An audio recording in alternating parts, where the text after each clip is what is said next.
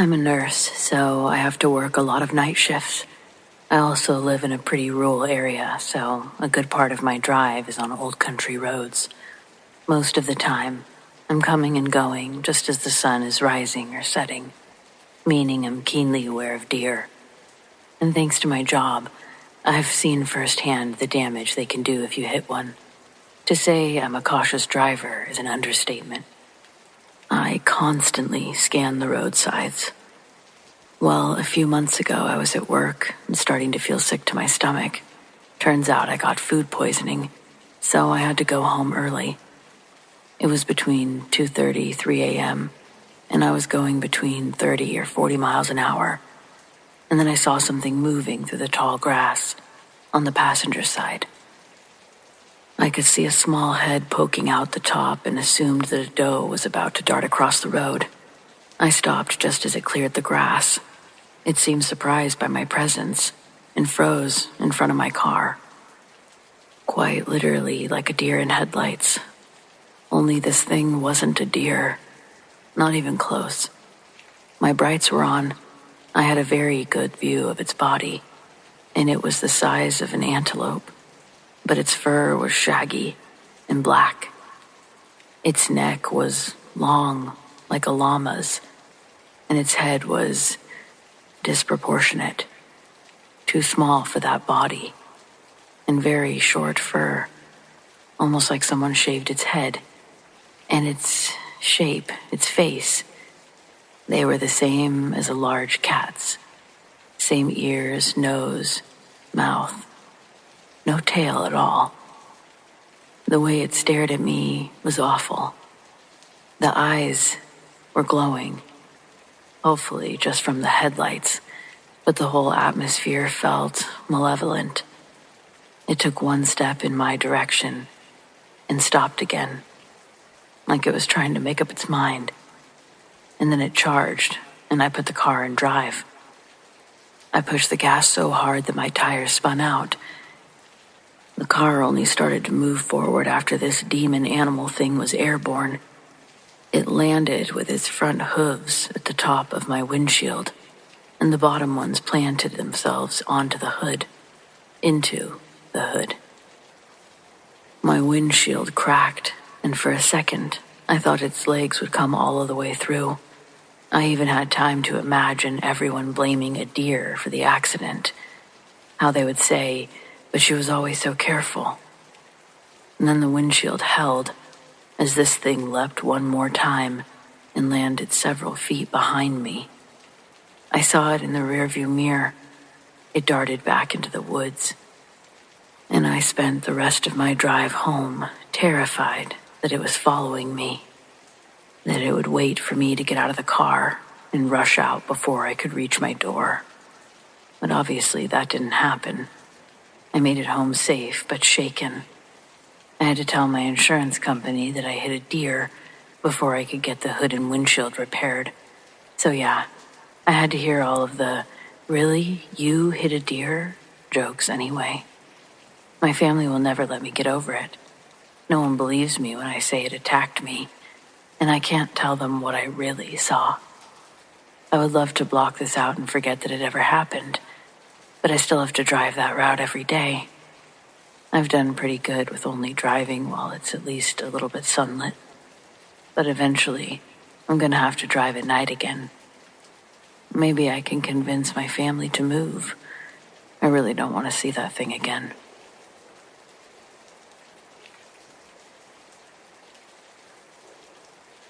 I'm not one to really post online, really at all, but I've been turning this over in my head for years, and it still keeps me up sometimes.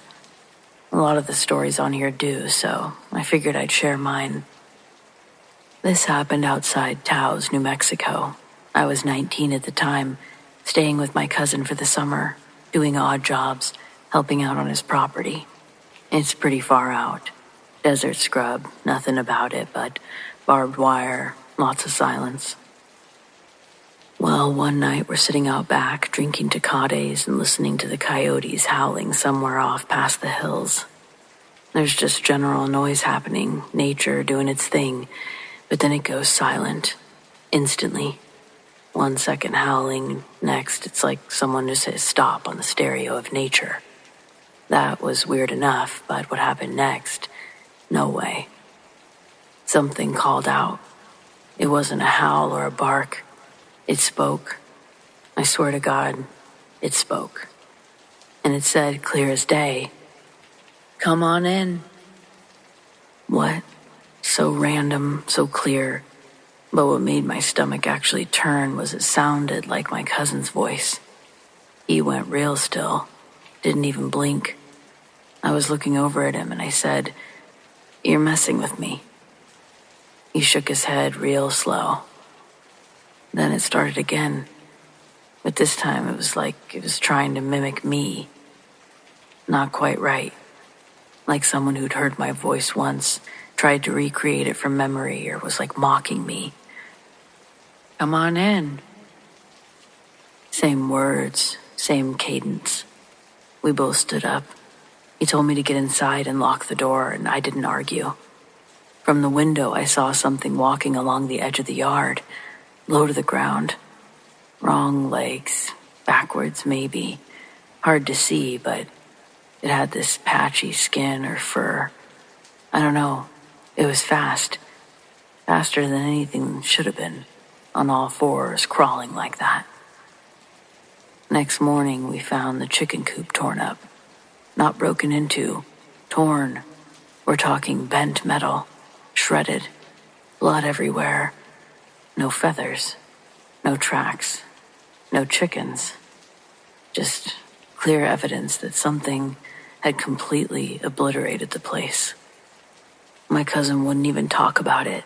He just said, "Don't speak to anything like that, ever. If it calls out, don't speak back." I assured him we hadn't. We didn't do anything but run away. How could we have possibly avoided this? What was he thinking called out to us? He wouldn't say. He was very serious about me forgetting about it, leaving it alone. Honestly, I never had a reason not to trust him, to trust my gut. So I hadn't really spoken about it, not outside of recounting it to my dad several years after it happened. He didn't make me feel bad or silly. Maybe that's why I didn't feel the need to keep repeating it, just doing what my cousin asked. Though, I can't do exactly what he asked. I can't forget about it. I still think about that voice, how it used my cousin's, tried to use mine, so effortlessly. I don't care what you call it, but it wasn't a coyote.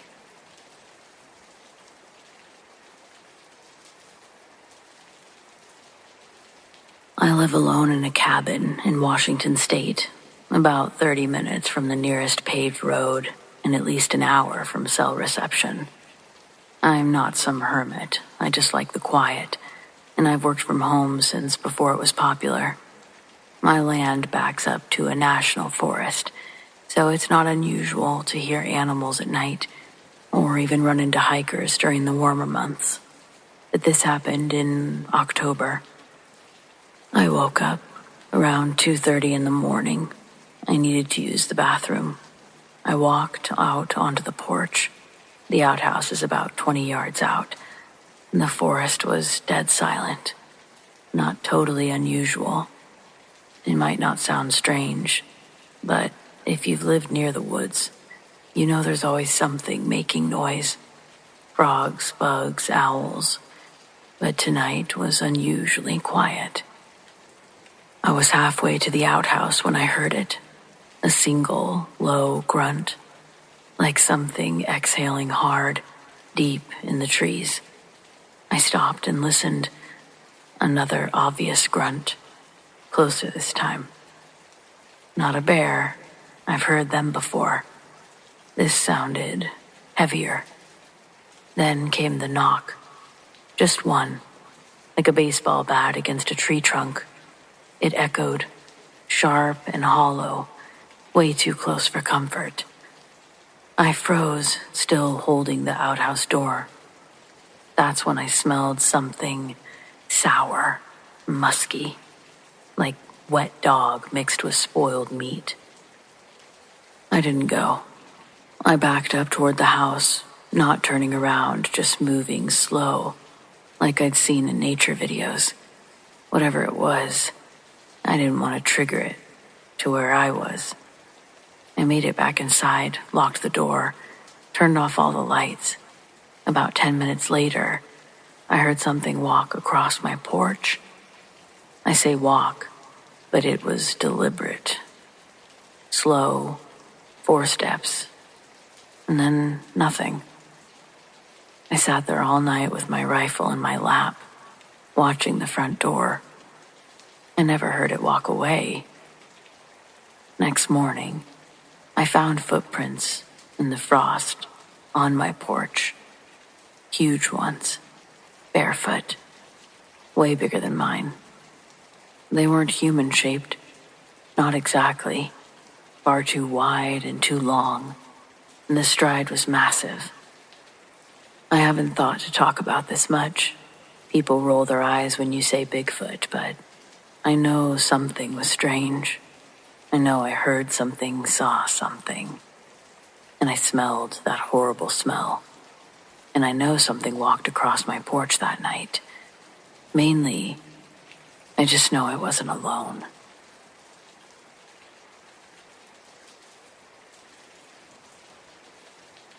My entire childhood, my father and I used to take night walks due to his insomnia from late shift work. Our neighborhood is considered very safe, and ultimately it was an urban neighborhood. Besides one of the roads towards the back of the neighborhood, it was lined with thick forests, about 1.25 miles deep, which made a circle back in itself. All of these walks are very dear memories of mine, except for one where it ended up being the last one. Along the road with the tree line, there was a single streetlight to illuminate a small plot of land that someone owned but was very overgrown and ill-kept. It was very common for us to walk this road. We enjoyed the sounds of the forest, the lack of illumination, and also the ease of circling back. One ordinary night we were walking, making conversation. My father abruptly stopped, pulled me close, put a hand over my mouth, crouched with me, and pointed toward the single illuminated plot, roughly 100 yards away. At first I didn't see anything. I thought that he was pulling my leg, but just as I began to protest his grasp, I saw a small humanoid figure, roughly 3 feet in height, scrawny, with long limbs. It materialized out of the plot's brush line, and cautiously, it took in its surroundings before signaling toward the brush. After a few seconds, 2 other small humanoid figures materialize as well. After a brief moment of what looked to be a discussion, all 3 make a dash for the forest tree line. Once this happened, my father picked me up, threw me over his shoulder, and made a break for our home, which was roughly a 1/2 mile back. Mind you, my father is 6'5", 220 pounds, and I was roughly 120 pounds at the time, and he never showed any signs of slowing down due to his fear and adrenaline. After this night, we never took those late-night walks. He installed 4 bright motion detection lights around our acre plot, brought home a dog. The few times that I've tried bringing it up, he doesn't want to discuss it.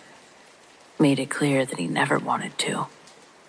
Those figures still give me chills, and the image of the 3 of them huddled together, it's very vivid, even 15 years later.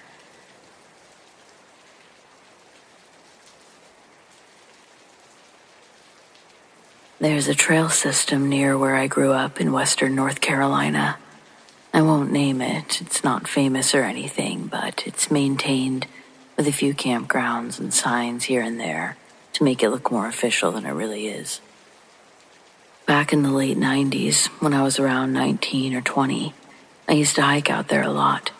Not for exercise or any spiritual reason, I just didn't have anything better to do. The trail was only about 20 minutes from the house, and I liked how quiet it was. Never really ran into people out there unless it was peak season, and even then, the ones you passed didn't usually say much. I hadn't been out that way in years until this past fall and went back home to help out my folks. I had a day to myself, and I figured I'd take a drive, see if the place had changed. It had, but not in the way I expected. The trees were the same mostly, that thick, low-branch kind of forest that feels like it's leaning in towards you. But the trail markers were newer, bright orange instead of the old faded blue. The dirt path looked wider than I remembered too, almost groomed, like someone had really taken over upkeep. I parked in the same gravel lot that I used to and started walking. It took me about 10 minutes before I realized I hadn't passed the old wooden mile marker that I remembered, the one with the cracked map and faded plastic sleeve. I figured maybe they'd taken it down, but a few minutes later, I saw something even more confusing, a fork in the path. I stopped because I knew that had never been there before. This trail was just one big loop, one way in, same way out. But here it was, plain as day, 2 dirt paths, splitting around a massive pine. The left side was more worn, familiar. The right, not so much. The right one looked fresh, not muddy, not overgrown, just shallow, like no one had really walked in it yet. But it was wide enough to follow, and it curved downhill just slightly. From where I stood, it looked like it bent around a stand of birch trees, and it kept going into thicker woods. I don't know what made me take it. Maybe curiosity. Maybe the part of me that wanted to prove that I still knew these woods better than whatever new trail committee had come along since. But I stepped onto the path. Right away, I noticed silence. I mean, it had already been quiet, no cars, of course. No other hikers, but this was different. No birds. The wind had stopped. Were there even bugs? The leaves underfoot were soft, dry, but they didn't crunch. I know how that sounds, but that's what really hit me. I could feel the texture through my boots, but I couldn't hear it. The farther I walked, the more I noticed other things too. Subtle at first. Every tree looked a little bit wrong.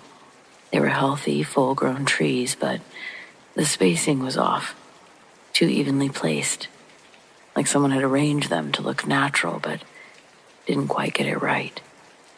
Every 10 or 12 feet, another one, same size, same lean. And then there were the figures. Not people, not animals, just bundles of twine and wood lashed together into shapes, some hanging from branches, some nailed to trunks. I counted at least 4 in the span of 20 minutes. They weren't threatening exactly, but they weren't decorative either. No ribbons or color, just old rope and sticks. At one point, I thought I heard something behind me, twigs breaking. I was almost relieved to hear a sound, but when I turned around, the path behind me looked flatter, wider, and I realized I couldn't see the fork anymore. I kept going, mostly because I didn't want to admit that I was getting nervous, not even to myself. About 5 minutes later, I came to a clearing. Perfect circle. No leaves on the ground, just flat, dry dirt. And a large rock in the center, like a marker or altar. All around it, the same evenly spaced trees. Every single one of them had one of those twine figures nailed to it. And I don't know what the worst thing that could possibly happen in that moment is, but for me, it was that I heard my name. Not shouted, just spoken. From the other side of the clearing. It was my voice. I didn't even think. I turned and walked fast, back the way I came. Not running, but close. I kept my head down, and I didn't look behind me. The forest stayed silent, but I could feel something tracking alongside me. I couldn't see it, though. When I finally saw the split in the trail again, I almost cried. I hiked the rest of the way out in a straight line. It took me almost 2 hours. By the time I reached my car, it was dusk. Way later than it should have been. I tried to look it up later. Maps, forums, anything. No record of that fork ever existing. Not now. Not in the past. It wasn't there when I looked back, before I hiked out. It was just one path, like it had always been. I haven't been back to that path since, but that voice, my voice, I hate that.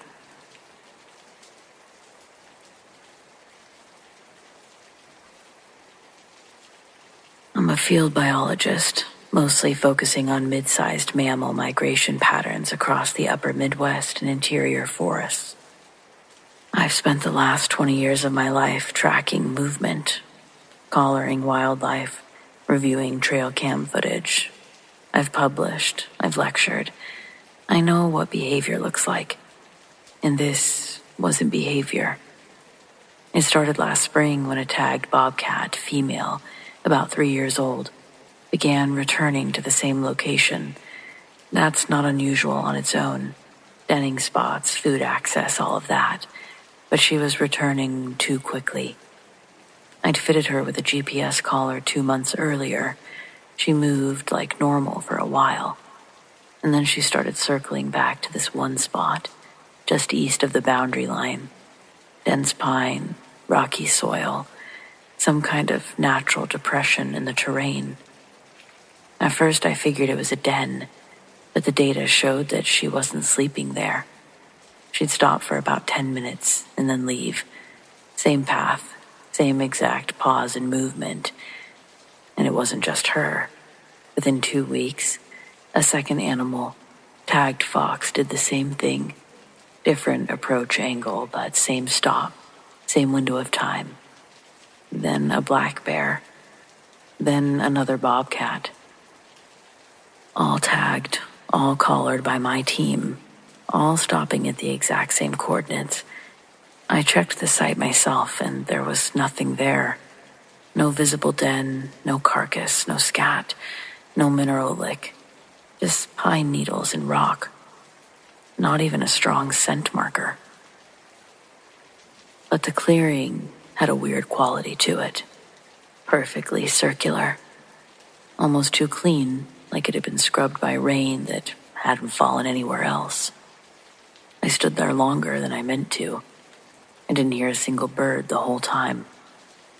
I set up a cam, just one, angled low to catch motion. It was tripped 3 times that night. Once by a fox, once by the bear again, and once at 3:11 a.m. That last one didn't show an animal. Just a dark shape moving upright behind the trees. Too tall, too thin. Looked like it was facing the wrong direction, like its back should have been to the camera, but the silhouette was reversed. I checked the lens. No glare or malfunction. I didn't report it, I just swapped the card and tried not to overthink it. A week later, we got a ping from a caller that we'd lost the season before. It was the first bobcat, the original one. The caller had stopped transmitting after a snowstorm, and we'd assumed battery failure. But now it was moving again. Same pattern, same 10-minute pause in that clearing. I pulled the movement data, and the timestamps showed something that I didn't want to believe. All of the animals, everyone that had stopped in that clearing, had returned to it again. Same night, same time, 3:11 a.m. I went back just one last time. It was mid-May by then. Green canopy overhead, thick brush coming in. I told myself that I was just checking the site, taking notes for future exclusion zones. But as I got close, I heard something that I hadn't heard in weeks out there. A voice. Hello. Just once. Spoken softly from somewhere behind the tree line. It was just a conversational tone, but loud enough so that I could hear it, like someone reminding me they were there. The part that still sticks with me, though, is the tone. Hello? It was just so natural, no distress. But there was certainly no one there. That was the last time those callers did that, though. I tell myself that it was just a glitch, just data. But I can't really explain that voice.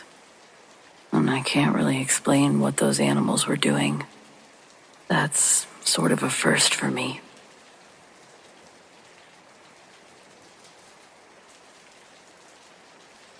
I'm not sure if this is the kind of story you're looking for in this sub, but it's one that stuck with me, so here goes. I used to work in low-income home weatherization, basically helping people reduce their utility bills by sealing up their homes and adding insulation, new doors, that kind of thing. It was government funded and honestly felt like meaningful work most days, especially in winter. Part of the job was inspecting combustion appliances, furnaces, water heaters, to make sure that they weren't leaking carbon monoxide. Seal up a house too tight around a bad appliance and, well, you could kill someone, whole families even. So it was important. One day, I get sent out to do a pre-inspection, a house way off the grid, deep woods, outside the city by a good hour. Out there, the GPS stops working and the road turns to gravel long before you see the place. It was quiet, surrounded by thick trees, isolated. I meet the homeowner, go through the usual intro, and ask where the water heater is. In the basement, he says. Pretty standard. Then he starts moving the fridge. Turns out the basement entry was under a flap of worn-out carpet, directly beneath the refrigerator. Which, yeah, in all of the thousands of homes I've visited, I've never seen anything like that. He lifts the flap, pulls open this thin wood door, and there it is, a narrow staircase into total darkness. I kneel down and shine my flashlight, mostly checking for black widows. Those things love undisturbed basements, and I hate them. Light catches on something at the bottom of the stairs. It's something. Bones now. Some sort of small animal. Unpleasant, sure, but not totally abnormal. I step down a few creaky steps and start scanning, and then I spot another skeleton. Smaller. Maybe a rat.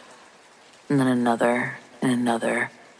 Some of them are picked nearly clean. Others are in that half-mummified state. At least 10, just on a quick look around. And then I notice the guy. He's still up there, standing by the door, watching, quiet. I can see he's got one hand resting on the edge of the entrance, just holding it. Something clicks, not a loud realization, more like a quiet voice in my head. Something saying this isn't right. The entrance was hidden. The space reeks of old death, and suddenly I'm very aware that I'm alone. I'm 5 steps into a basement that no one knows I'm in. No cell signal, no partner, no neighbor for miles. I backed out fast. I told him I needed another tool for my truck, that I'd be right back.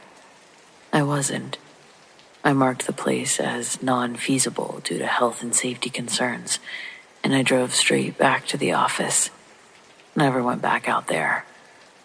To this day, I have no idea if I was ever actually in any real danger. Maybe it all was just bad luck and poor upkeep. But sometimes, you just don't take the chance.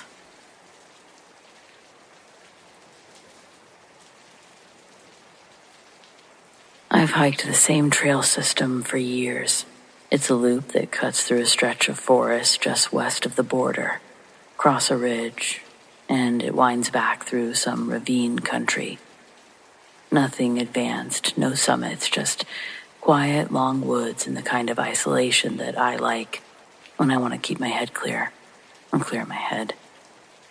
I never found anything strange out there until last October, and then I for sure did.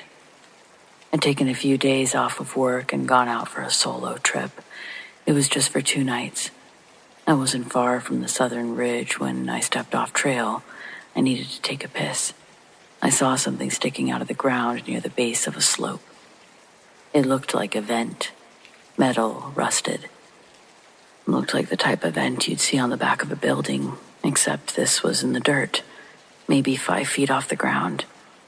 It was set right into the hillside, half covered by leaves and brush, like it hadn't been touched in years. I walked over, cleared it off, and then I leaned down to look through it. Behind the slats was darkness, not the natural kind. And there were straight edges inside, corners. It was a room. I followed the slope around until I found a second metal structure, flat to the ground. It looked like a cellar door, sunk just barely below the roots and buried under pine needles. Someone had built it into the earth itself. The handles were old but intact, so I pulled. The whole door groaned like something was being woken up, and beneath it, a narrow set of stairs. I stood there for a long time. I don't know what I was waiting for. A smell, a sound, some reason not to go in there. Eventually I pulled out my flashlight and started going. It was dry. That was the first surprise. Not moldy or flooded. The air had that closed-in metallic taste, but it was breathable. The stairs ended in a small concrete chamber, maybe 10 by 10 feet. The walls had been painted at some point, but were faded and marked up. There was a cot in the corner, a battery lantern, a folding table with stacked cans, and a little camper stove. There was also an old Sony Handycam. It looked like it was still on. The lens light blinked red. I didn't touch it, though. The whole shelter felt wrong, not just old and unfinished, but whoever had made it planned to stay there a long time and didn't. I turned in a slow circle and saw marks on the far wall, deep scratches in the paint. Not words, just tall, narrow, V-shaped carvings, all in a vertical line, 8 of them. Underneath, in a lighter scrawl, someone had drawn a door, simple rectangle, nothing else. But the longer I stood there, the worse I felt, physically. I also felt like I was being watched, but I physically didn't feel good. But there was no second exit. No pipes, just that vent that I'd seen outside, which now let in a weak slice of light near the ceiling. And then I heard a click. Soft, electronic. The camcorder had stopped blinking. I turned and climbed the stairs. I made sure not to run, mainly because my legs were jello and I didn't want to fall on my face. I just moved as quickly as I could, back into the daylight. The air felt too sharp there, like I'd stepped into altitude. I replaced the cellar door, covered it with pine needles, and left it the way I found it. Mostly. I just couldn't stop thinking about the shelter for the rest of the trip. I didn't really sleep. I kept checking over my shoulder, and I skipped the second night and hiked out early. I didn't tell anyone about it for a while. Eventually, I called the ranger station, left a vague message about saying I'd found an old bunker near the ridge, that someone should probably check it out. They never called back. A month later, I went back just to prove it to myself. The vent was still there, but the door was gone.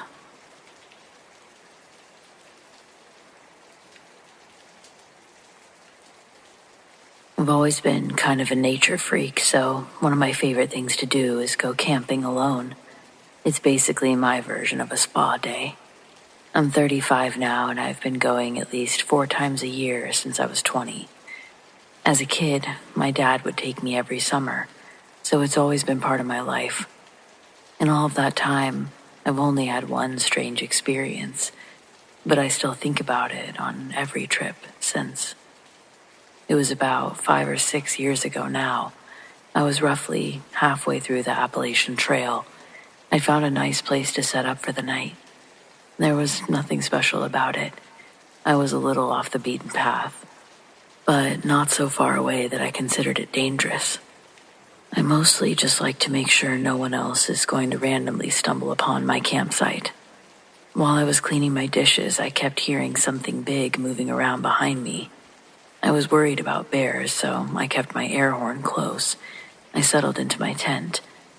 A few hours later, I woke to the same sound, only much closer. I blew the air horn just to be safe, and the ground actually shook as whatever it was ran back into the woods. And I don't mean I felt its vibrations. I mean the earth moved. I've never encountered a bear big enough to make a mini earthquake. I didn't sleep much for the rest of the night. If anything, I dozed in and out of consciousness. Around dawn, I heard it return. I dropped the air horn twice while trying to use it, and when this thing got between the tent and the fire, I saw a towering silhouette, much too big to be a bear. As it got closer, it raised one arm into the air, and it looked more human than anything. I finally got the air horn to work, and this time it let out a loud roar before it ran away. I don't know what to call that sound. It was deep, but also screechy. I hate to say it, but the closest thing I can compare it to is a Wookiee. And again, the earth shook as it ran from camp. The sun was almost up, so I took that opportunity to start packing. I wanted to make it as far down the trail as possible before I had to stop again.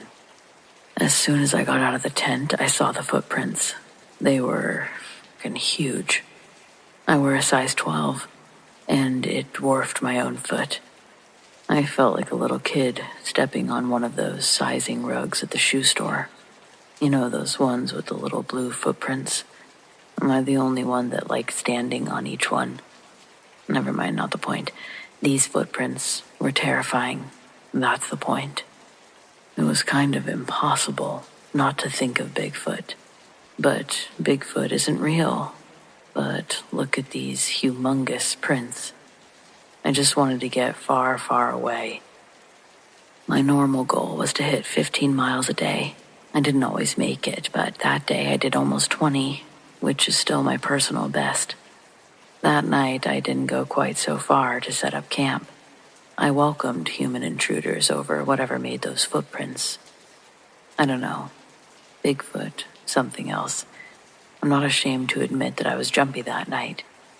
You'd think that I'd be ready to pass out after the previous night and a day of intense hiking, but every little sound had me back on full alert, even the ones I could easily identify.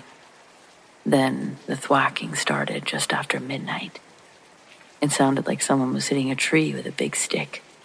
It wasn't close by, but it couldn't have been that far away if I could hear it as well as I did.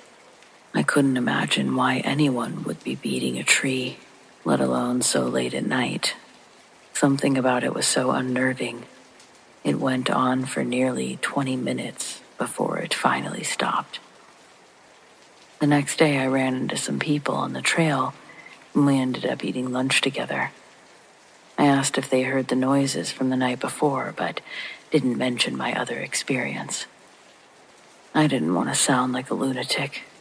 They hadn't heard a thing, but they did tell me that Bigfoot were known for wood knocking to mark their territory. I'd never heard that before, but it felt like an awfully crazy coincidence, considering what I'd heard, what I'd been through. I made about 15 miles that day. I didn't have any more problems, but I couldn't stop thinking about Bigfoot. So I did some research once I made it back to the safety of my own home. Apparently, wood knocking is totally a thing. They do it to warn others away from their territory, but also to communicate. At least that's what I read. There's so much stuff out there about Bigfoot, Sasquatch. I never thought I'd actually be a believer, but I'm fairly certain that I had a genuine encounter out there. I wouldn't mind doing the trail again one day, but I've mostly stuck closer to home since then.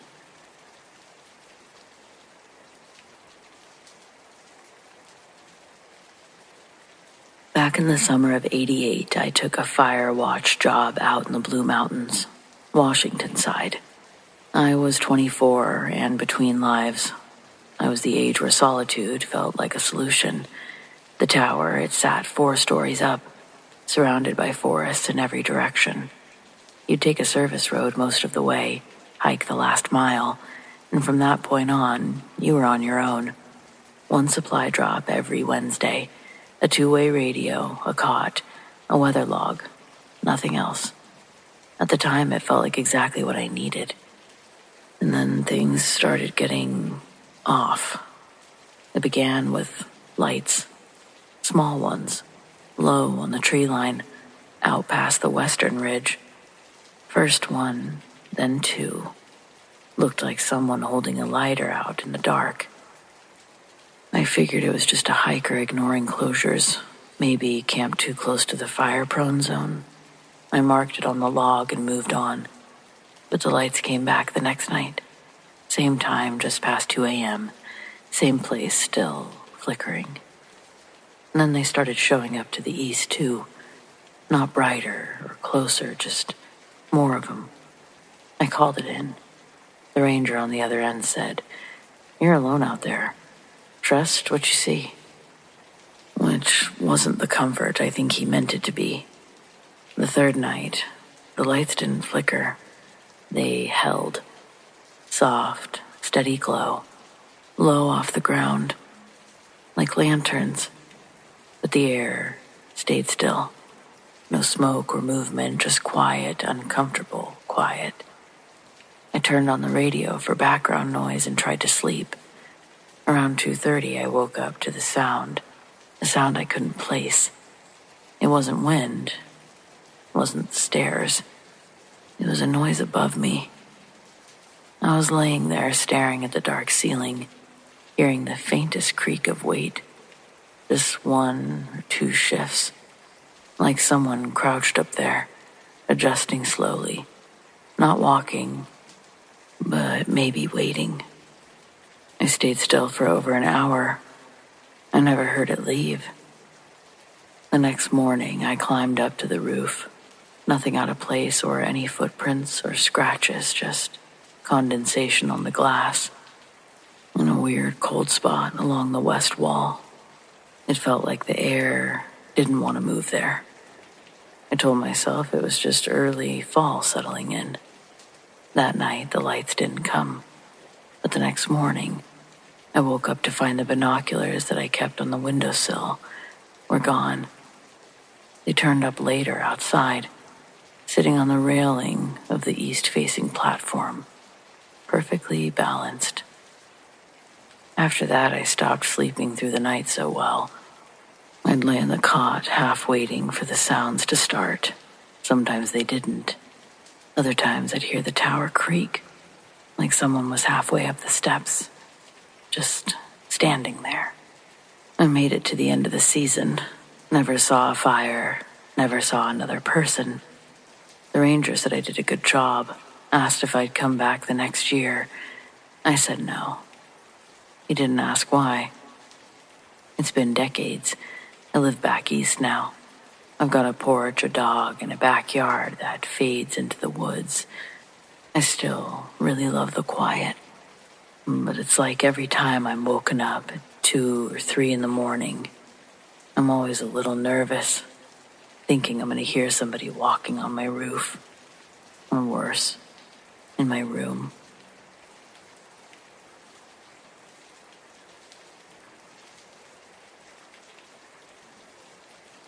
This happened when I was around 10, during one of those weird in-between summers where everything felt like it was just on the edge of changing. And it was. My cousin and I were at a summer camp near Rainy Lake in northern Minnesota. Camp Coaching. Big pine trees, dark water, docks that creak even when there's no wind. It wasn't your typical s'mores and crafts kind of camp. It felt more like a wilderness outpost that the forest hadn't quite given permission to exist.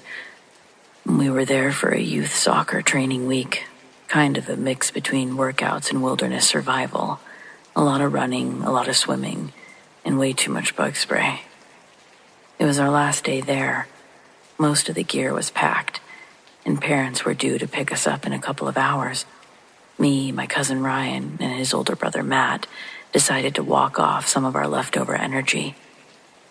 There's a towpath trail that follows this old canal just beyond the cabins, mostly used by maintenance staff and the odd canoe group. It's not the kind of spot that the counselors wanted kids wandering off alone to, but we weren't really the listening type. The trail was quiet. We were laughing about something stupid, probably arguing over whether a bear could really outrun a mountain lion, when Ryan stopped cold. "Hey," he pointed. "Check that out." There was a jacket floating in the water. Looked almost brand new. Dark blue with orange trim. You would be wearing this jacket if it was colder. It didn't make sense, seeing it drifting like that. No other debris, no ripples. No obvious reason that it would be there. Ryan's always been the type to grab shiny things off the ground, half magpie, half raccoon, so of course he stepped down toward the edge to pull it out. He reached for a stick, hooked it through the arm, and gave it a tug. The jacket rolled, and so did the body wearing it. We saw the face, or rather, where the face should have been. It was gone, like the water had taken it. No eyes, no nose, just barely any skin stretched over bone. One side looked bloated, the other eaten away, like something had been working on it for a while. It didn't even look like a person anymore. More like something made. None of us said a word, not even Ryan. We just stared.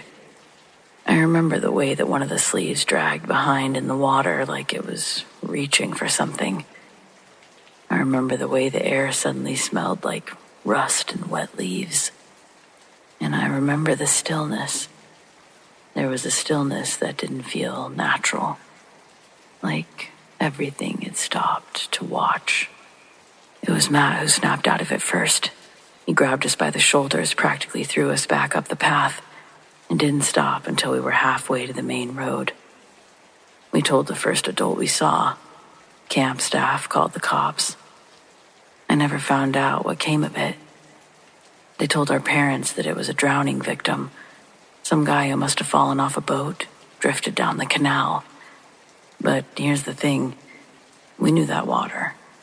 We'd been swimming in it, canoeing in it, even fell in it once or twice.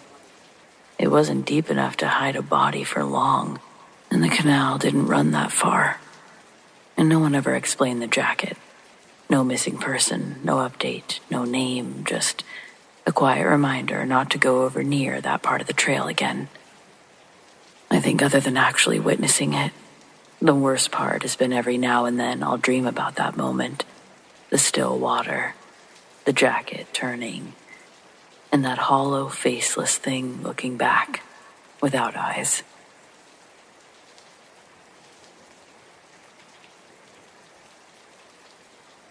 I've been listening to this channel for a while now, and I hear lots of cryptid and ghost stories, but I was attacked by an actual tree.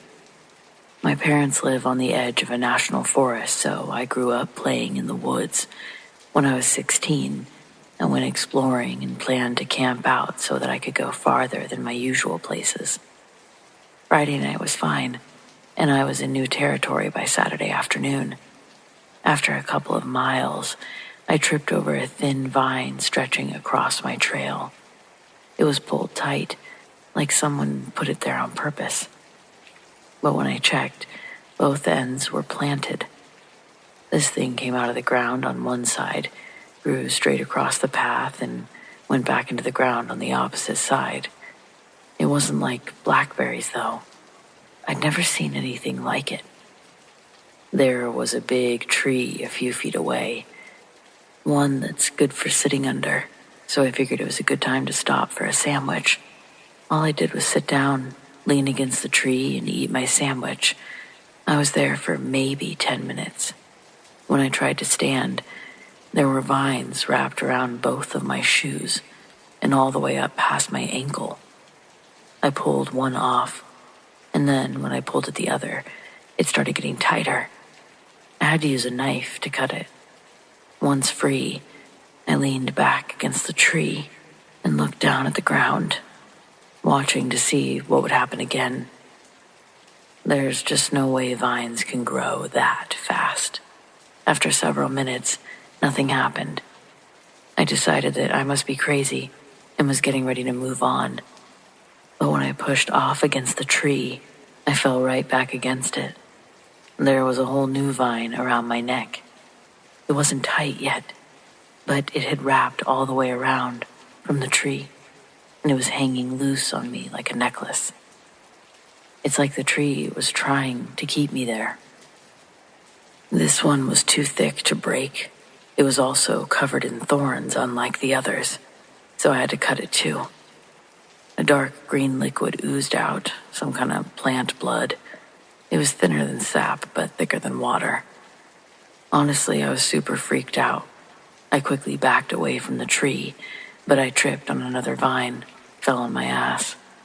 Before I could get up, even more thorny vines were tangling, some close to my wrist and legs. I watched them come out from the ground in a way that I've never seen any sort of plant move or grow. Not possible. Yet here I was. Every place that it had touched me, the green ooze, it burned like fire, especially when it got into the cuts from the thorns. Before I'd even managed to get to my feet, I saw even more coming out from under the ground. Once on my feet, I ran a far enough distance to be free of their range. When I finally seemed to be safe, I realized my stuff was still under that tree, but I was way too scared to go back for it. I ended up leaving everything behind, including my sleeping bag, and I started back towards home. That was more than enough exploring for me. That night was rough. My parents were pissed when I came back without my gear. I knew they wouldn't believe what happened, so I just told them I lost it all. I was forbidden from staying out overnight after that, but I didn't complain. I never went very far into those woods again after that. I don't know if that place was haunted, cursed, or if that's some sort of normal kind of tree I don't know about. But I've never heard of this happening to anyone else before. It's been over 20 years since that day, and I haven't experienced anything like it since. So I'm pretty sure that I'm not crazy. It's completely unexplainable, though.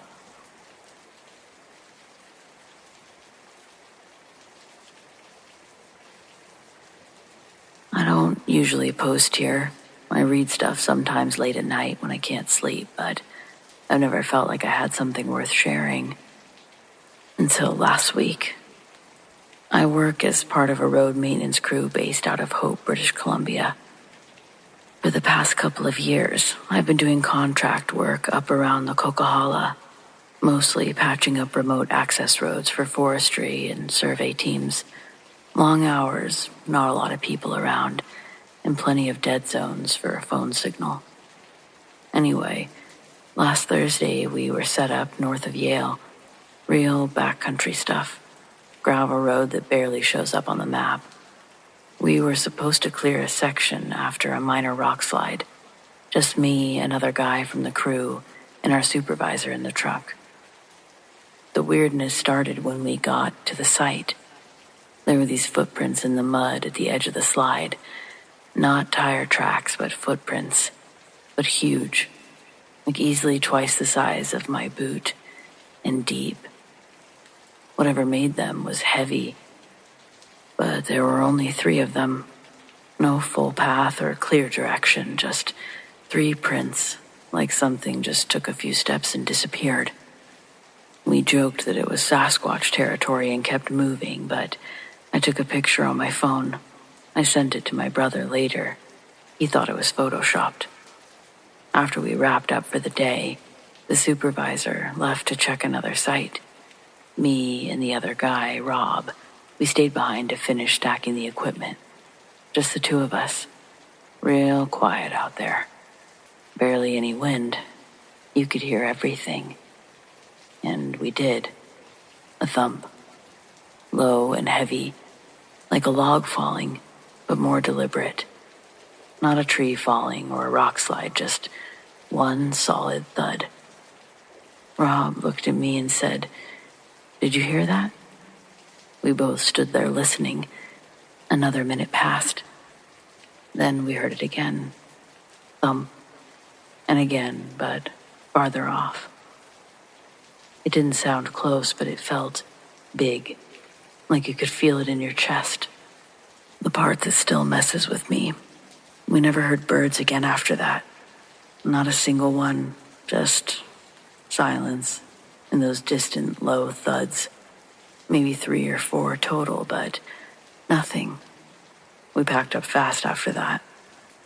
I thought that maybe it was a blasting somewhere nearby, but no one had permits for anything in the area. I checked later. No reports. That night, while I was looking at the footprint photo again, I noticed something I hadn't before. Up on the ridge, way in the back of the frame, there's a line of trees, and in between 2 of them, just barely visible, is a dark shape. Could be a rock, could be a shadow, but it was huge, like those footprints. I've worked in these woods for years.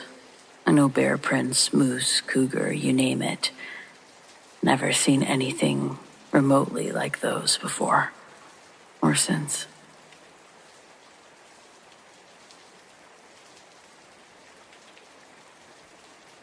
Do any other 90s Nevada kids have a memory of a school assembly with a guy coming in to talk about drinking and driving? He was in an electric wheelchair, dyed his hair blue. He may have only been hired in Clark County, but this couldn't have been isolated to just my elementary school. I have no clue what his name was, but yeah, tell me if you remember this.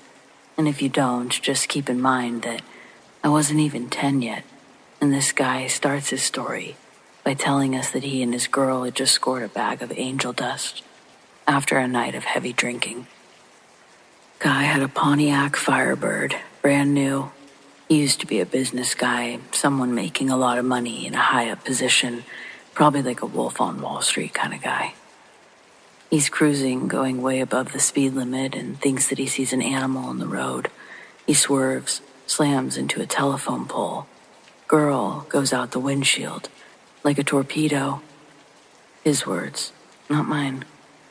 But he was wearing his seatbelt. He didn't remember putting it on. Said Jesus clicked it for him. Jesus must have forgotten about his passenger. He didn't say that, and I didn't ask. But I did ask my teacher why Jesus didn't click his girlfriend's seatbelt too, and the teacher laughed, but had no answer for me. All right, guy hits the pole, girlfriend flies away, dies. He sees her go, unbuckles his Jesus belt, gets out to go find her. His arm and shoulder are broken from the airbag, but he can't feel anything because he's still jazzing on the multitude of substances he consumed earlier. The telephone pole almost completely split the car in half, like he could have stepped out the open side on his right, but instead exited out the car door to look for his girlfriend.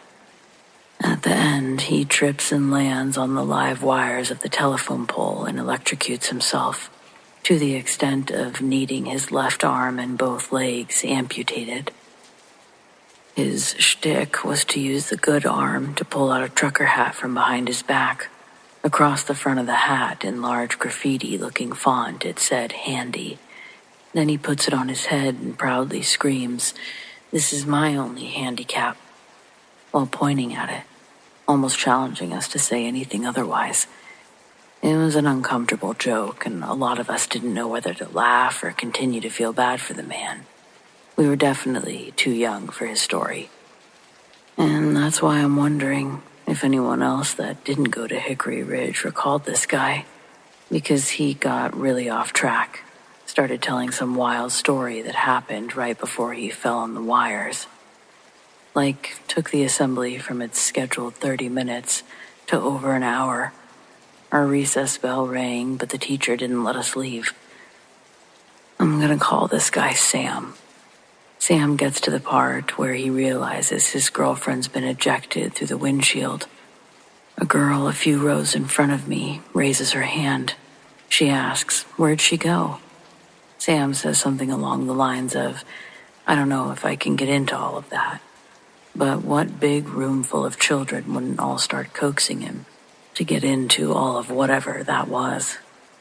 He looked in the direction of our principal, who had only been paying attention enough to give a thumbs up before returning to her conversation with another teacher. Sam says, "All right." He sits up in his chair and leans forward the best he could. The happy, high-pitched, almost annoying voice that he was using switched to low and serious. Then he starts by asking if anyone knows about the abandoned mine shaft down on Oldman Highway, southern tip of the state. After a brief silence, he says, "Well, a family of Bigfoot lives in that cave, and they despise me, because almost a year before that accident, I was driving down that same road, and one of their young'uns was on the shoulder. I didn't see it when I rounded the corner. That thing broke my windshield. In his rearview mirror, he saw who he presumed to be the young'un's much bigger dad, chasing after the car.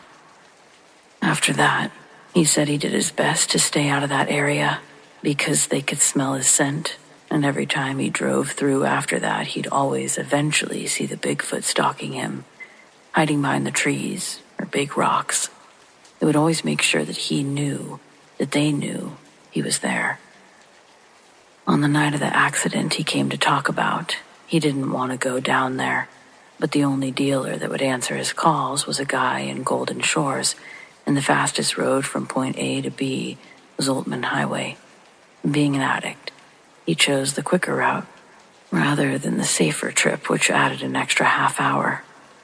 Then, Sam says, "Remember the animal in the road, the one that I swerved into the telephone pole for?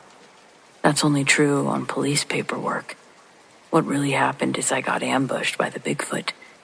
He chose that night to seek his revenge on me." He says the Bigfoot gave him one too many chances to stay away, and when he caught up to the Firebird that Sam was driving, the Bigfoot came from the side and shoulder rammed the side of the car, sending it into the telephone pole. He points to the kid who had the original question and goes, "You asked where the girl went, right?" Their nervous head nods yes, and Sam says, "Yeah, well, she went far away, not anywhere close to the car. And that's why you should always wear your seatbelt." He tells us that he went looking for her, calling her name while slowly making his way down the little embankment off the side of the highway. It was the middle of the night and pretty much impossible to get a good view of anything, and the grass where he thinks she landed was tall and overgrown. He starts to tiptoe, stepping around while kicking through the grass, hoping he'll make contact with her. The pain in his broken bones slowly begin to throb with the rhythm of his heartbeat. At the bottom of the hill, the V-shaped ground rises up to an almost vertical rock wall that leads to a plateau. Somehow after the crash, one of the car's headlights is still working, has a little bit of the rocky incline in its light. Sam heard small rocks falling down the wall. He looked up, saw his girlfriend on the edge of the dim light.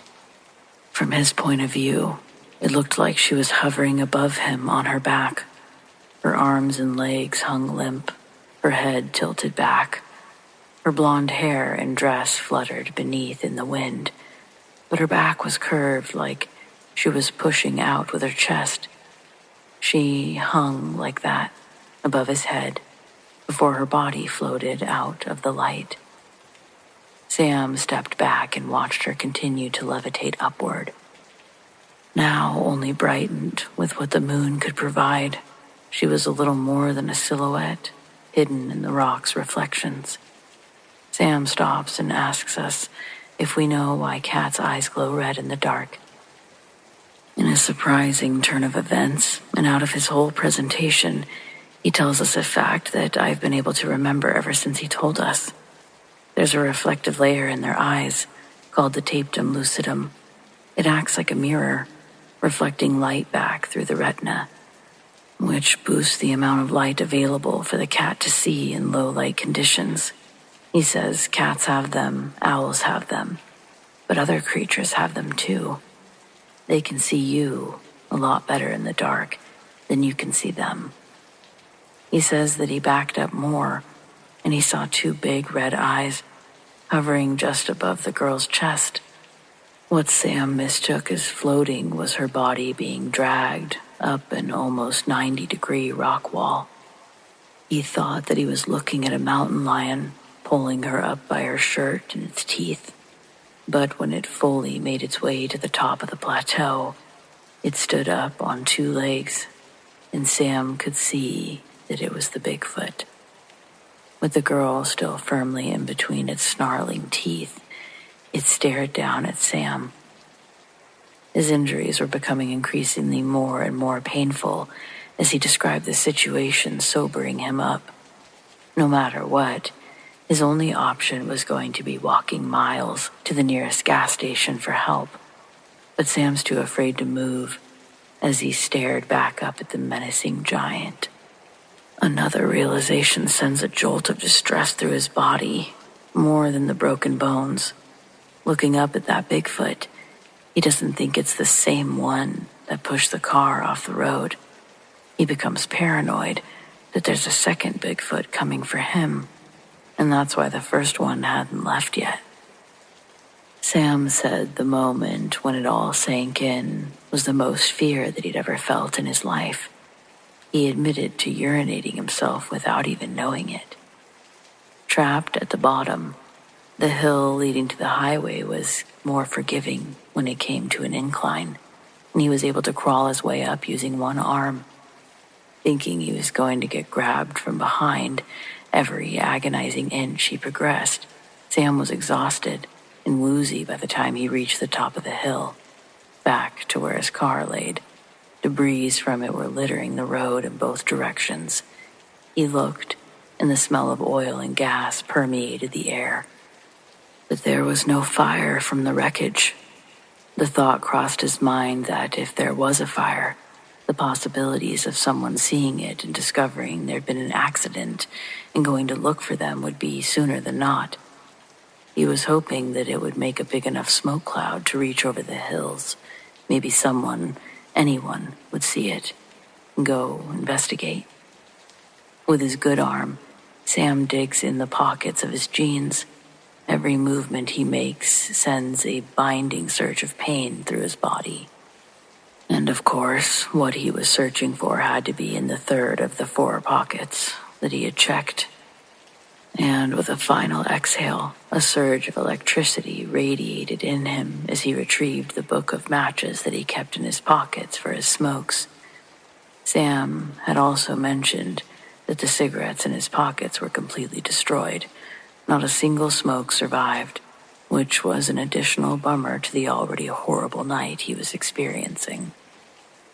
Getting down on one knee, Sam readied the match in his hand while balancing the book using his thigh like a table. He slid it across the rough grain, but it doesn't light. He throws it on the ground and has to repeat the process of pressing it against his thigh and trying to get the matchstick to pull with one hand. His struggle to tear the fire starter makes him unbalanced, and with an unlucky wobble to the left instead of the right, he landed on some live wires that had been taken down on the telephone pole. Sam actually taught us 2 random facts that I've been able to remember up to my adulthood. because he told us that he fell on the live wire, but instead of his muscles contracting, they propelled him like a frog, because it's not the electricity itself that makes a person jump. It's the way the electricity affects the body's muscles. He got as lucky as he could under the circumstances. He got shot backwards 3 to 4 yards, almost down the hill again. The next time he woke up, he was in a hospital, and all of his limbs were gone, except for the one that he was scratching his head with, wondering what happened. Throughout his recovery, police interrogated him about the missing passenger, but he was never convicted for that because they couldn't gather enough evidence or something like that. He breezed past that last part pretty quickly, trying to end the story, as our assembly had gone way over time.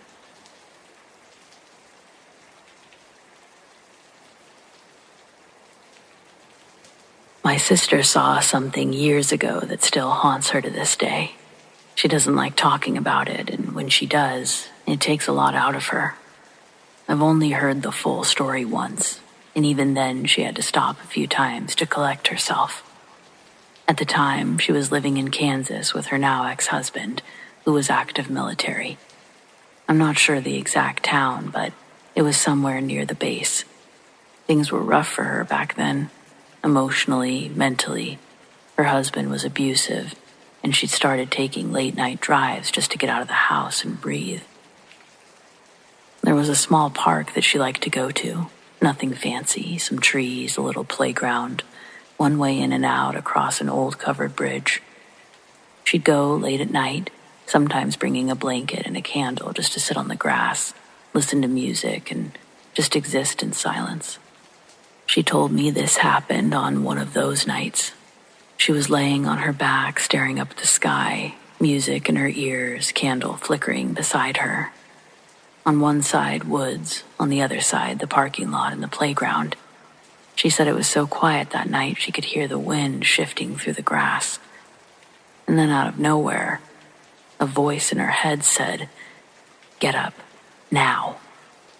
She sat up. Every hair on her body stood on end. She looked around. Nothing. No cars, no footsteps. Just the same quiet park she'd been coming to for weeks. At first, anyway. She scanned left to right, and then looked back to her left again. And that's when she saw movement at the tree line. At first, she figured it was a deer, or maybe someone out walking their dog.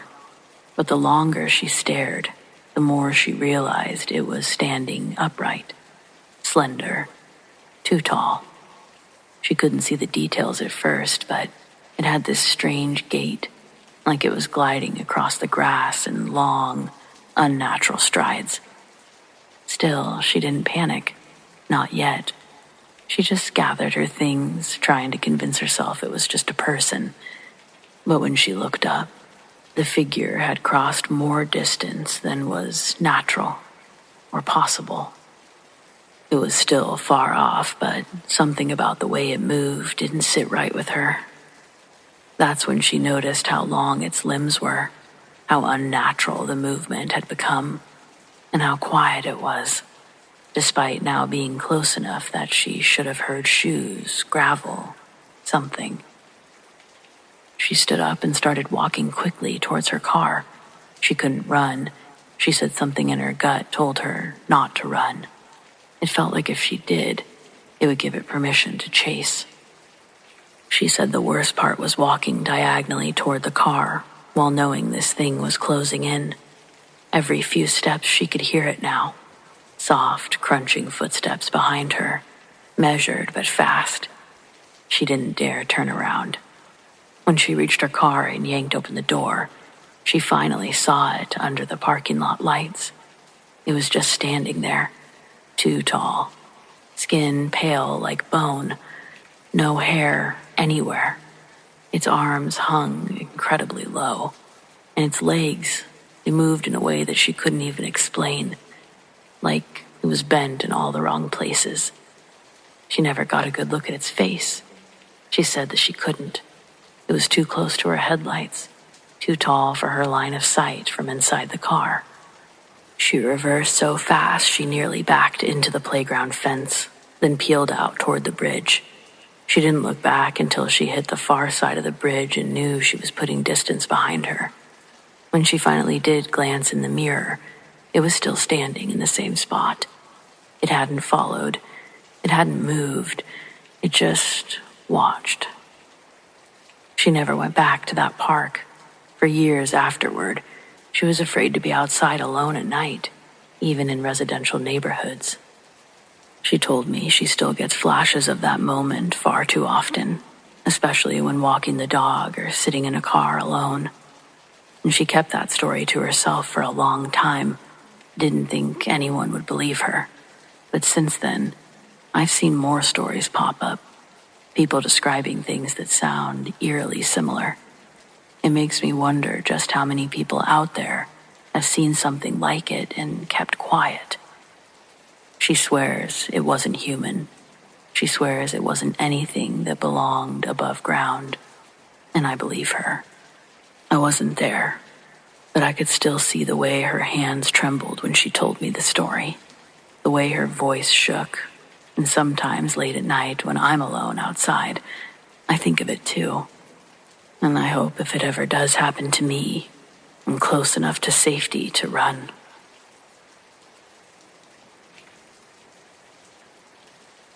I don't know how many people will read this or how many will believe it. Frankly, I don't care. I know that this happened, my brother knows it, and even local law enforcement believes some of it. This happened on a ranch that my brother and I lease in eastern Montana. The ranch in question is massive, covering about 18 sections.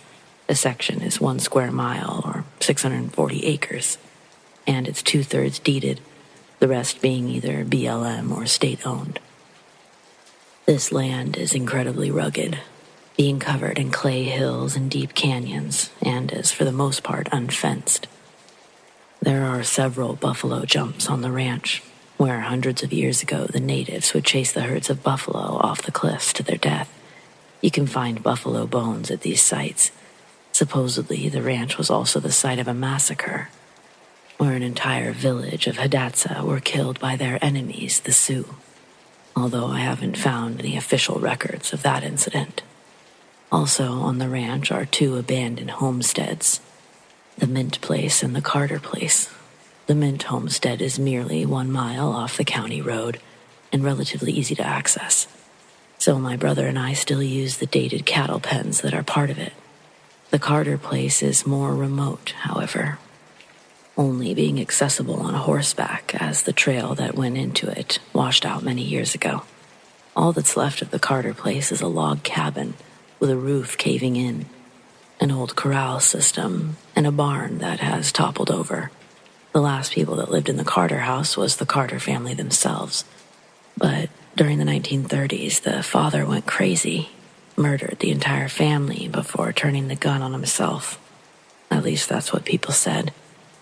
The ranch's current owners live in California and have owned the ranch since purchasing it from the Mint family. This was during the 1980s. My brother and I started leasing the ranch in 2007. There was some unusual activity at first, mainly random lights, but nothing that couldn't be explained in a reasonable way. The real strangeness began in 2017, after a well was drilled on the property. I wonder now if this may have unleashed something. During the fall of 2017, I was searching for strays on horseback when I was approached by 2 frantic hunters. The hunters claimed that they were being stalked by a pack of wolves, but I was dismissive. There hadn't been any wolves in the area since the 1920s. The hunters claimed they knew the difference between coyotes and wolves, and were absolutely certain that what was stalking them was wolves. Whatever it was had seriously bothered them. Later in the year, we were trucking cattle away from the ranch and back to the home place. We found out that we were a dozen head short.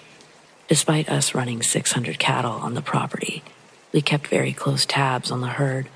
It was unusual to lose more than 2. But no matter how many times we searched and recounted, we could not find the missing cattle. This began a trend, and so far, since 2017, there have been a total of 138 unaccounted cattle, a financial loss of $165,000. Though there are many odd events that I could recount, this is one that stands out. This took place in October of 2020. Myself, my brother, and my brother's eldest son were gathering the cattle and herding them to the Mint homestead, where they could be loaded onto trucks and taken to our home ranch for the winter. By this point, the weird activity on the ranch had increased, so much so that we never went to the ranch without being armed. This day was no exception. Strapped to the saddle under my left leg was a Winchester .30-30 rifle. The morning went well. By noon, we'd gathered 200 head, which we penned up at the Mint place. After eating a quick lunch, my brother and nephew loaded their horses and left. My nephew had a football game later that day. I stayed alone and rode northwest toward the Carter homestead. The first strange thing to happen was when I rode down a canyon. As I was riding, I could hear multiple howls and cries coming from all directions. I cannot describe what these howls sounded like because they were like nothing I'd heard, not before or since. As I continued riding in the canyon, I was overcome with a feeling of dread. My horse, Ace, seemed to pick up on this as well, began spooking at almost every shadow. This was very out of character for him, as he was usually a very calm and collected horse. The second strange thing was when I approached the Carter homestead. As I crested a hill in front of it, something jumped out of the old log cabin and ran in the opposite direction. I was still close to a mile away, so I had to use my binoculars to get a better look. What I saw through the lenses chilled me to the bone. It was a wolf, but it was massive, solid black. It was so large it could have been mistaken for a black bear, but it was undeniably canine. After seeing the wolf, my gut told me to turn around, come back later with company, but I ultimately continued. Throughout the course of the afternoon, I managed to convince myself that the wolf I saw was nothing more than a coyote, and its black fur was just a shadow. It was nearing dusk before I arrived back at the Mint place, herding 30 head of cattle in front of me. After I penned the cattle up, I led Ace back to my pickup and horse trailer. From a distance, I could see that something was wrong with the trailer. As I approached, I found that the axle had come apart. It didn't make any sense to me. It was fine when I drove it in, but there was no explanation as to what could have made it come apart when it wasn't moving. By this time, it was fairly dark outside, and as we were coming out the next day, I decided to unhook the trailer, leave Ace at the corrals overnight. When I left, I saw 3 blue lights near the corrals, but I attributed these lights to hunters and continued driving. I also heard some more of those howls, the ones I'd heard earlier in the day. When all 3 of us arrived the next morning, we found the corrals in a total mess. All the grass was turned up inside the corrals where the cattle had been milling. The fence was broken in several places. The cattle that were penned up the night before were nowhere to be found, along with Ace. My brother and nephew took off on horseback, trying to locate some of the cattle and Ace, but they only managed to find around 20 head. As I was without a horse, we repaired the trailer and left later in the afternoon. The next day, all 3 of us rode. We searched exclusively for Ace. During this time, I covered a lot of country that I would have otherwise missed, and I discovered more bizarre things. At the bottom of one of the canyons were hundreds of holes, about 1 foot in diameter and 3 foot deep. These holes had to have been dug by people, as there would be no animal that would have dug them. I also found a bone pile, which was exceptionally strange. There were the carcasses of 4 cows, all piled on top of each other in an area that they typically would not have accessed. At first, I thought that this was the act of poachers who were illegally killing and butchering cattle at the ranch. But there would have been no way to get to this location with a pickup or a 4-wheeler, for that matter. The more we searched, the less sense everything made. We searched for 3 days before we came across something. My brother radioed me. We had no cell service. He told me that he thought they found Ace. My nephew and I rode to his location, and sure enough, at the bottom of a sinkhole, which are pretty common in our area, was the carcass of Ace, along with 3 cows. The sinkhole was at the bottom of a canyon, with the walls of this canyon being 300 feet tall, the sinkhole being another 20 feet deep. It took an hour just to climb down the canyon walls. When I finally approached the sinkhole, I found Ace to be heavily mutilated. Both ears were removed, along with the eyes, nostrils, hooves. The back of him was not exposed, but it looked like his tail had been removed. The cows surrounding also had similar mutilations.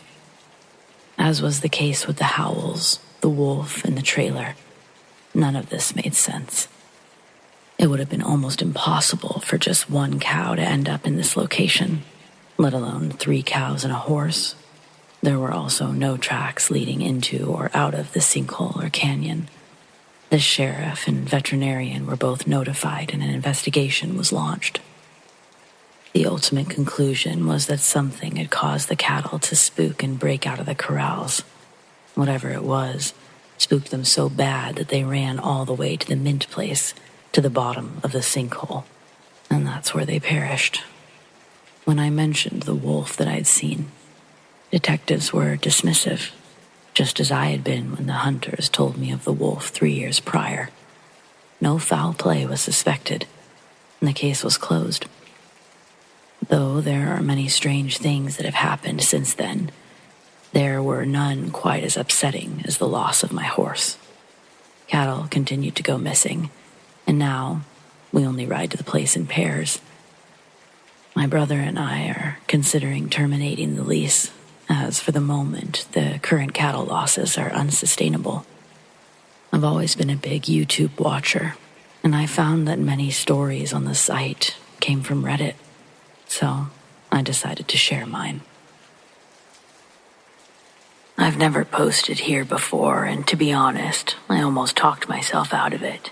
But I've seen enough stories lately that reminded me of it, and I just can't keep brushing it off like it didn't happen.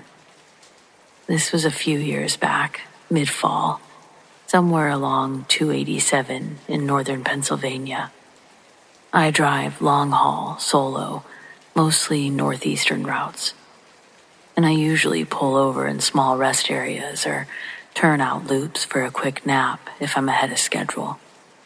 This night, I was doing just that, parked along a wooded stretch about 30 miles south of the New York state line.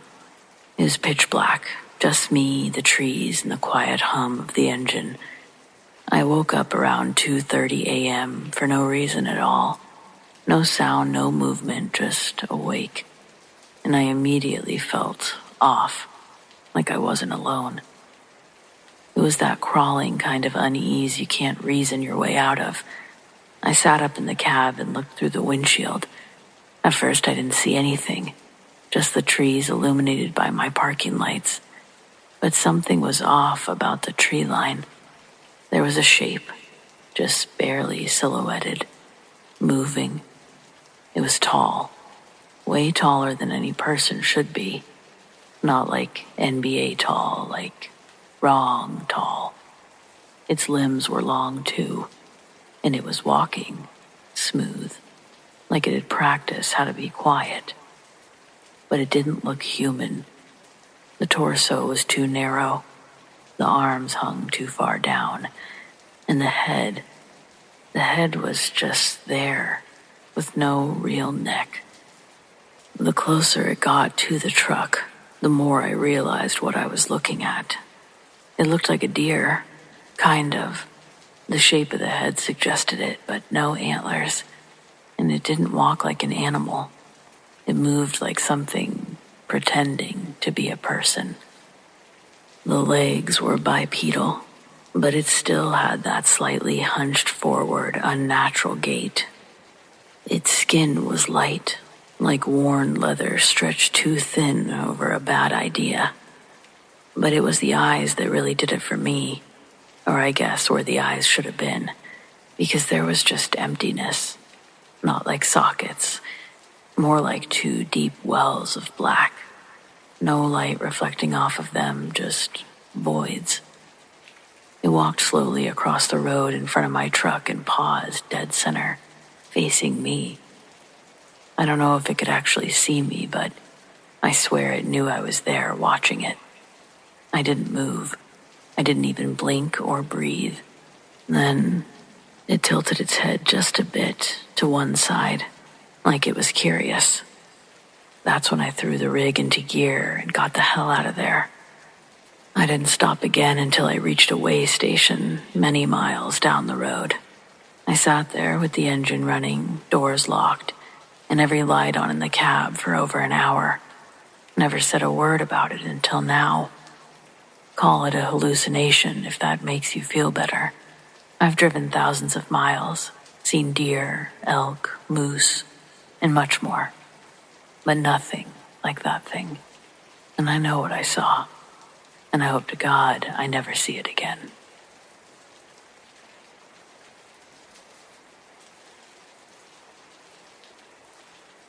Before sending this, I just sent the Green Hill Estates HOA an email advising the possibility of a wolf roaming around near one of our neighborhoods. Someone needs to go out there and see what's going on in the woods, and it's definitely not going to be me and my 8-pound Pomeranian leading the investigation. I didn't say that last part in my message, but someone really does need to go sweep that forest for anything that may pose danger to the families in our community. I mean, we've got kids out here riding bikes and walking around sometimes long after sundown. I'd hate to read on the HOA update board that a youngster had been mauled in an event that could have been preventable. This all happened a few hours ago, prompting the frantic, furious typing. I'd gotten home from work, took my dog out for a short walk around 8. There's a lot of components to everything going on that I didn't mention to my HOA, because my main goal was for them to do something about it, and if I fully explained myself, it would have decreased the chances for them to believe me, and therefore decrease their urgency to act. But that's why my next stop was here, because I had to tell someone what happened, share it with potentially more open-minded in nature than the board of my HOA. No offense to them. I understand it's a community resource. They have to allocate wisely, and my claim would have been looked at like not a serious inquiry if I'd shared the details, you know? I wrote about my concern being a wolf, but I'm not sure what it was. I got Scoot on his leash and my AirPods in.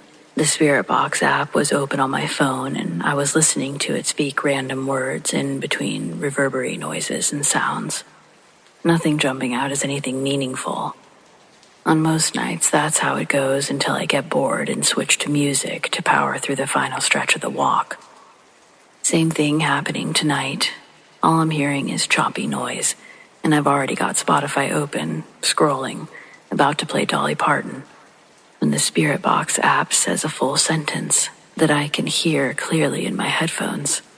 A man's voice cut through the static saying, "I'm over here." I stopped mid-step with my thumb hovering over Backwoods Barbie, and I swiped over to the Spirit Box. In the app, along with its audio capabilities, it writes out the words being transmitted through with a timestamp. And a few seconds before, I was able to confirm that it said, "I'm over here." I kept looking through the timeline because I noticed a few seconds before that it said, "Hello, hello, wait," and I must not have heard it. Scoot was pulling on the leash, but I made him wait as I intensely listened for any more intelligible words. I gave us an internal 10 count. If nothing popped up on the Spirit Box, we were going to keep walking. Counting back, a part of me was intrigued at the prospect of my $10 purchase not going to waste.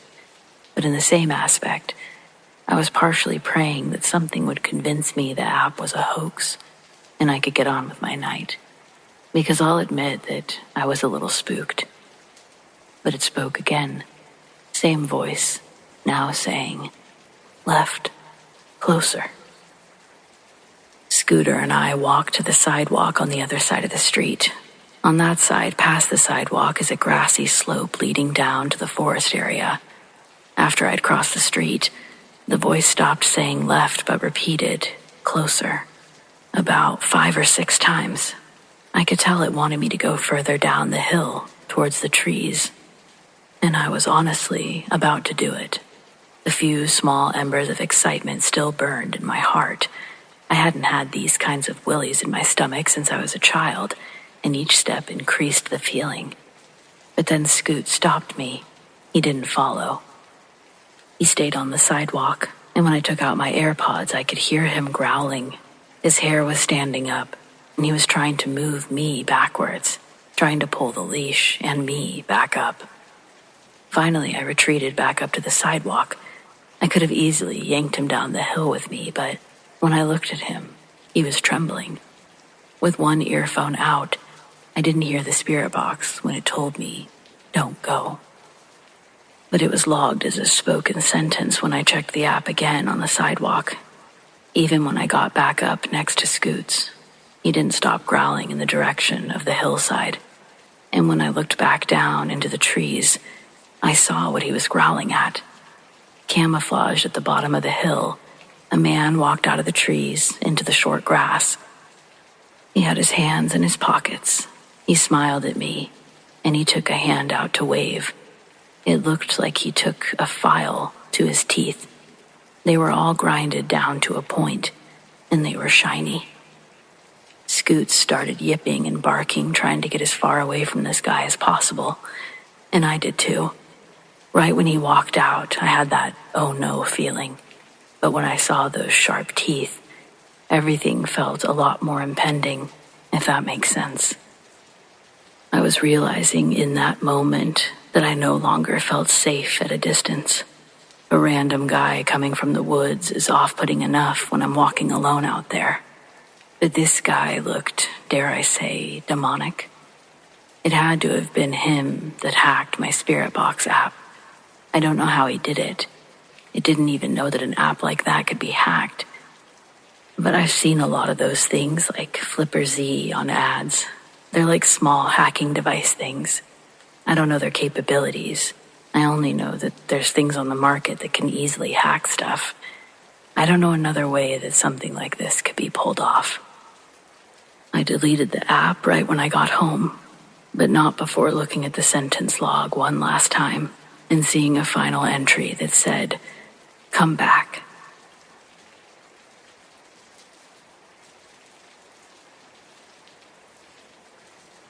We'd been clearing debris for most of the day. Fallen branches, bits of siding, and a few stray trash bins lodged into fences. The worst of the storm had passed, but it had left behind quite a mess. My neighbor Garrett was helping me with the last of the cleanup near the edge of our property when he paused and turned toward the woods. "You hear that?" he asked me. I didn't at first, but after a few seconds, I caught it. A voice, low and distant, calling out from the trees. Faint, but not enough to be a trick of the wind. "Help me." Garrett looked at me. I could tell we were both thinking the same thing. Someone had gotten trapped out there in the storm, maybe swept in by the floodwaters or disoriented, trying to find shelter. So we grabbed flashlights, made our way down the muddy slope that bordered the woods. But the farther we walked, the more it felt off. And that voice, well, no matter how far we walked, it never got any closer. Just kept calling out. Same tone, same pace, always just beyond reach. Eventually we came to this break in the trees where the ground dipped into a shallow ravine. That's when Garrett's flashlight flickered and died. Mine kept going, but only barely. The beam pulsed like it was struggling. Then we heard it again. It was closer now, but it was different. Not scared, but angry. hungry even. Help me. It wasn't coming from ahead anymore. It was behind us. We both turned fast, expecting to see something, but there was nothing there. Just the dark stretch of woods and silent and waiting. We didn't run, not at first. But we didn't speak either. We just started moving, faster and faster, until we were out of the trees and back into the neighborhood, soaked in sweat and mud. Then we ran back to my house. Garrett was silent the whole time and eventually left. He doesn't talk about that night. Not anymore. He says he didn't hear anything after all. Maybe it was just the storm messing with us, he says. But I know better. Something for sure called us out there. And I swear I've even heard it again. And there's a part of you that knows it's not real or not human. Not something you can find. And I think that just makes it scarier. I think that's why Garrett won't talk about it.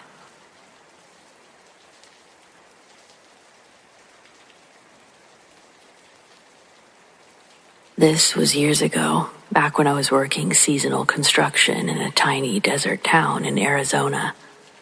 We'd rented out a beat-up double-wide for the summer, 4 of us rotating shifts, not much furniture and even less sleep.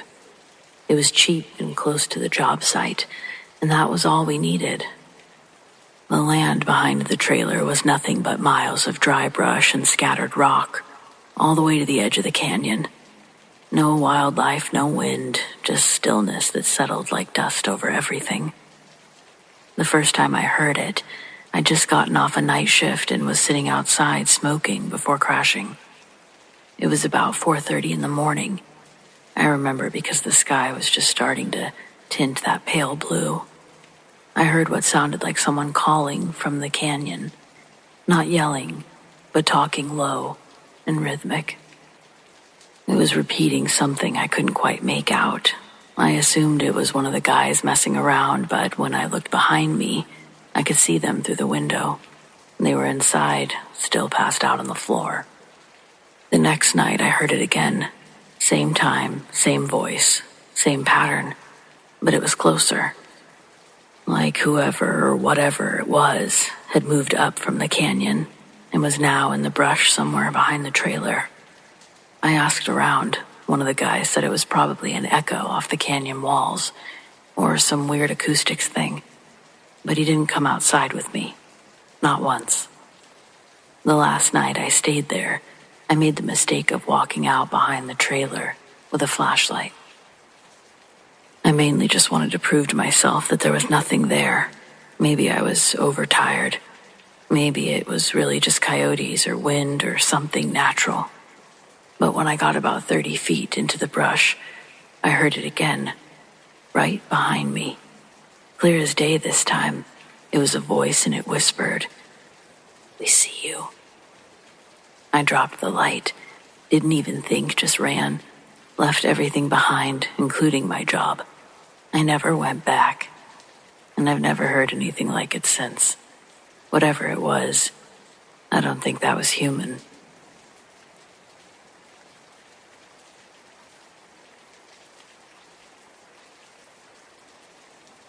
In 1973, my dad was charged in a RICO case 2 months before my expected due date.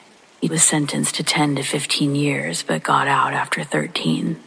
It was difficult, to say the least, trying to understand someone as your father when you've only met them on the other side of bulletproof glass. For 13 years, my mom and grandma would drive me up to the prison twice a year, usually around mine and my dad's birthdays, January, August.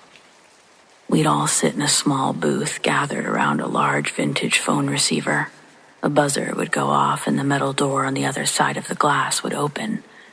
First, my dad would walk in, wearing a green and white jumpsuit, his hands handcuffed in front of him, his feet shackled as well. The silver chains were just long enough for him to walk in uncomfortably short strides. Another chain connected his handcuffs to his feet. There were other families around us doing the same thing in their own booths. All of them had graffiti, names, and symbols scratched into the paint on the tables and walls. The room we were in had a loud atmosphere filled with a collective noise of cries, laughs, and other personal conversations that were all happening simultaneously in that small area. The only way to hear the person talking on the other side was to have your ear pressed up against the receiver. We took turns and passed the phone around to talk to my dad.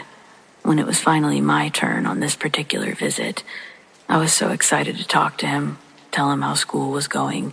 I just made the soccer team, and even though I barely knew the man really, it was important to me that I made him proud. I thought maybe he wouldn't go back to jail if he got out and I was a superstar.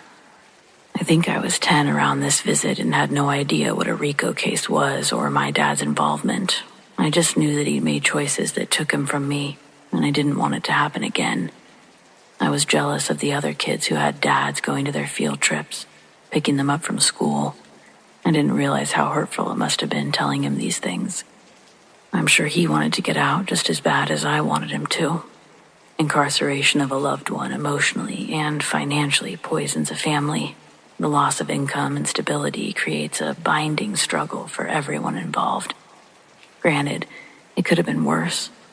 My mom made me go to support groups for incarcerated family members, and I'd hear some of the stories that were all distinctly similar but unique in their own way. The similarities mostly revolved around hurt and grief. Everyone could relate to those feelings and see themselves reflected in the ripple of painful stories.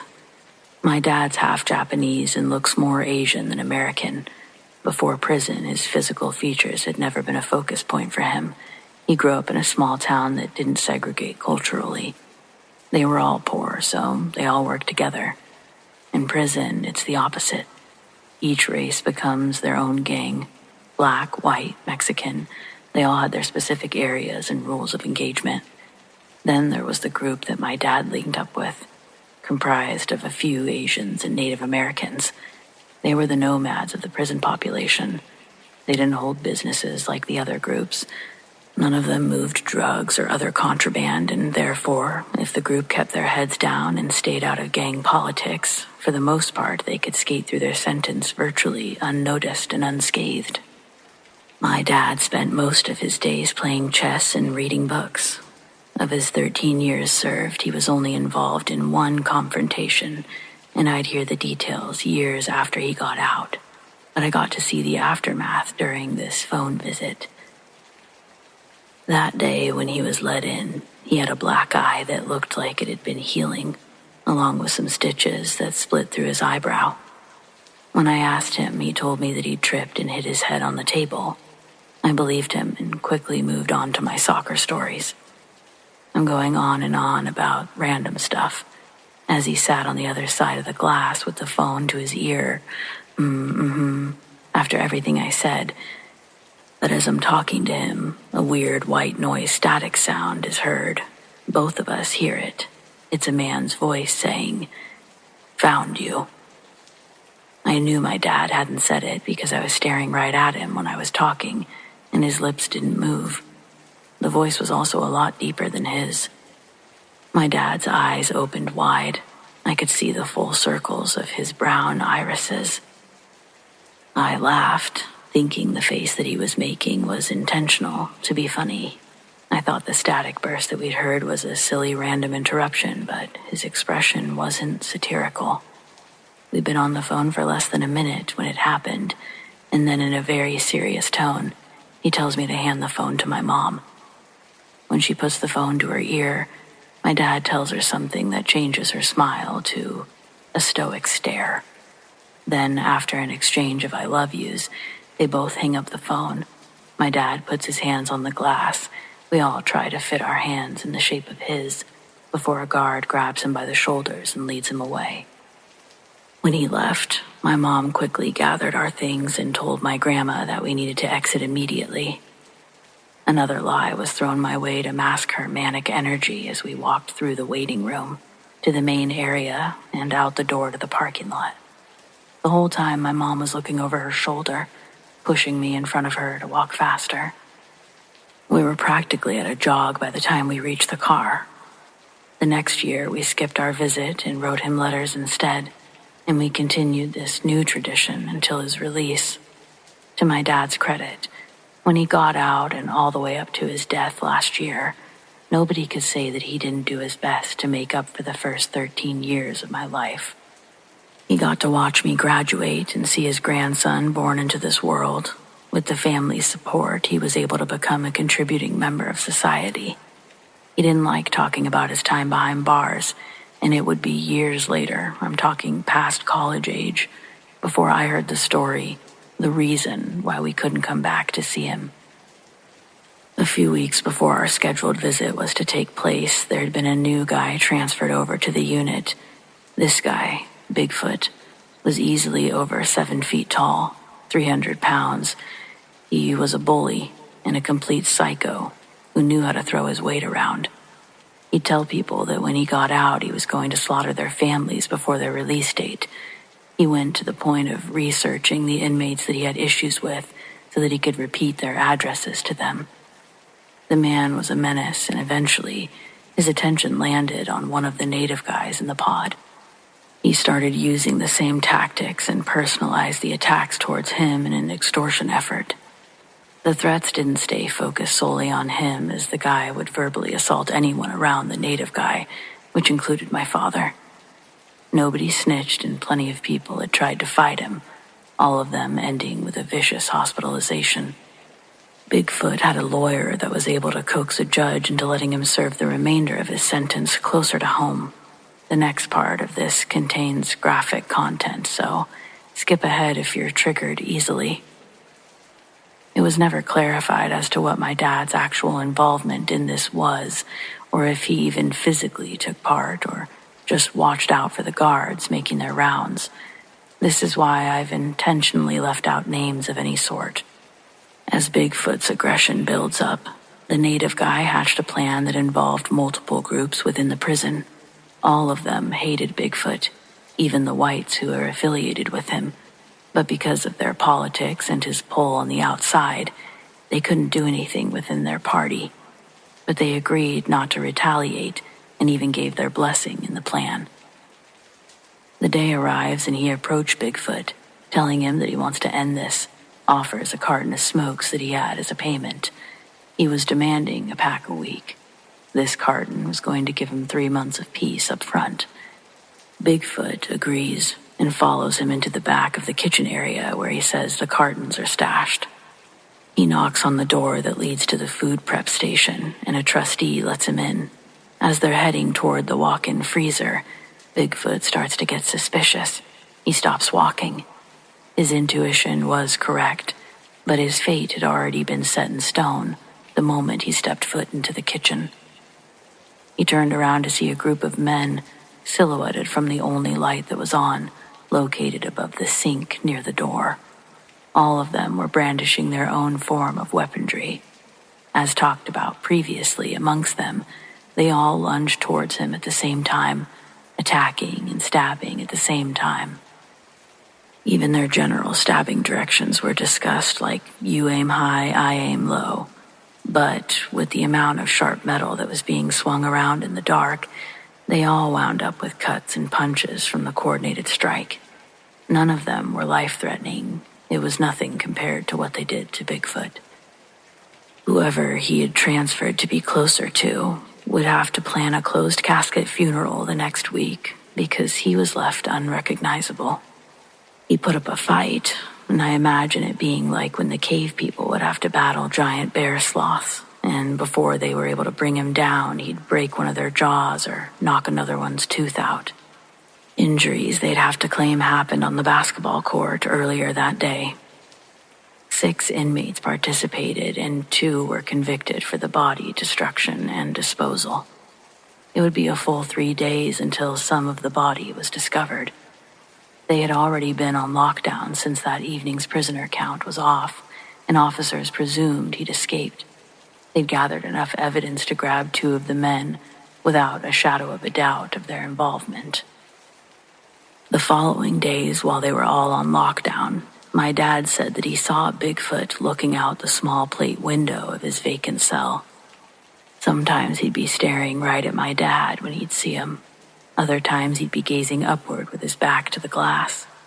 He'd only be visible for a few seconds before disappearing into the blackened cell, leaving him to question if he was even there to begin with, or was this his eyes trying to make sense of nothingness, creating images that weren't there. He began having nightmares reliving that scene, with different outcomes happening each time. All of these things combined were textbook signs of the brain processing trauma. When the lockdown was lifted, the first thing my dad did was go over to check if the cell he'd been fixated on was actually empty. And it was. He didn't see Bigfoot again after that. He tried to block it all out. The next week we were scheduled to visit, and he was able to hide his anxious misery behind a smile, pretended to be interested in my stories. When our conversation was interrupted by the phone noises, what I heard was a jumble of sound and a voice. But what my dad heard was Bigfoot's voice saying, "Found you." It frightened him in a way nothing else ever had before. It was like venom had constricted his breathing to a shallow push of air on the other side of the line. That's when he told me to give the phone to my mom, and when he got on with her, he told her to get me as far away from that place as possible and don't come back. At the time, I remember it was pretty jarring. I didn't really understand, but I also didn't press the issue too hard because I generally believed these people had my best interest at heart. And even years later, I think, having heard the voice myself, witnessing my dad's reaction, and then knowing the background of the situation, I don't blame my dad for making us leave. And I think my mom did right keeping us away.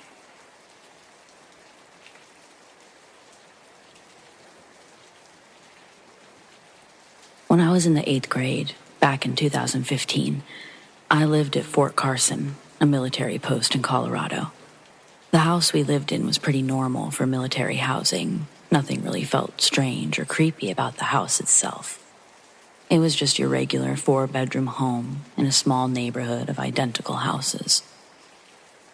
I had already lived there for a few years and had nothing out of the ordinary happen, and my family, if they did experience anything, they never told me, except my younger brother. My brother is the youngest out of me and my siblings and was only 4 at the time, so whenever he would talk about things that scared him at night, a lot of the time I just assumed it was his imagination.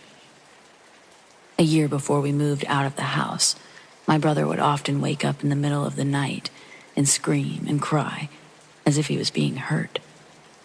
First time it ever happened, the whole house ran to his room to see what was wrong, but he was just in his bed, pointing at the door, screaming. He said that he saw a monster in the doorway. At first, we all thought that he had just had a bad dream or a really active imagination. However, almost every week after that, at least once or twice, he would wake up and do the same thing. I've always had a huge interest in things that are paranormal or strange, so after a while I became curious to see if he was really seeing something. One night, in the middle of summer, while I was playing Battlefield 4 with some friends, I got up and I went downstairs for a snack run.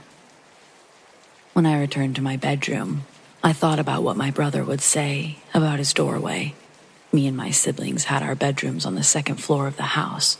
My room was directly across from the stairs, and to the left of my door was a long hallway with a bathroom between mine and my sister's room.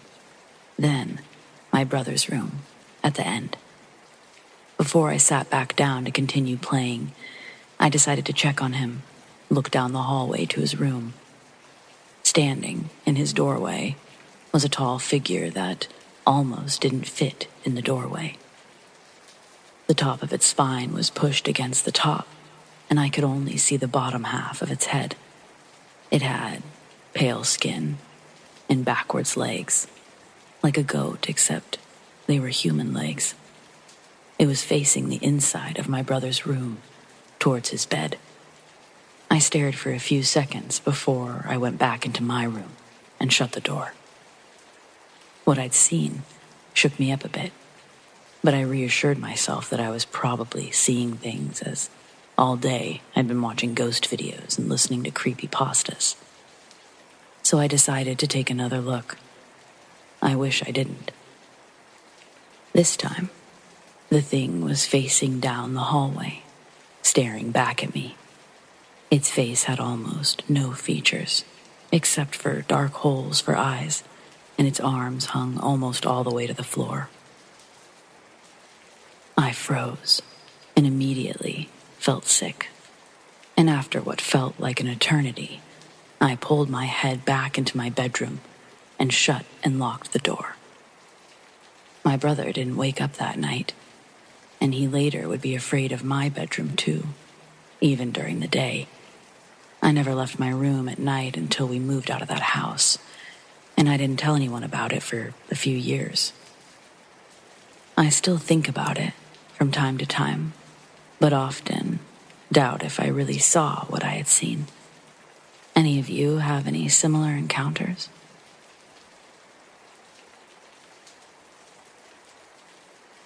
When I was growing up, my dad would take me on camping trips every summer. When I was 17, he took me on a special graduation trip that was supposed to be 2 full weeks of deep woods camping.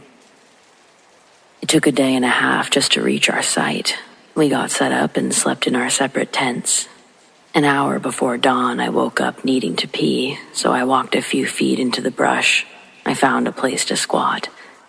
While doing my business, I heard something behind me slithering through the grass. I jumped to find a king cobra emerging from the brush that I was just sitting next to. I know. We don't have those in the U.S. I know. Yet, here we are. It stood up. It raised its hood. It was a cobra. Its head was almost up to my chest. All I could do was back away slowly. It didn't move an inch, just stared at me until I was out of sight. Only then did I turn and run the rest of the way. My dad didn't believe me. I knew how it sounded, so I let it go.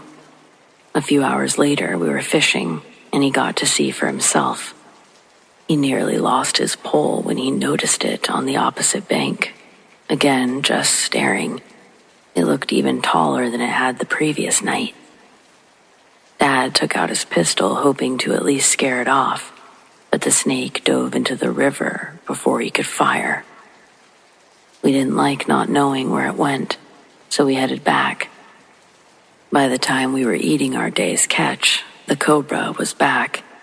It positioned itself just outside our campsite, but this time its head was only a foot or two off the ground, like it was trying to be stealthy.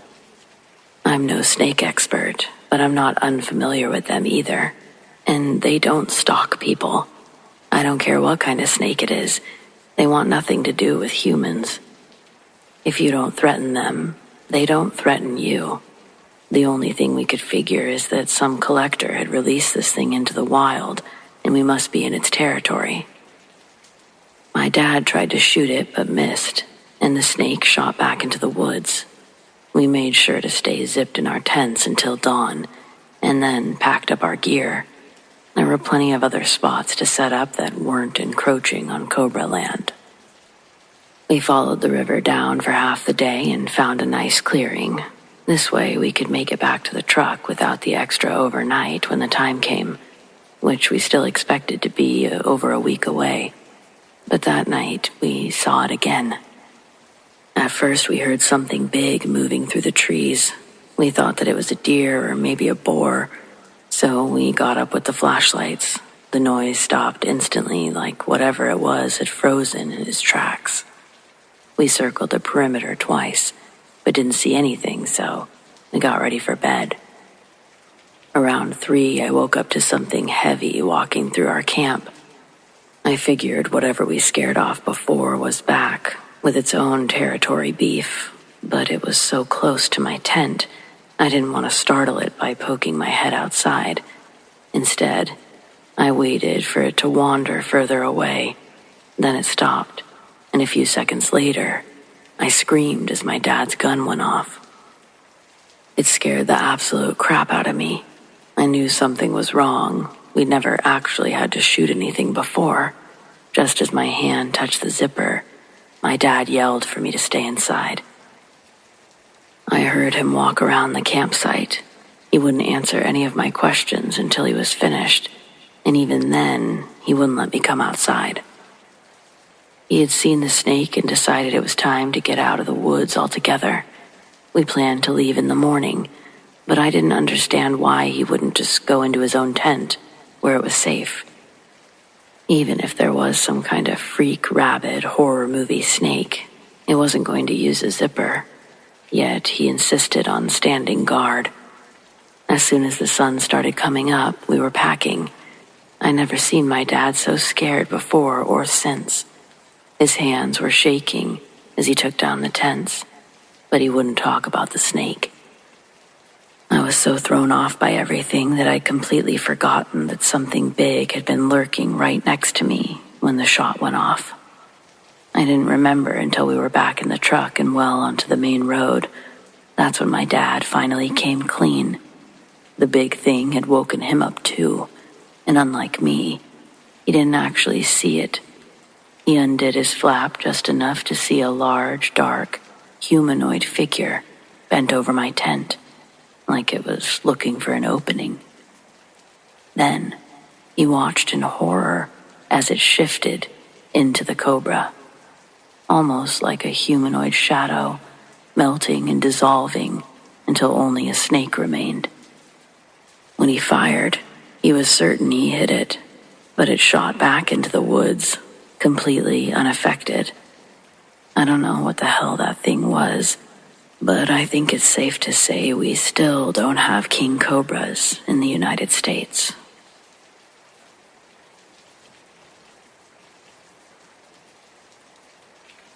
This summer I came home from my first year of college, which involved a 3-hour flight.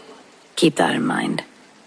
Back in January, I began seeing a black, shaggy dog all over campus. The first time was when my roommate and I were walking back to our dorm kinda late. The dog was sitting in the middle of the walkway. It looked hungry, so I gave it my pizza crust. After that, I started seeing him everywhere. If I looked out my window before bed, he would be just inside the tree line, looking up at me. I'd catch glimpses of him as I went to class, but he only got close a few other times. On each occasion, I was either alone or with only one other person. When it was time to come home for the summer, my friend and I shared a pizza with him as a kind of going-away present the night before I flew home. Remember how I said it was a 3-hour flight, right? Yeah. So explain to me how that dog made it all the way to my parents' house. My room's window looks out into the backyard, and it was right there, staring up at me. There was no way that it could be the same one, so I went outside for a closer look. But he was gone. When I asked my parents about it the following morning, they said they hadn't gotten a dog, and they hadn't seen a new one at any of the neighbors' houses either. I was starting to wonder if I imagined the whole thing. That afternoon, my mom took me shopping, and as we backed out of the driveway, it was sitting on the curb across the street. She said that it must be a stray that just looked like the one from school, but I knew it was the same dog. I just didn't understand how it made the trip. I continued seeing it just like I had at school, only now I wasn't feeding it. I was officially creeped out. It was the first week of June when I saw it from my window while on the phone. The whole story spilled out of me, and my friend got pretty upset. She gave me that speech. How can you let that poor dog starve because you're being ridiculous? It felt like she restored a bit of sanity in me. Whatever the explanation for how it got there, it's just a dog, right? I was being awful. I felt so bad that I got off the phone, grabbed some leftover hamburger patties, and took them outside. The dog was waiting for me, but as I got closer, it limped away into the tree line. There was a small patch of woods between our house and the street behind us. Normally, I wouldn't have gone in, but I was worried about his limp. The idea that he got hurt while I was busy being afraid of a dog, it made me feel even worse, so I was extra eager to help. About 10 feet in, the overgrowth tripled, and I couldn't go any further in the dark. I threw the hamburgers thinking he would stop, but he only crawled deeper into the thicket. I didn't even have a flashlight, so I resigned myself to finding him in the morning. If my parents refused to take him in, we would at least get him to a shelter. But when I turned away, he made a sad, low, painful whimpering sound, and it broke my heart. I tried coaxing him out once more, but he wouldn't budge. Finally, I turned to leave again, and this time, there was movement. So I turned back, and I saw the dog's outline, but it shifted into something completely different. It was so dark in there, but I could tell that much. Something had changed. The dog was changing shape. I noped out of there so fast that I fell on my face. As I pulled myself up, I heard a deep male voice calling me by name. The dog, or whatever it actually was, could talk, and it was moving forward on 2 legs instead of 4. I ran back inside, made sure everything was locked, but nothing ever emerged from the woods. Needless to say, no one believes me. They think that I had some kind of nightmare. If it had ended that night, I could probably convince myself they were right and let it go. But the dog is still here. I see it all the time. I have no idea what to do. If I was the only one who could see it, I would agree with the mental breakdown. But my parents not only see it, they've fed it. I don't know which would be worse, having it follow me back to school next month, or having it stay with my parents. Someone tell me what to do.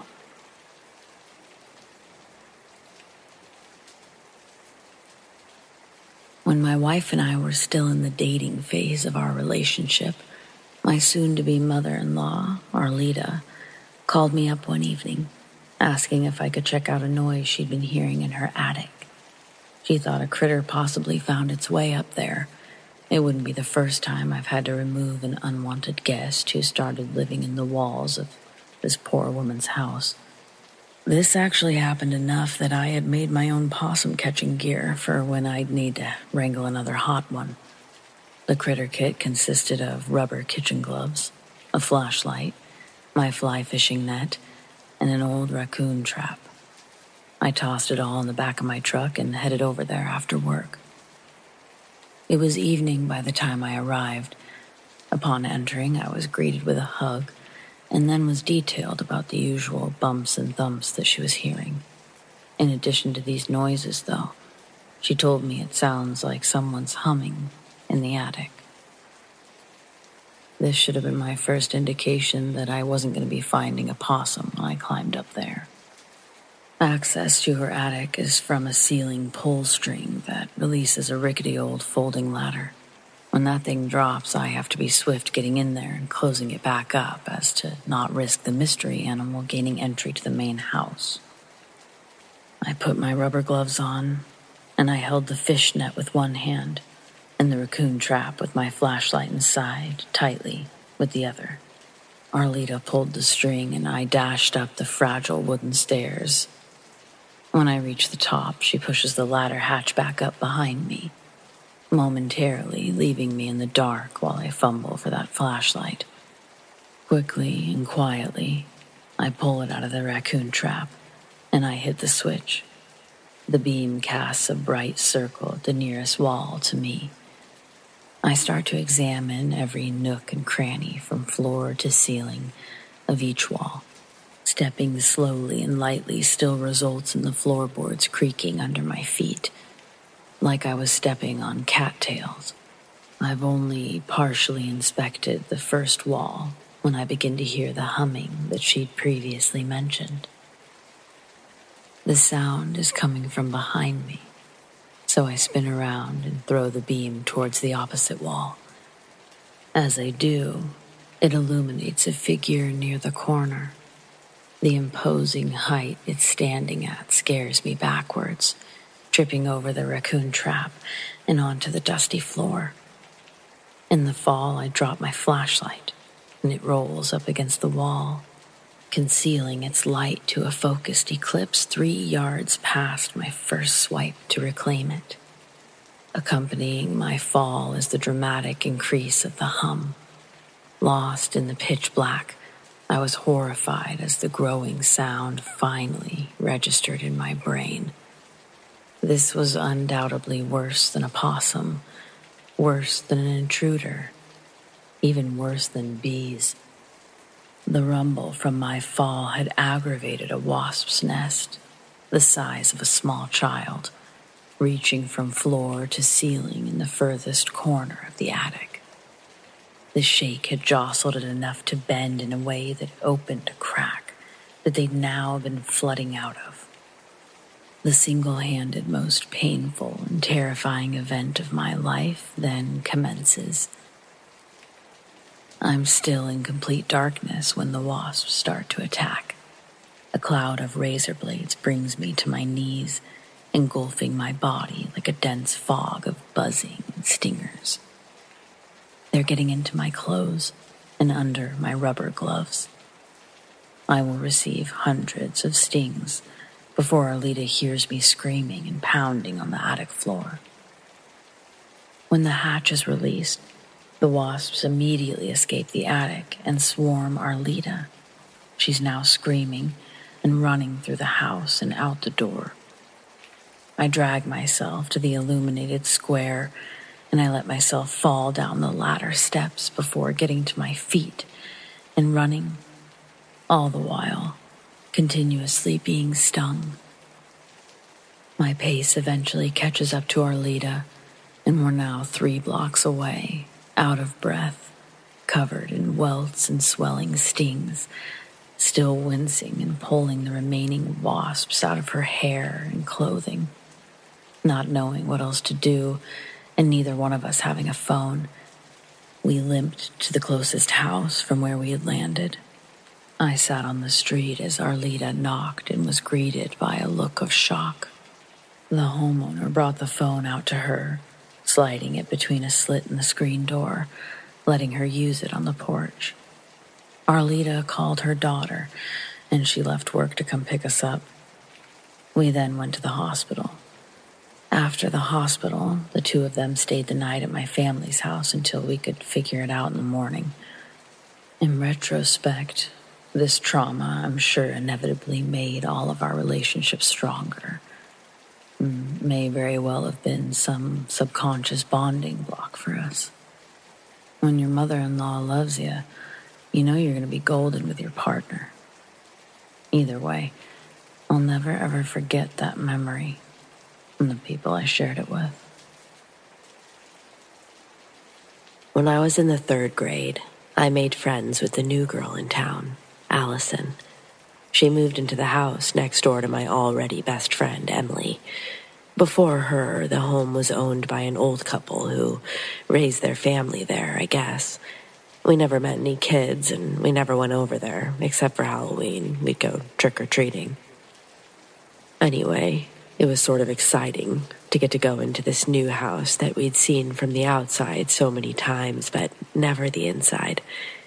We would spend a lot of time playing between the houses, Emily's and Allison's, as my house was 2 streets over. Both houses were bright, let lots of light in, similar layouts like most of the houses in our neighborhood. But in some ways, Allison's home was just a little different. It hadn't been remodeled, sort of thing. Large, foggy, yellow glass windows above the front door, instead of the clear glass window above Emily's. The flooring in most of Allison's house was this dark brown laminate flooring. Some areas were carpet, also dark brown, sort of thicker. Either way, Allison's family was really nice. Everything was normal there. But there were times that it felt straight out of a dream, despite being wide awake. The first sleepover. It was actually the last one. I came up with many excuses in the future, as did Emily, for why we couldn't stay the night. The other thing about Allison's house, it was her basement. Of course, it wasn't finished like all the other houses, like Emily's. Her basement was a laundry room, I guess, but these exposed walls, you could see through to the crawl space when you were down there. Basically, you could walk right into the basement walls. Not that anyone would want to. Super, super creepy. What was even worse is that this basement didn't have a door. The door had been removed. It was unclear if they were going to be reconnecting the door, but either way, from the inside, it remained doorless. During our sleepover, it was decided that we would be sleeping in the living room. I'd opted to sleep on the couch since I wasn't really fond of the floor, and I didn't want a crowd on a chair. As I lay on the couch, I'm immediately uncomfortable by the fact that I have a perfectly clear view of the basement doorway. A dark hallway that's only made lighter by the fact that the basement area is pitch black. It's from there, this vantage point, I see something shadowed emerge from the doorway. Immediately, I jump up, letting out a scream before covering my mouth to muffle the scream. Both Allison and Emily don't know what I'm doing, and they ask exactly that. Feeling like a fool, I explain myself, but I only felt more foolish as they grinned at me. I took my place on the couch and I just faced the other direction. Of course, this just made me feel like I was being watched from behind, so I opted to sleep on the floor with the other two.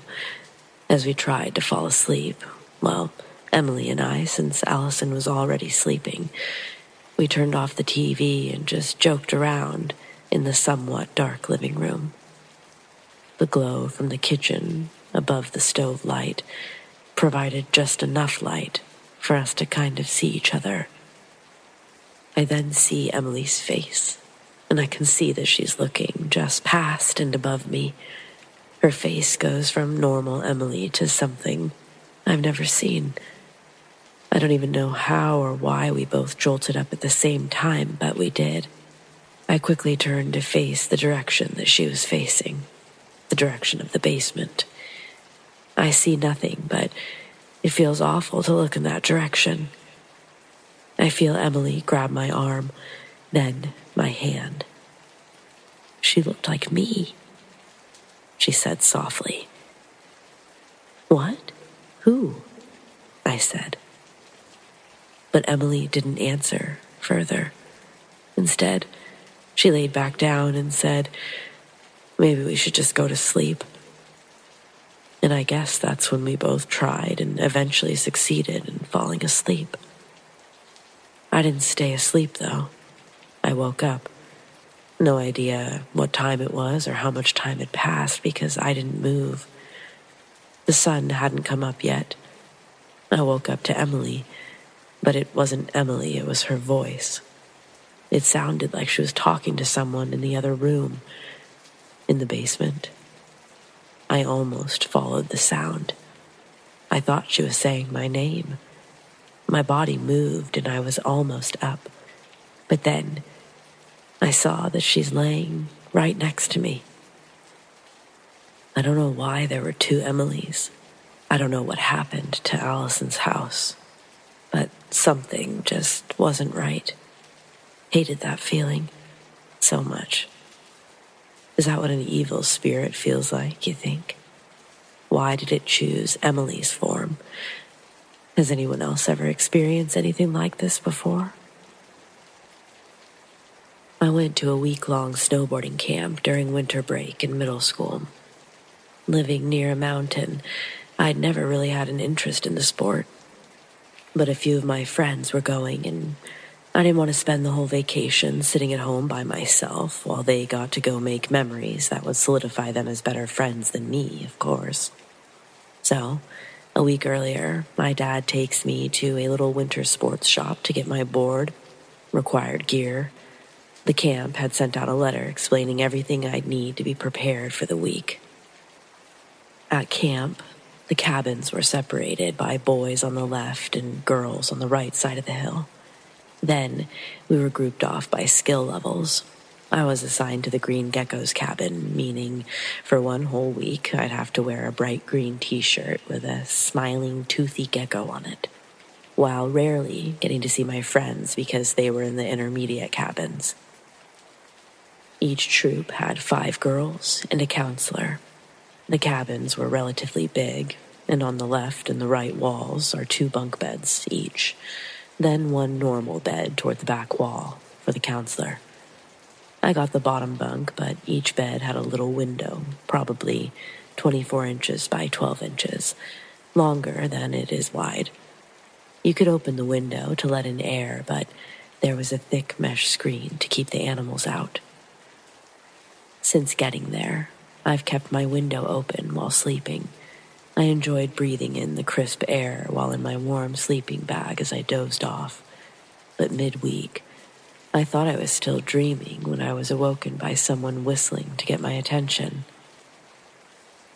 Assuming one of my friends had snuck out, I rolled over and looked through the mesh. But peering through the other side of the fabric barrier, there was a girl, and she looked identical to me. She wore a smile as if she already had known how familiar we were. I couldn't help but smile back. She gestured for me to come outside. I whispered, no, too afraid of waking up my counselor. The girl crawled out of view. When she returned, she had a small black plastic bag, like one you'd get from the gas station. She opened the plastic bag, revealing a heap of candy. Again, I whispered, no. I didn't want to risk getting caught. I suggested that we meet up at breakfast the next morning. She made a high, squealy grunt before standing and running away, leaving the bag of candy next to the window. When she stood up, I noticed that she had no shoes on. Then I noticed her shirt was the same green and white as my cabin's colors. Then she was gone, into the darkness of the trees. I laid there for a moment, questioning if I'd just had a lucid waking dream. I laid back down, and maybe a half hour later, I heard camp security quietly open our cabin door. They shine the flashlight from bed to bed. I pretend I'm asleep, facing the wall as the light scans the bunks. The security guard then quietly steps out, beeps his walkie-talkie saying, "No, they're all accounted for," before walking away. The next morning, I wake up and I almost forgot about the night's happenings, chalking them up as a really strange dream. It's only when I go outside and I see the small black plastic bag that it all becomes vivid again, half covered in a dusting of snow. The black plastic reflected off the morning sun. I walked over and picked up the bag, remembering all of the candy that was previously shown to me. When I untied the bag and I opened it, what laid inside were 3 dead frogs, their innards cut out in a frozen pool that conjoined the 3 frogs like an atrocity of God. I dropped the bag, immediately telling my counselor what had happened and showing them the bag. At breakfast, I never did see the girl that looked like me. For the rest of the week, camp security heightened their patrols on their snowmobiles around the cabins.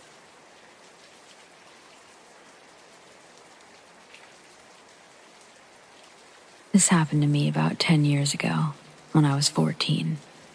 It was a warm summer night in 2012. I was walking around the city with my friends, R, who was 16, and his older cousin Jay, 24. We'd all been neighbors for about 4 years now. Our families knew each other, so it was quite normal for us to all be hanging out together, despite the age gaps. During our walk, we decided to take a shortcut through the cemetery. It was after hours, and I'm pretty sure it was illegal for us to be there, but at the time, we weren't going to do anything other than just cut through, which we would often do during the day as well. As we were walking down the path, I saw headlights turn into the cemetery, and the boys, of course, darted away ahead of me into the trees. Since the others ran ahead of me and off the path, away from the lights, it was pitch black. There was residual light twinkling through the branches as I made my way down into the trees, but it dropped down to a slight hill, and the light was lost. I was walking along, trying to be as quiet as possible, almost blind due to my eyes not adjusting yet, and that's when the feeling of dread sets in. I had no idea where the guys were. I couldn't see, and I didn't want to be caught by the police by myself. But there was something else, almost a chill in the air on a warm July night. I tried to brush it off, the uneasy feeling, thinking it was just my nerves being scared because the guys took off without me. But alarms were going off in my head, like something was very, very wrong, and apart from legal reasons, I should not be there. I make out a shape to the left of me. As I'm walking, I take a couple of steps towards it. Guys, is that you? Nothing. No response. I take a few more steps towards it, and I swear to God, just like the movies, a freaking twig snaps under my foot. Now, the reason I had thought that it was the guys is because this shape was crouched down next to a pile of brush, and it was big enough to look like two people hunched over. I thought that they had been hiding there, but when the twig snapped, I stopped in my tracks as the thing stood up and towered over me. I was about 5 foot tall at the time, and this thing was easily 2 of me stacked right on top of each other. Whatever this thing was, it was only 15 feet or so away from me, and I was frozen in horror.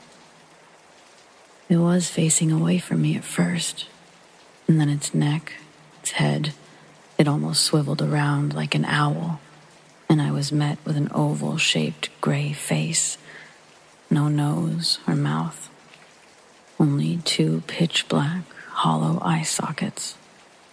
The rest of this thing's body was pitch black against the dark trees, the light from the path no longer streaming through the branches.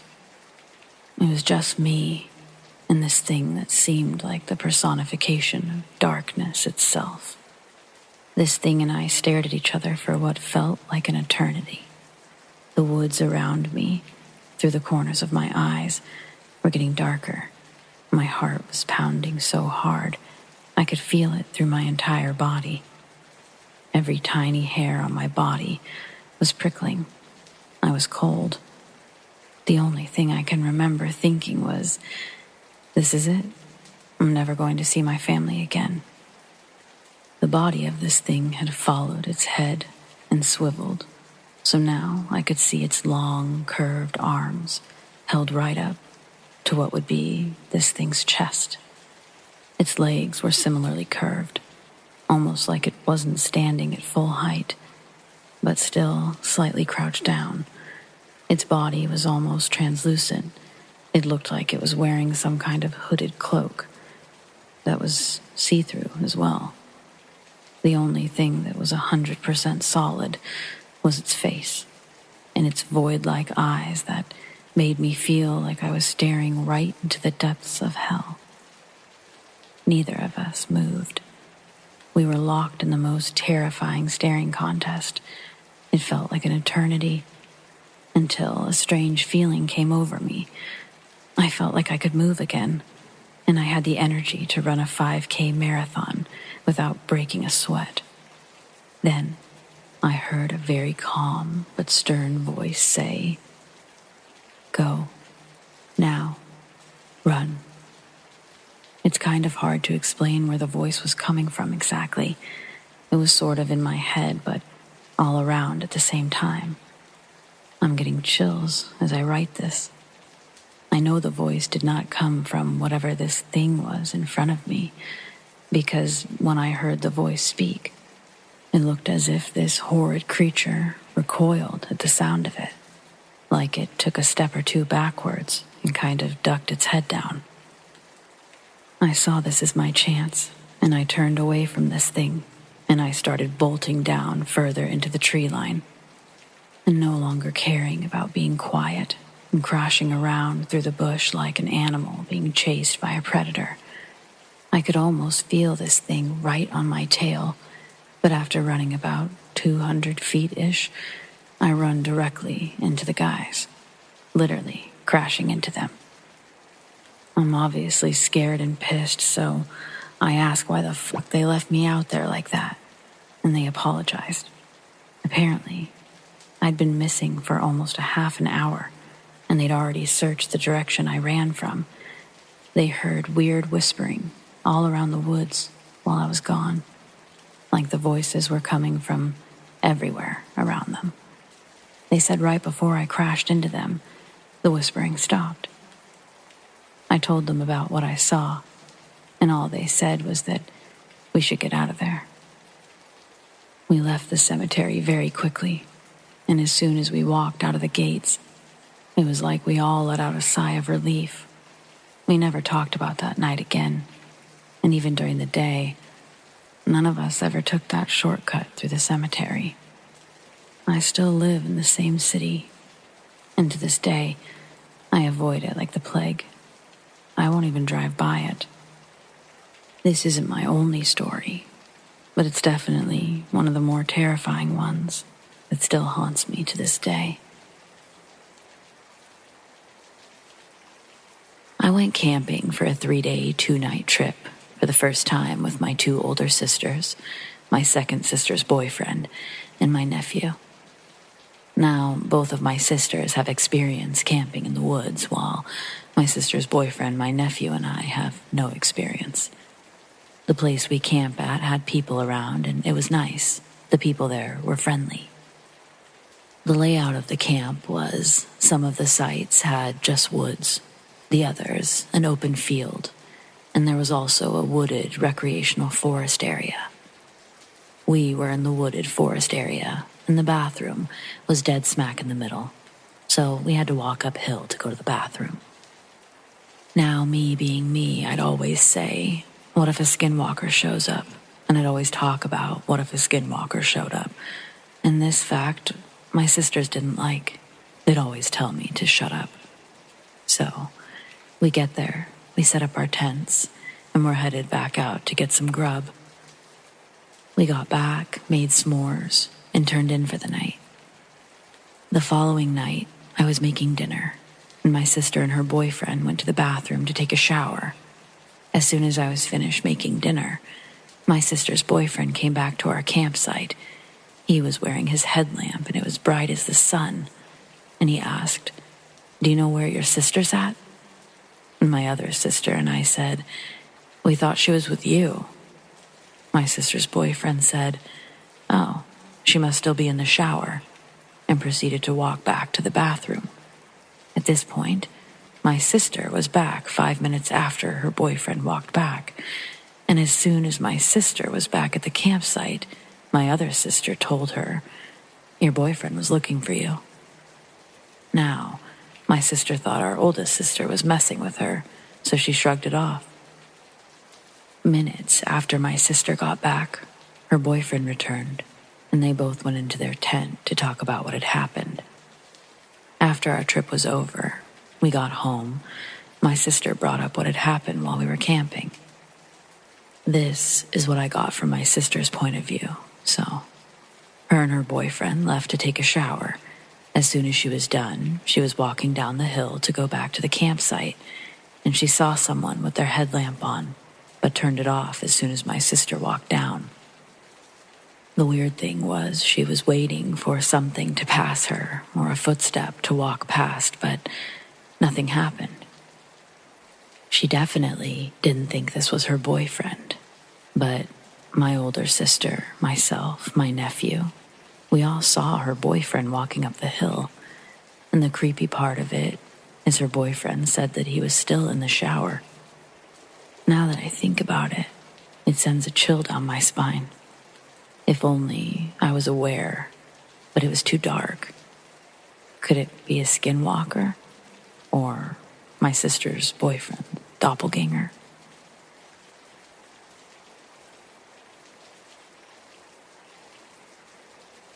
When I was 4 years old, my parents built their dream home on 2.5 acres of land off the beaten path. There were other houses nearby, but it was a very spacious area, mixed in with a few farmhouses. I was a very imaginative kid, and I preferred playing alone. Solitude meant that the crazy stories in my head could be as crazy as I wanted, without judgment from the others playing the game. The back acre of our yard was nothing but woods, mostly pine, and sometimes when I was feeling brave, I would play in the woods until dark, never after dark. Some adventures during the day had even ended in an unexpected sprint out of the trees, strange whispers that sounded like someone was inches from the back of your neck. Once I even heard a scream, but never after dark. I couldn't even look out of the living room window towards the trees after dark. One night, I got caught up in building a fort in the woods. I call it a fort, but it was just boards nailed to trees, creating railings in a rectangular pattern. In my mind, it was my castle. I didn't even notice the sun going down through the trees until I heard my name being called from the direction of the house. I panicked, sweat broke my pores, and I sprinted so hard my chest began to sting. Don't look back. Don't look into the dark. I made it to the back porch and wrenched the door open. The kitchen and living room were empty. My brother was taking a bath while my dad told him stupid jokes. I got down the hall to my parents' room, my mother playing solitaire on her computer. I apologized for being out so late and that she had to call for me. She looked at me blankly, obviously confused. She didn't call for me. I went to bed unsettled that night, but fell asleep quickly after playing outside all day. I don't remember the dreams I had that night, just unease. For the first and only time in my life, I fell out of bed and onto the floor. Confused and waking up, I felt my way around, trying to understand what had happened. And what happened next is the description of the strangest moment of my life. I grabbed a pair of feet. I felt the ankles under my hands and the hair running up the legs. I looked up in a panic, yellow eyes, broken, grinning teeth, a look of pure malice, wrapped in a blanket that I slept with. A pink and brown fleece blanket I'd stolen from my grandmother. I screamed bloody murder and flailed myself across the bedroom, down the hall and into my parents' room. My dad tore into my room to see what had caused my indescribable terror. While I hid in my mother's arms, my dad searched the whole house and found nothing. I moved out of that room into my brother's the next day. When I got older, I rationalized it all away, moved back into my old room. And every now and then, I suffered incredibly violent dreams, but nothing so up close and personal. I can still see that face, but I never did see my grandmother's blanket again.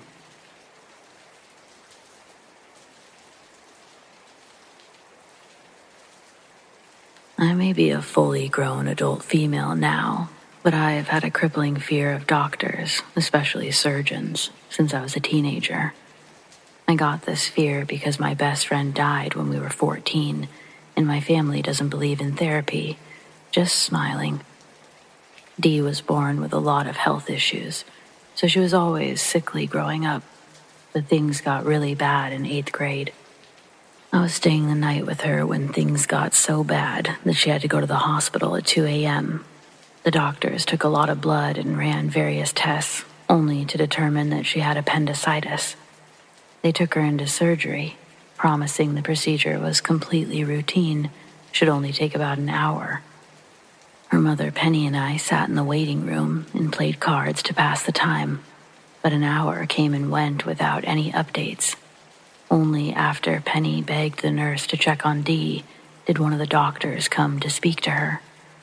The procedure was a success, but Dee's condition didn't improve. Now her kidneys were failing, and the doctor rushed her back into surgery without answering any more questions. Within the next 20 minutes, Dee's entire family was there helping her raise hell. Her aunt was a nurse and said the whole situation reeked of a screw-up. 2 hours later, we got the news. Dee was gone. That was one of the darkest nights of my life. I had just been holding her hand before the surgery, joking about how much we would play up the whole experience into something melodramatic once we got back to school. Her parents hired a lawyer, and we learned that there was never a problem with Dee's appendix at all. When they opened her up, it was completely fine, but they took it out anyway. The stress her body endured exacerbated her actual problem, her failing kidneys. They removed one and were in the process of removing the second when she passed away. Fast forward a year. I'm in 9th grade, and my arch nemesis is a girl named Hillary. She was the cliché, bitchy, popular type, and her mom happened to be a nurse at the hospital where Dee had passed away. Well, Hillary started telling everyone that Dee's ghost was haunting the operating floor. Her mom saw her. I was pissed. I was a full-blown hardcore skeptic, and no words were going to convince me that Hillary wasn't just using Dee to garner attention. I walked right into the circle of girls, pushed Hillary into a locker, and promised to knock her teeth out if she ever said Dee's name again. She swore she was telling the truth. So I hit her, and then 4 other girls jumped on my back and beat the shit out of me. They tried to suspend me for breaking Hillary's nose. I missed her front teeth, but I was covered in bruises, and my lip was swollen from the other 4 girls, so my parents demanded they also be suspended. Obviously, the school didn't want to suspend their cheerleaders, so none of us were suspended. Instead, we got a stern talking to. Over the years, random stories would spread of people seeing Dee's ghost, and I always blamed Hillary for starting the rumor in the first place. We gave each other hell all the way through graduation, and I celebrated the last time I'd have to see her. Now, fast forward again, 2 years ago. I went home for Christmas and got T-boned by a Charger running a red light. The ride to the hospital was a blur, but I needed emergency surgery. Afterwards, I was taken to a recovery room where I slowly began regaining consciousness. Before I opened my eyes, I became aware of someone sitting on the bed, holding my hand. Thinking it was my mother, I opened my eyes to see Dee smiling at me. All I could do was stare in shocked silence until she disappeared. A nurse came in a moment later and shook me back to reality.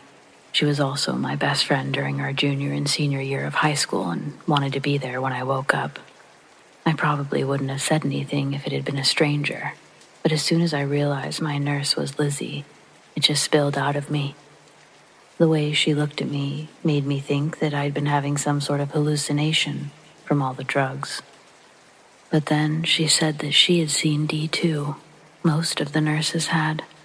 When she learned I was on the floor, she asked the staff not to mention Dee because of my history with Hillary. She didn't want anyone to upset me by mistake. Apparently, Dee often checks in on patients coming in and out of surgery, and sometimes while they're still in surgery. But they've never heard of her sitting on anyone's bed or holding their hand. All that time, it was true, but I just couldn't believe it. Every time I've gone home since, I stop and have lunch with Lizzie, and I like to think that Dee comes too.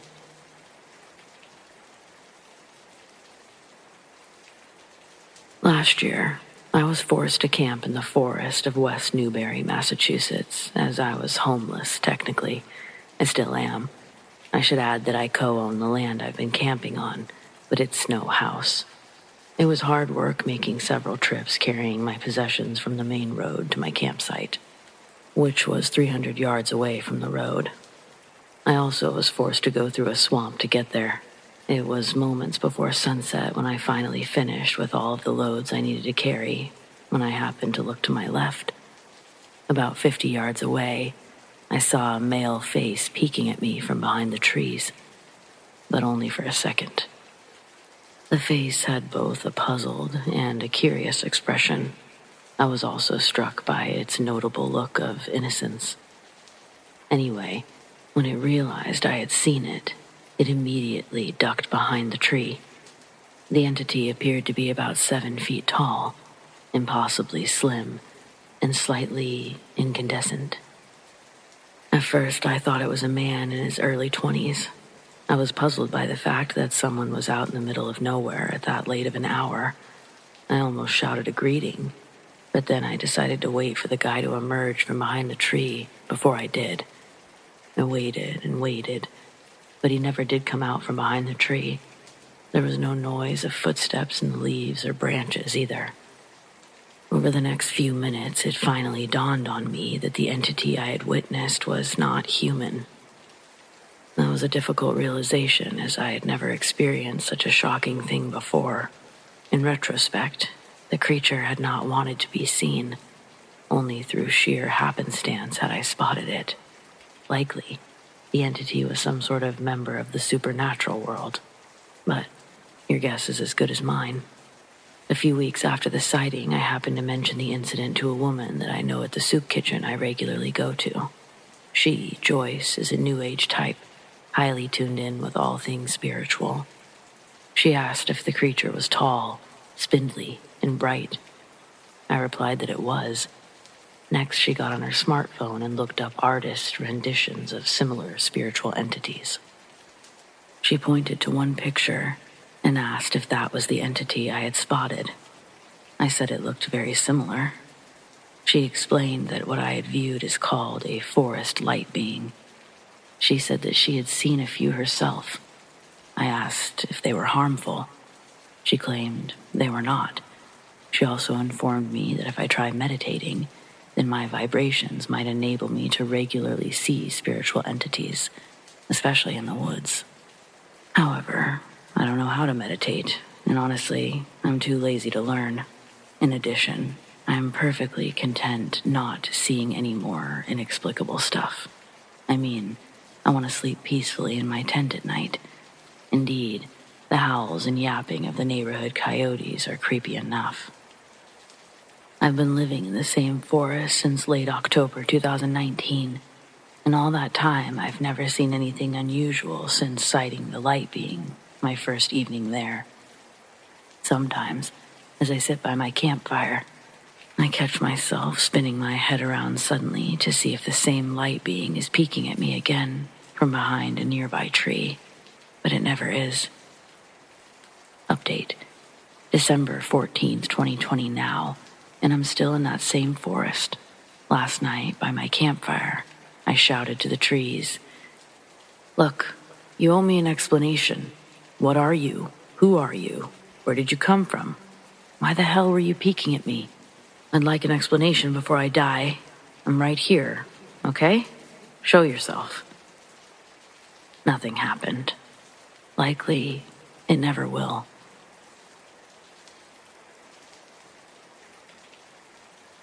I've always attributed my bad luck to having multiple encounters or run-ins with the paranormal. From skinwalkers to ghosts, this is the most terrifying encounter that I might have ever had. When I was 11, my dad had taken me and my younger brother deer hunting on a ranch in Alice, Texas. He'd picked us up from our mom's house at 10 p.m., and we spent 2 hours driving to said ranch. When we got there, my grandpa and older brother were waiting for us, unlocking the gate to the entrance of the ranch. After a few minutes of cussing and rattling with keys, the gate opened. We drove about 10 minutes to get to camp on a long and gloomy dirt road. When we got there, my dad unpacked his and my bags, and I helped unpack my little brother, who was 7 at the time. My dad woke us up around 5 in the morning to get ready for hunting, and I drew the short end of the straw and had to take my little brother.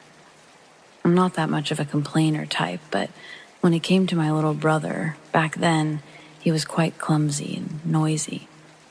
Anyways, he walked us to one of the 5 or 4 deer blinds around the property and gave us a quick briefing about gun safety. Now you might be thinking, leaving a gun with an 11 and 7-year-old is not a smart idea, but he'd already put me in a hunting program that includes how to handle firearms. Back to the story. Once he gave us a briefing, and my little brother had climbed up into the blind, my dad handed me my rifle. Nothing too fancy, just a .22. Something suited for a child to use. Not too much kick, but nonetheless still a firearm that should be used properly.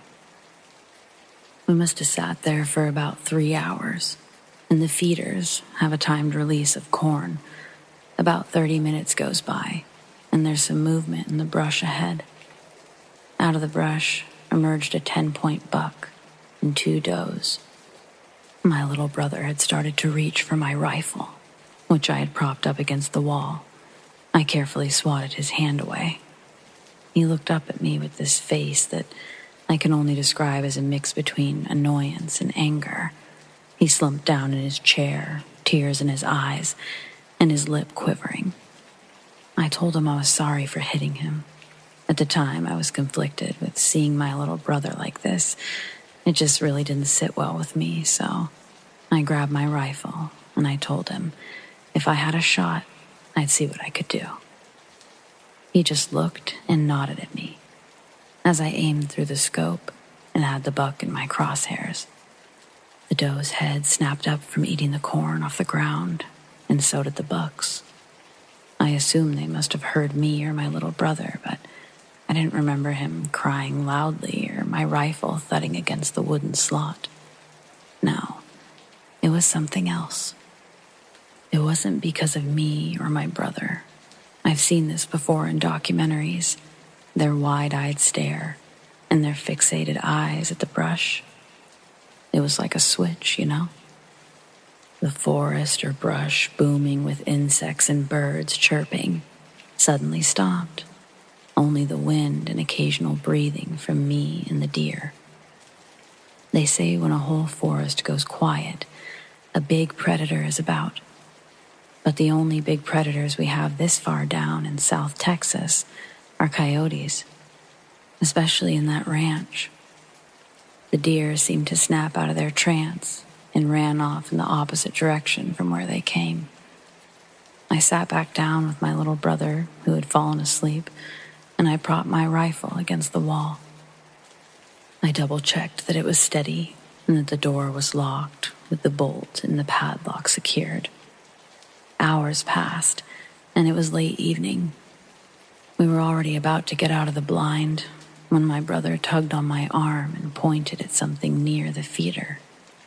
I looked back and I saw something large and bulky. It was on all fours, sniffing loudly at the feeders. Assuming it was a wild boar, which are present on the ranch, I grabbed my rifle. I sat down in my chair and took aim. Between the fading sunlight and the lack of lighting in the blind, I could barely make out the thing. But as the moon came out, I got a better look at it. And no, it wasn't your typical full moon bullshit about werewolves. It was a waxing gibbous, and it was enough to light the figure. While I was staring at this thing, chills ran up my spine. What I originally thought was a boar was this large dog. It had the head of a German shepherd, but much bigger. Its upper torso was like a man's but covered in dark black fur. Its ears were sharp and perked like a dog's. Its muzzle, exactly like a canine's should be. Out of nowhere, the thing stood up on its hind legs, started sniffing the air. I looked at my brother, who was white as a ghost, and tears ran down his eyes. When I looked back, it was in front of the window of the blind, peeking in. its sharp yellow teeth dripping in saliva, in a substance I couldn't see at the time. Its eyes, piercing yellow, and I swear I saw a smile. Sometimes there's things science can't explain, nor our brains can, and for certain, this was one. After minutes, which felt like an eternity, it started walking around the blind, its loud, heavy footsteps circling the blind, claws dragging across the wooden walls. Its loud sniffing. After 5 minutes, the footsteps stopped, and then I heard a loud thud on the blind. It was on the roof. The blind was at least 5 feet tall, and the thing was just as tall, if not taller, as it was able to peek through the window of the blind. I took my rifle off the safety, and I took aim at the roof and I shot. I hit something as a blood-curdling howl erupted from the rooftop. Then a loud thud and quick, heavy footsteps running towards the brush. A few minutes later, our father picked us up and we told him about our experience. He told us we were just seeing things, eyes merely playing tricks. But we insisted, so he checked the trail cams, the one near our blind. He saw reflected eyes right near the blind. Most people know that canines' eyes reflect light in the dark, and most predators' eyes do too. He thought it was a coyote, but he quickly realized the eyes were massive. After a few days, we left, and I've never had another run-in with it since.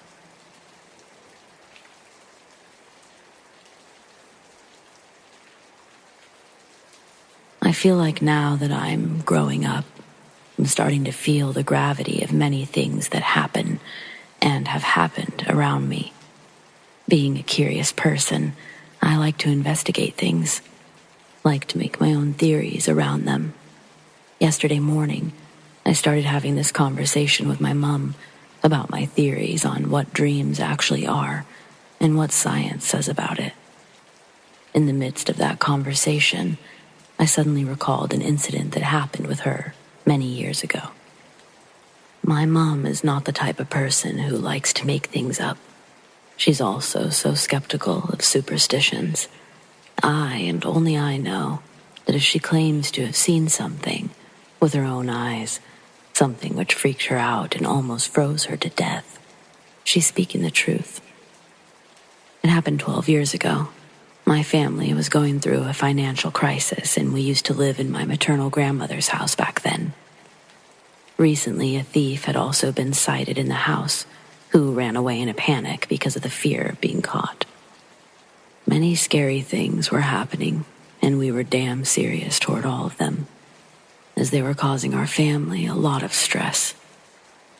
I didn't get to know exactly when and how, but one evening, my mom told my grandma that she saw a hairy demon in the bathroom, and she almost froze to death seeing that.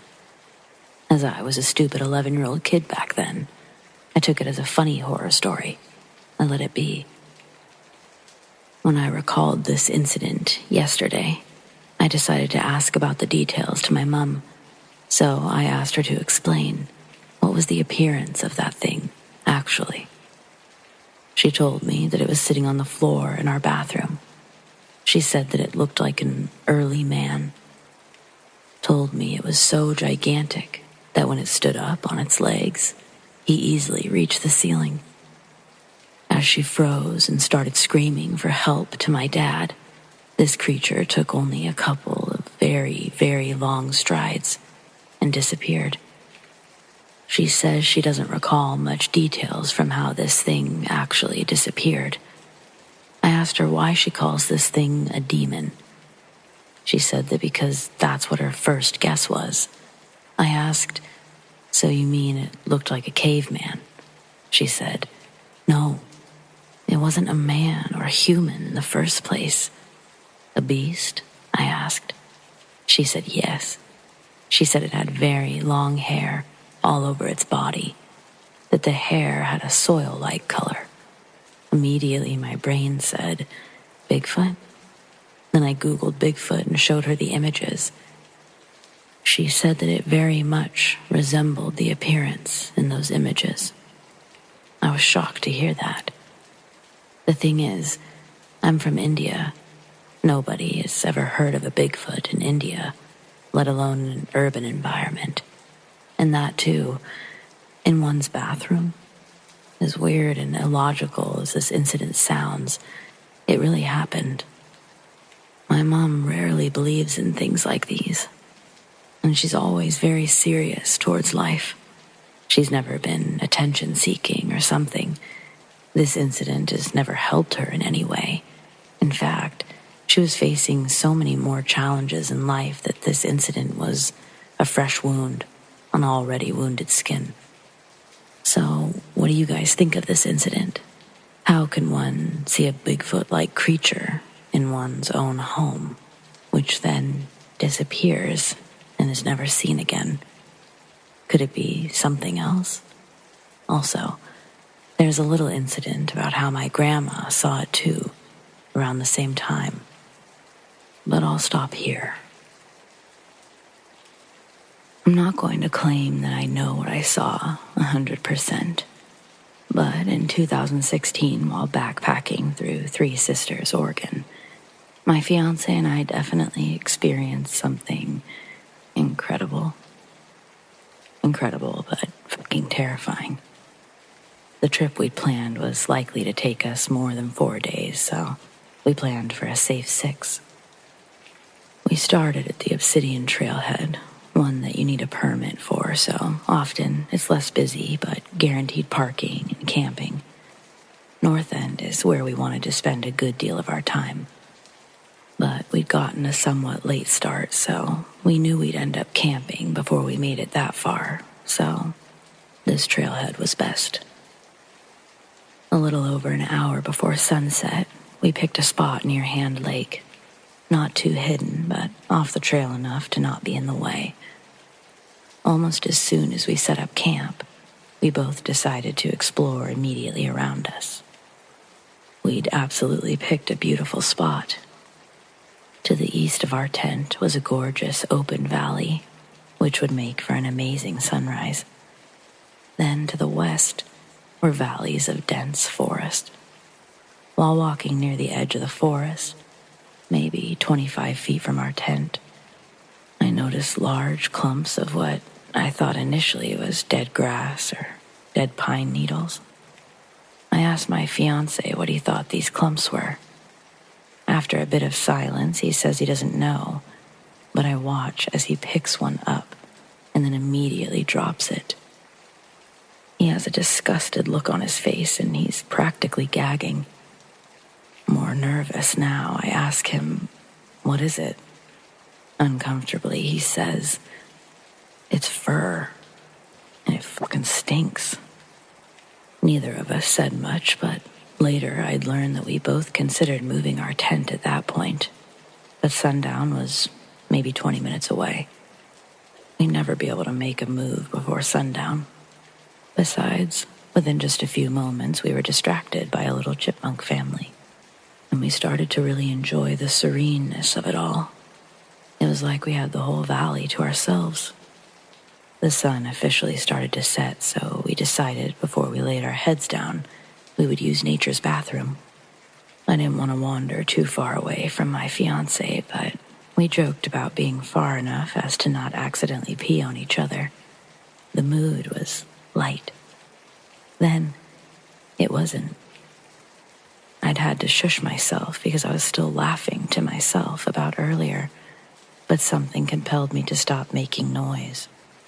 And when I did, it sounded like something heavy and large was making their way through the trees behind me. Before panicking, I remembered my fiancé was a bit behind me, or to the right of me. Maybe he was finding a new spot. But this didn't sound like my fiancé. It was heavier, and its footing, it seemed slow. I knew something was off about these steps, but I couldn't put my finger on it.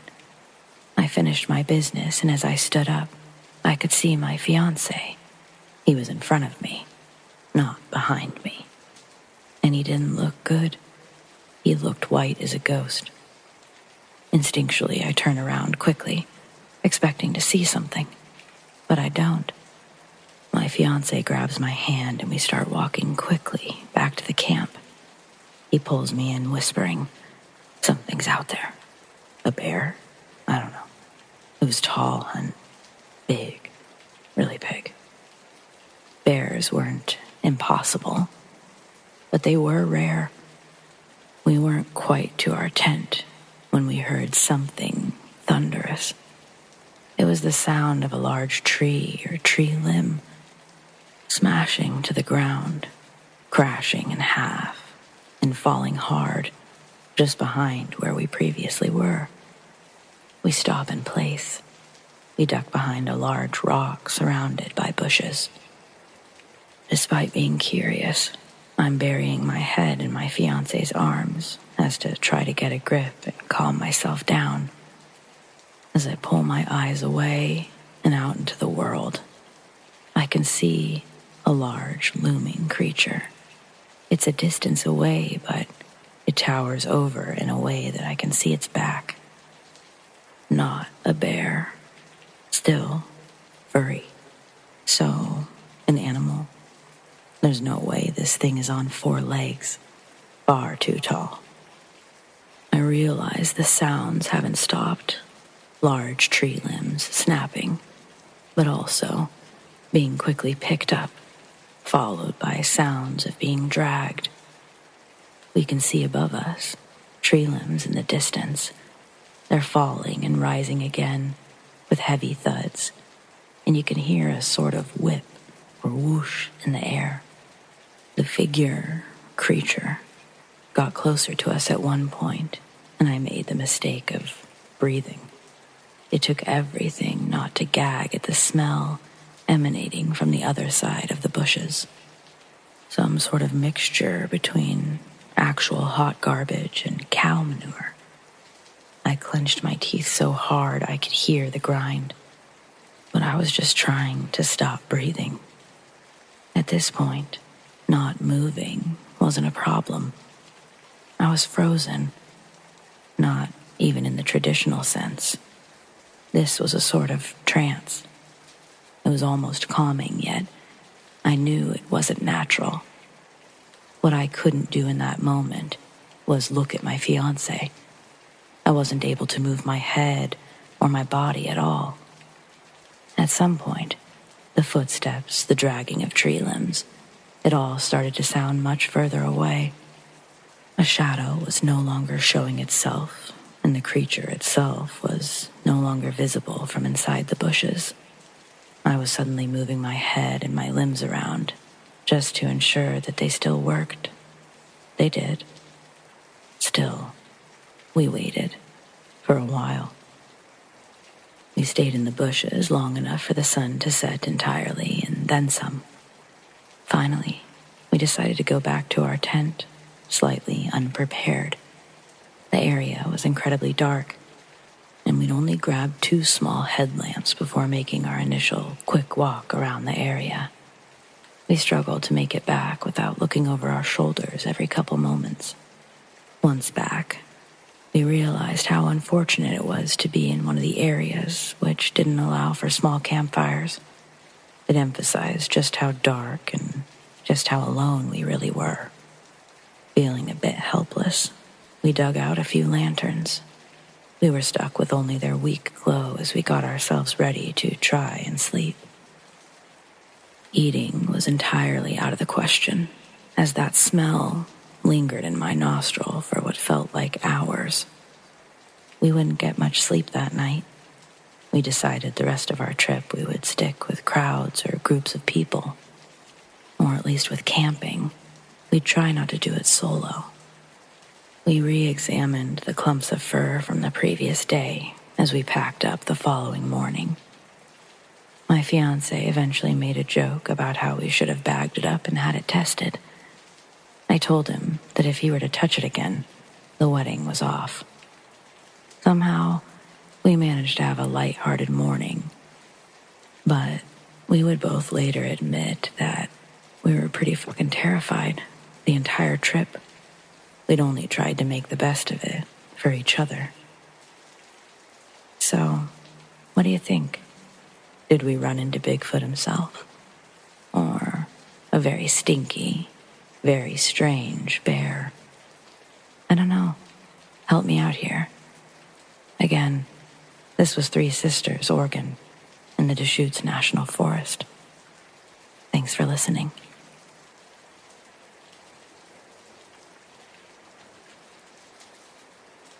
Through my younger years, 7 to 12, my mother dated a guy very on and off, which I think mostly had to do with him being in the Army and staying with his family in Laredo, Texas whenever he was home.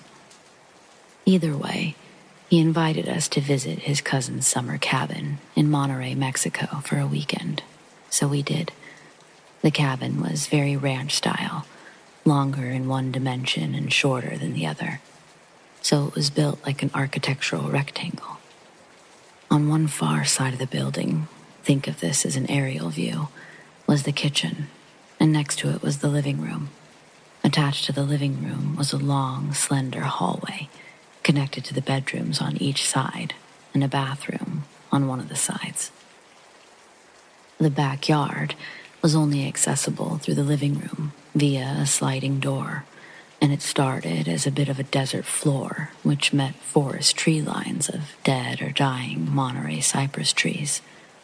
Meeting the tree line was an elevated hunting tower, which had its platform meeting the top of the vertical tree line. On our way to the cabin, my mom's boyfriend was telling us about a cursed legend of the witches of Monterey. Apparently, they'd been haunting the mountainous area for generations, and they were his childhood versions of La Lenora.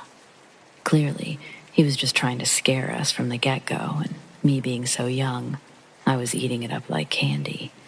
We got to the cabin in the late evening, so we decided to stay in for the night and watch M. Night Shyamalan's The Lady in the Water. After the movie, my mom's boyfriend asked me to go get something from the bedroom for him, and as I was halfway down the hallway, he turned the lights off on me. Let me remind you, this was a very rural part of Mexico, so the dark was dark. And with all the scary stories and all at the time scary movie, I was spooked and I froze. My mom's boyfriend began to make your stereotypical ghost noises and taunted me to go deeper into the dark hallway. But I was so petrified, I remember just standing there, frozen in fear. Long story short, my mother got him and he turned the lights back on. They comforted me, and after a few apologies, we all went to bed. I can't remember how I slept that night, but I honestly wish I did. The next day, we did basic tourist shit. Went to a bazaar, embraced the city's beautiful mountain range, which seemed to hug the city. We ate authentic Mexican food and finished the main hub of the city. When the day was all done, we decided to call it and we went back to the cabin. All these details, they're important to me because I remember the night before so vividly, yet can't remember anything else about this night other than what I'm going to write about. I was in the living room of the cabin, and I remember my mom's boyfriend was there with me. He asked if I wanted to go up into the hunting tower out back, and I innocently said yes. I remember following him through the back door of the living room, and I remember him walking ahead and turning back to wave me towards him. I took it as he was trying to help me keep up and follow him. I watched him climb up the ladder of the hunting tower, and then I heard a voice behind me. My name. It was my mom's boyfriend behind me, asking where I was going. I turned back around to look at the hunting tower along the tree line, and no one was there. Nothing was. Not an animal, not my mother, not a specter, nothing. Fast forward a few years ago. My now wife and I are still dating at the time, and we're sharing ghost experiences with one another. And yes, I do have one other ghost experience in my life that I believe to be genuine as well. I told her about this experience in Monterey, and I'll never forget the cold or pale look on her face when I told her. She's from a Mexican family as well, and this legend of the witches of Monterey, it's a very real thing for her as well. The truly scary part, I was telling her this story on a Friday, and according to what her family told her growing up, Friday is a forbidden day to talk about them, because that's the one day of the week they're the most powerful. Apparently, they never forget their prey and use that day as a lure towards what they lost. Initially, I thought, bullshit. But I can't begin to express how many Fridays my wife had to stop me because I had randomly brought up the story on a Friday. Maybe it was subconscious, I don't know. Has anyone ever experienced something like this? If not, I'd still like feedback, comments, concerns. Thanks for reading my story.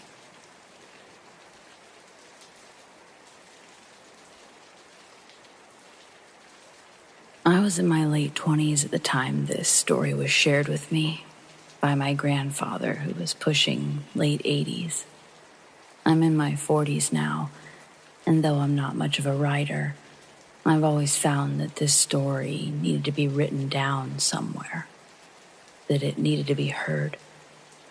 While it's not your traditional ghost story, it is a bit of a horror story. So my grandfather, Alan, as I said, he was old.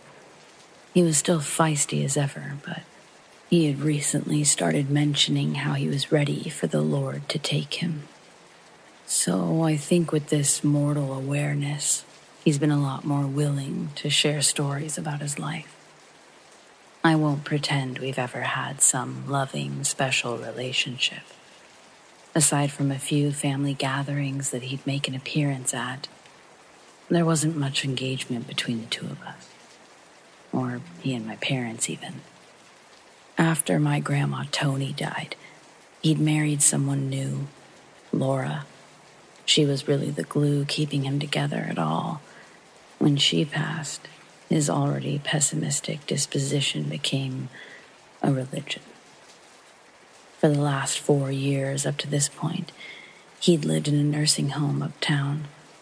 My dad had made sure that every accommodation that he could ever need was met. One of those 5-star chandelier in the front room nursing homes. Even with the 24-hour assistance there, he still called my dad or I every couple of days to help move something or take him somewhere. I think he was lonely, and although he'd never admit it, I think he enjoyed the time with us. So I was happy to pick him up and drive him to the bank or the grocery store when he called me. Our last interaction together, however, for the first time, gave me real perspective on why we should respect our elders. I mean, they've lived twice as long as we have. All the bullshit that we've experienced growing up, they've done it double. Chances are, if you're young, you haven't had the true, very worst experience of your life. Not yet. But on the contrary, your best day is still to come as well. If you're old, you've seen it, you've done it. You're wiser and mentally stronger than you were from the life that you've lived. And some old people, let me tell you, have lived through some wild shit. My family is just one example of likely many. Anyway, the story.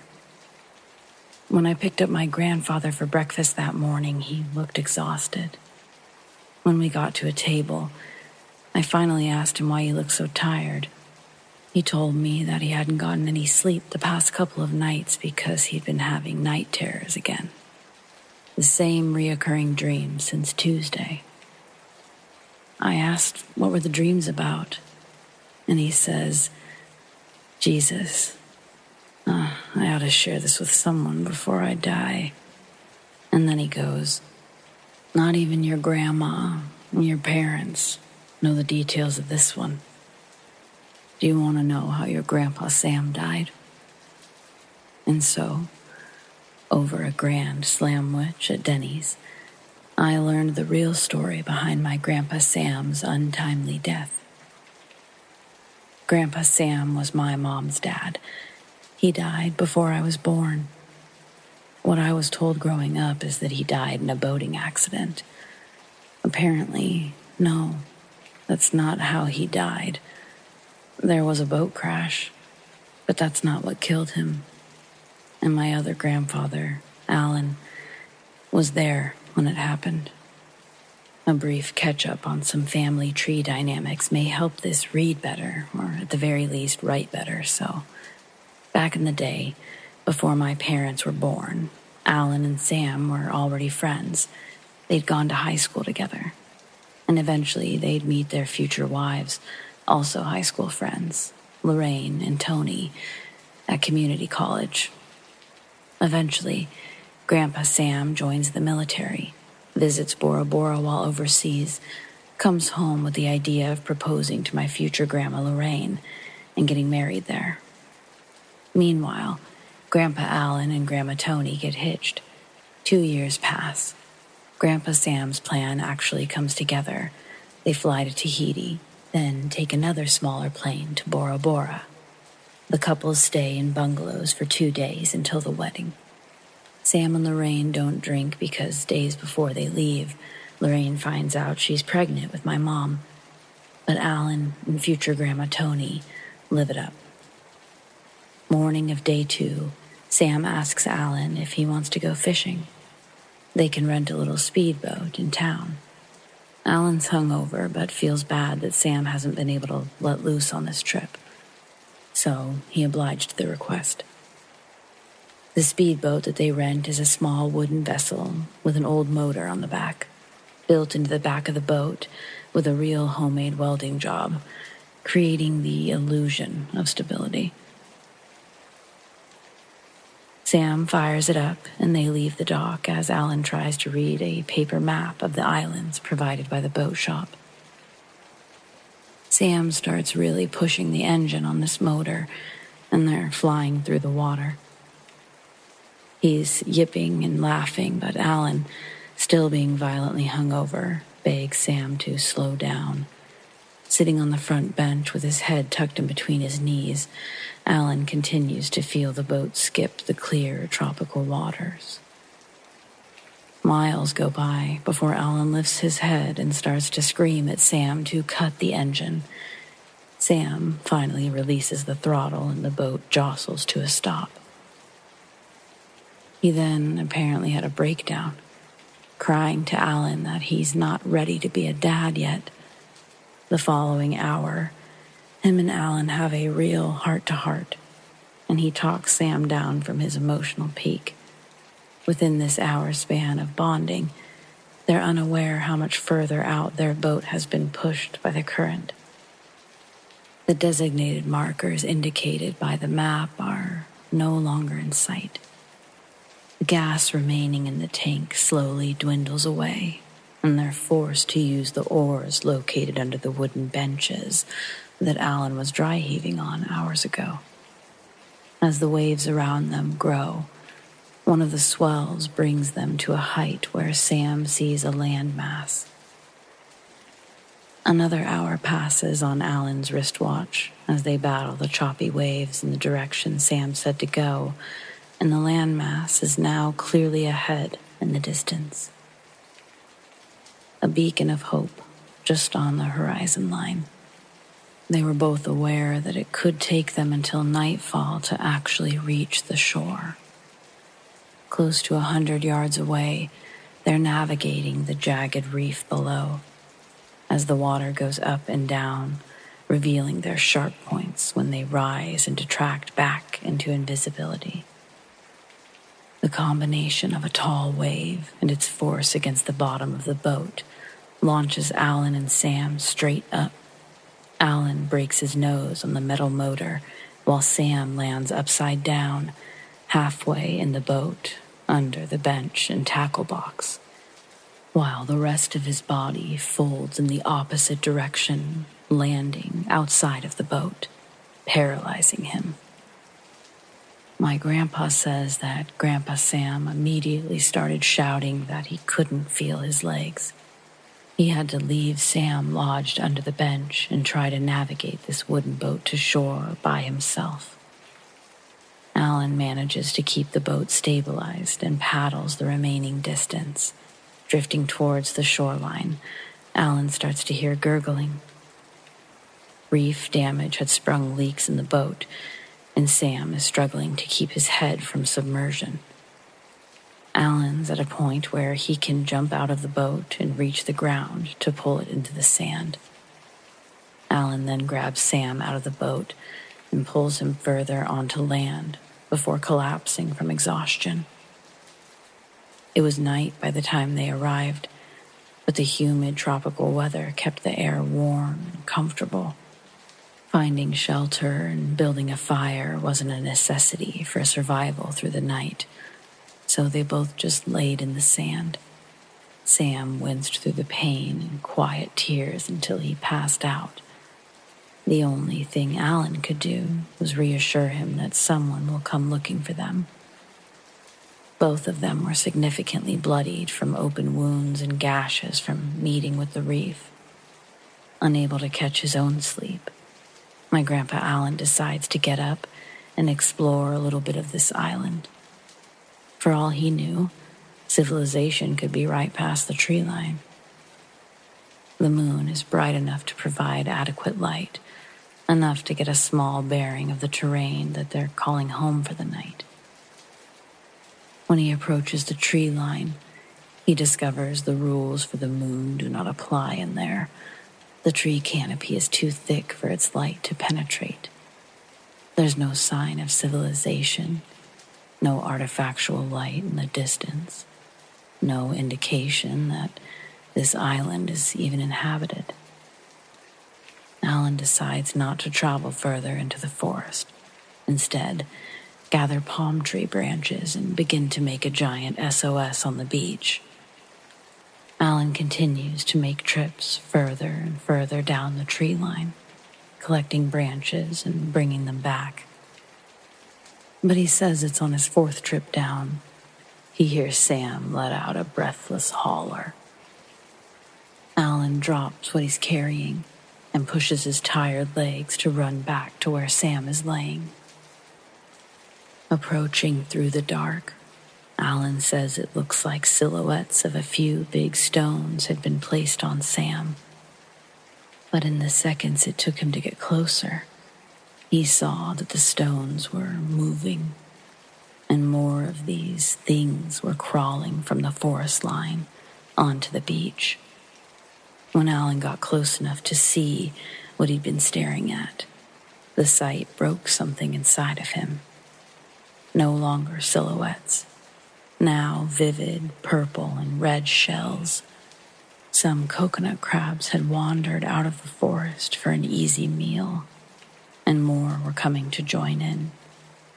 By the time Alan reached Sam, coconut crabs had covered his entire body. Alan ran to the boat and retrieved an oar, and he started swinging at the increasing number of coconut crabs, but was eventually outnumbered to the point of needing to flee himself to avoid sharing the same fate.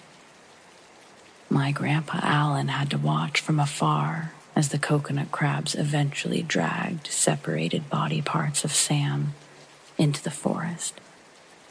By the time the sun had risen, Sam's body was entirely gone. In agony, Alan finished the SOS sign and was spotted by an aircraft later that evening. When he got back to the bungalows, he had to break the news to everyone. It was earth-shattering. He never wanted to go into detail, and he'd never told anyone about seeing Grandpa Sam's body. But every decade or so, he's plagued with night terrors about being back on that beach. We both cried at Denny's that day. I cried when I dropped him off, too. I'm really grateful that he told me about this repressed memory. I always hoped that it helped him release the reoccurring nightmares that he was having. I personally don't think that my jaw has closed since that Denny's trip. Talk to your grandparents. Ask them about when they were young. You might be as surprised at what they say as I was.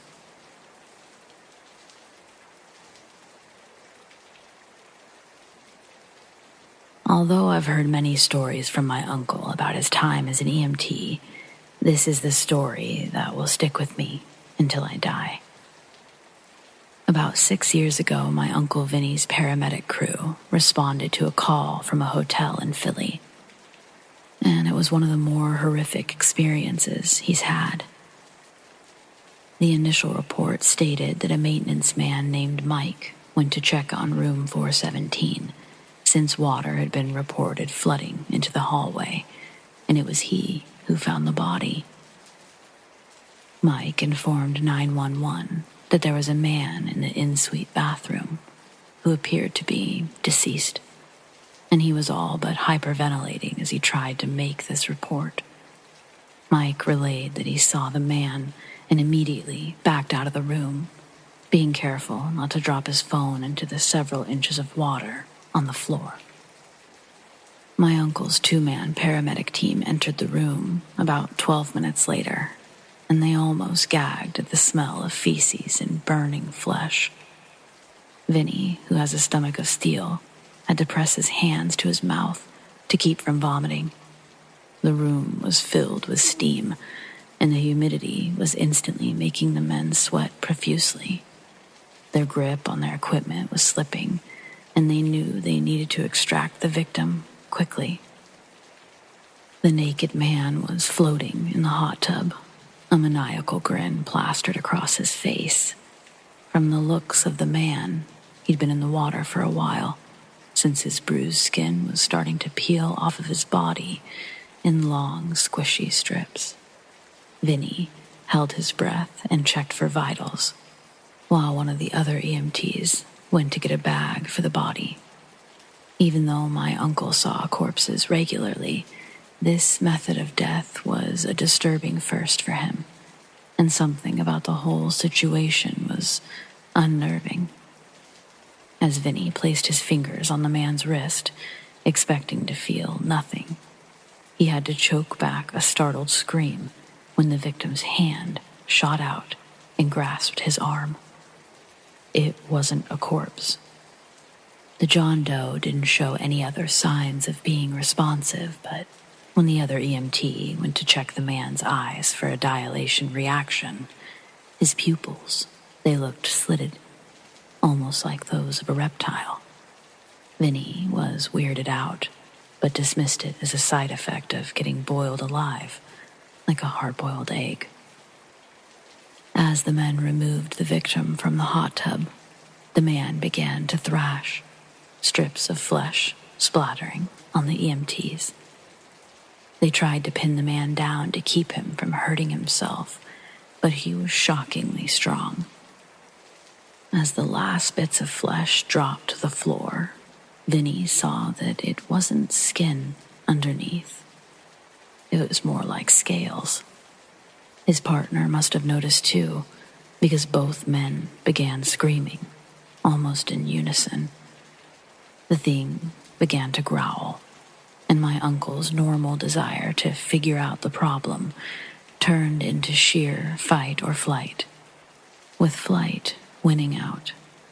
He ran from the hotel room, his teammate on his heels. They slammed the door behind them, and a moment later, they heard one of the windows shatter. The men had no idea how to explain to their boss what had just happened. But after some phone calls and a few men in black suits appearing, they were given a specific story to follow.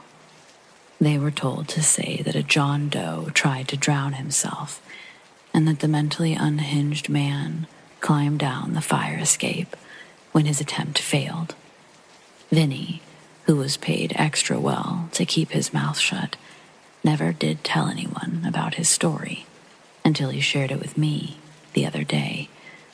I could tell he didn't want to, but I was the only one in the family that he thought would believe him. The only reason he even shared his ridiculous story is because he thinks something has been stalking him the last few weeks, and he's worried that the creature has returned. I thought he was crazy until I went to his house yesterday. I saw a trail of bipedal clawed footprints underneath his windowsill.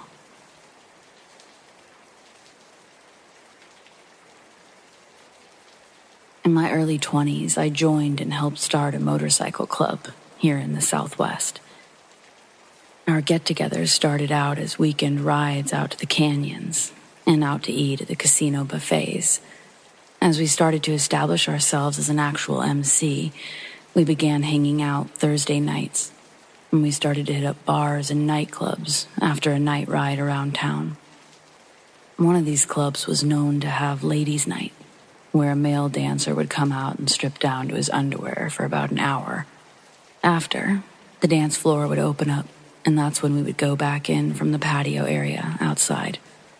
We got well known at that place.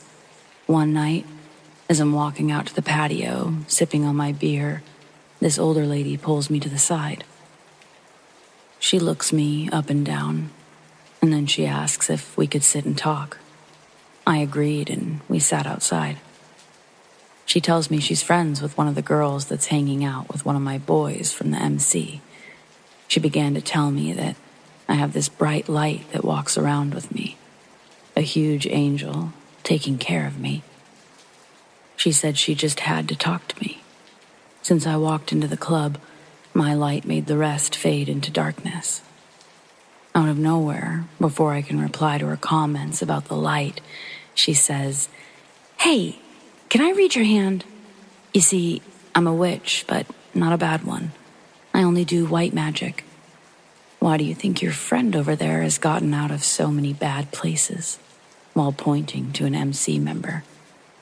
So, homegirl over here was the side chick of one of the guys. But he'd had it on the low, so we didn't even know. This was the first time he invited her to the club, with all of us hanging out. Looking at her, and then to my beer, I sip the last of it, and I put it down. I give her my hand. Now, I can't recall everything she told me, but there were some things she mentioned that just stuck with me. She told me first that I would be in an accident before the year ended. 3 months. And yes, I got into a small motorcycle accident. The second thing that stuck with me was she saw my future kids and wife. "I see 2 girls and your wife. She has blonde-colored hair. It seems like you know her, or you've crossed paths with her when you were younger." Now, 12+ years later, I'm married to someone that went to my high school, which I don't remember her, but my best friend says that he does. We also have 2 girls. My wife hates this part of my story because she says she has black hair. But when I met her, she was blonde. She just colors her hair every year. The last part I remember of her reading was that I would die of old age. People get mad at me when I mention that, or I joke about it. And look, I've had my fair share of accidents, a couple of them being cars and trucks, and I've counted about 13 motorcycle accidents. People around me can't believe I still walk around. To anyone reading my story, have you ever had your palm read? Have any of the things that they mentioned actually happened?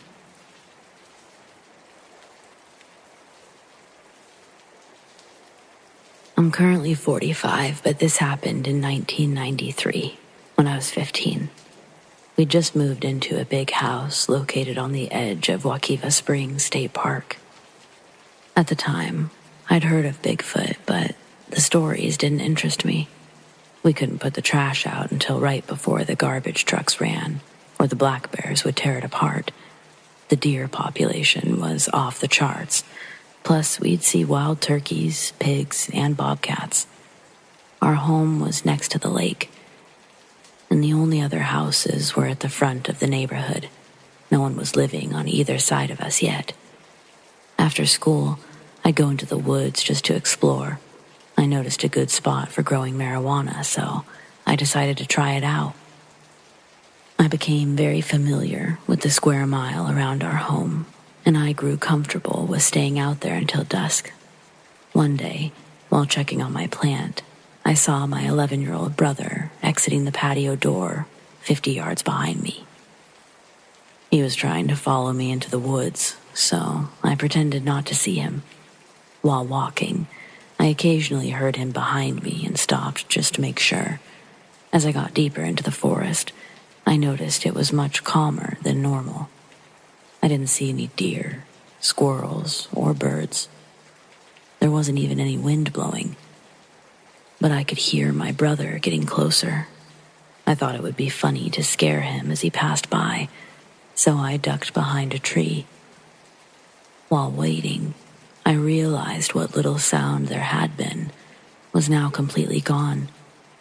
It was like wearing earplugs, but I didn't yet understand what that meant. It was merely an observation. My brother was being loud, and when he sounded like he was about 20 feet away, I prepared to pounce. Except he never came. The footsteps suddenly stopped, and I was left just sitting behind the tree. 2 full minutes passed, and I was beginning to wonder what the hell happened. Did he realize what I was doing? Decided to scare me first? Finally, I looked around the corner, but I didn't see him anywhere. Only, that should have been impossible because I heard him following me the whole time, but I didn't hear him leave after hiding behind the tree. The only explanation would be if he'd literally disappeared. The woods suddenly seemed very creepy, and I started feeling anxious. My brain said, "Get home now," but I couldn't seem to get my bearings. I was lost. Eventually, I calmed down enough to find my way back to the trail, even though I never left it. The problem was my equilibrium or something. My brother was still nowhere to be found, and I was genuinely concerned. He'd been right behind me only a few minutes prior. I yelled his name while jogging home, and after a few minutes, I finally heard his voice. He was hiding under a pile of palmetto leaves behind the trail, just laying there. I didn't know why, but I told him to hurry because I still had that weird feeling. When he stood up, I tried to ask what he'd been doing, but he only asked me to run home with him. I didn't ask any more questions. We simply ran home. Once we made it to the backyard, he explained that he was following me when he suddenly smelled something horrible. Looking to the left, he saw a big, black, hairy person. I was already a little paranoid because of my marijuana plant, so my first thoughts were of the police. My brother then specified that the person's entire body was covered in hair. It scared him so badly that he simply stopped, fell to the ground, and rolled into the palmetto bushes until I found him. At the very moment he finished telling me his story, we heard 3 loud bangs and a weird scream.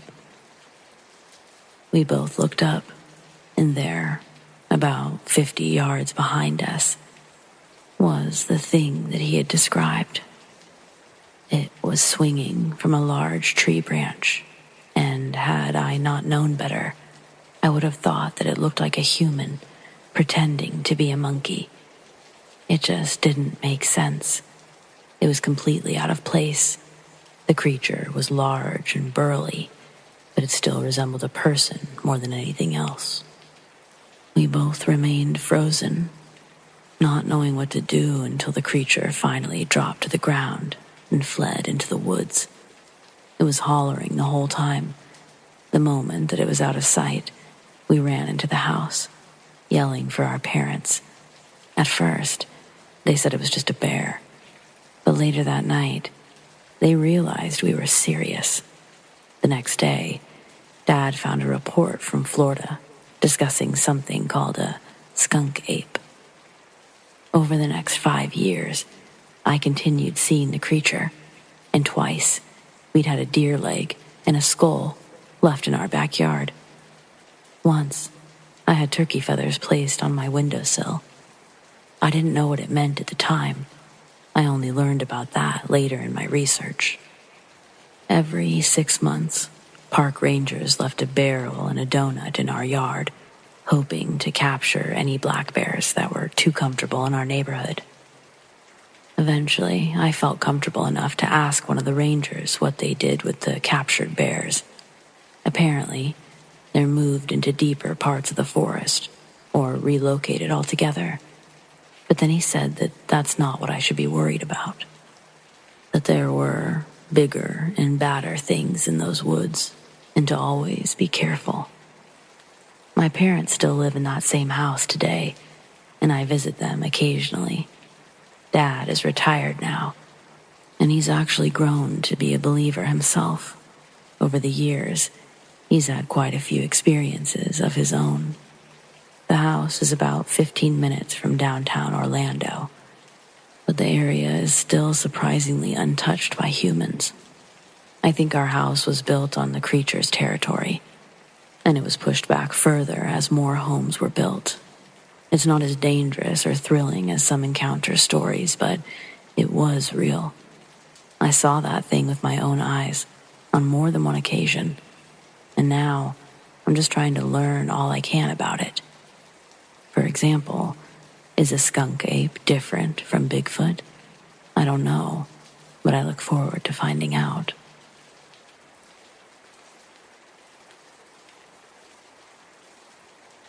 So I've got a lot of vivid memories as a child. Most of them are places I went that I won't forget. Disney World is one of those places. Also, my parents took me and my little brother to the landmark Forest Adventure Park when I was about 7 or 8. That one's in Scotland, which is where my family split their time until I was about in the 3rd grade, and that's when we moved to Long Island permanently. Just before our last visit to Scotland, at least the last one which I was a child, I have another vivid memory. This one's not as tangible as a theme park, though. It's a bit fantastic. But I'd still seen it with my own eyes, and I still remember it. My father had been busy getting things in order for the big trip, so my mother took me and my little brother to the beach near our temporary home. The area was incredibly beautiful, and Mother even told us that we might see dolphins out there. To get to the beach, it was a small hike. You couldn't just drive your car down there. It may sound odd, but my mother allowed me to run ahead of her and my little brother for a bit. But I grew up next to the ocean, and we spent a great deal of time outside with both my mother and father. My younger brother stayed behind and walked with my mother as I ran ahead. I was picking up rocks, looking at every tree, and I was already eyeing the ground for any lost seashells. I was the first one to hit the shore. I knew I could run up to it and even go in for a bit if I wanted to, as long as I could still touch the bottom and my mother could see me go in. I opted to stay out of the water, and I was combing the shore for seashells. I saw this stack of rocks that was calling my name. I yelled to my mom that I wanted to check out the cluster of rocks further down the beach. She waved me on, and so I went. As I reached the rocks, I climbed over a few smaller ones to get a good viewpoint from the larger one. I was surprised when I reached the place to climb to the larger rock, and I saw a boy. He was probably my younger brother's age because he was just so small, but he didn't look like anyone I'd ever seen in my life. Being a friendly child, I asked the boy what he was doing over here. Had he found any seashells?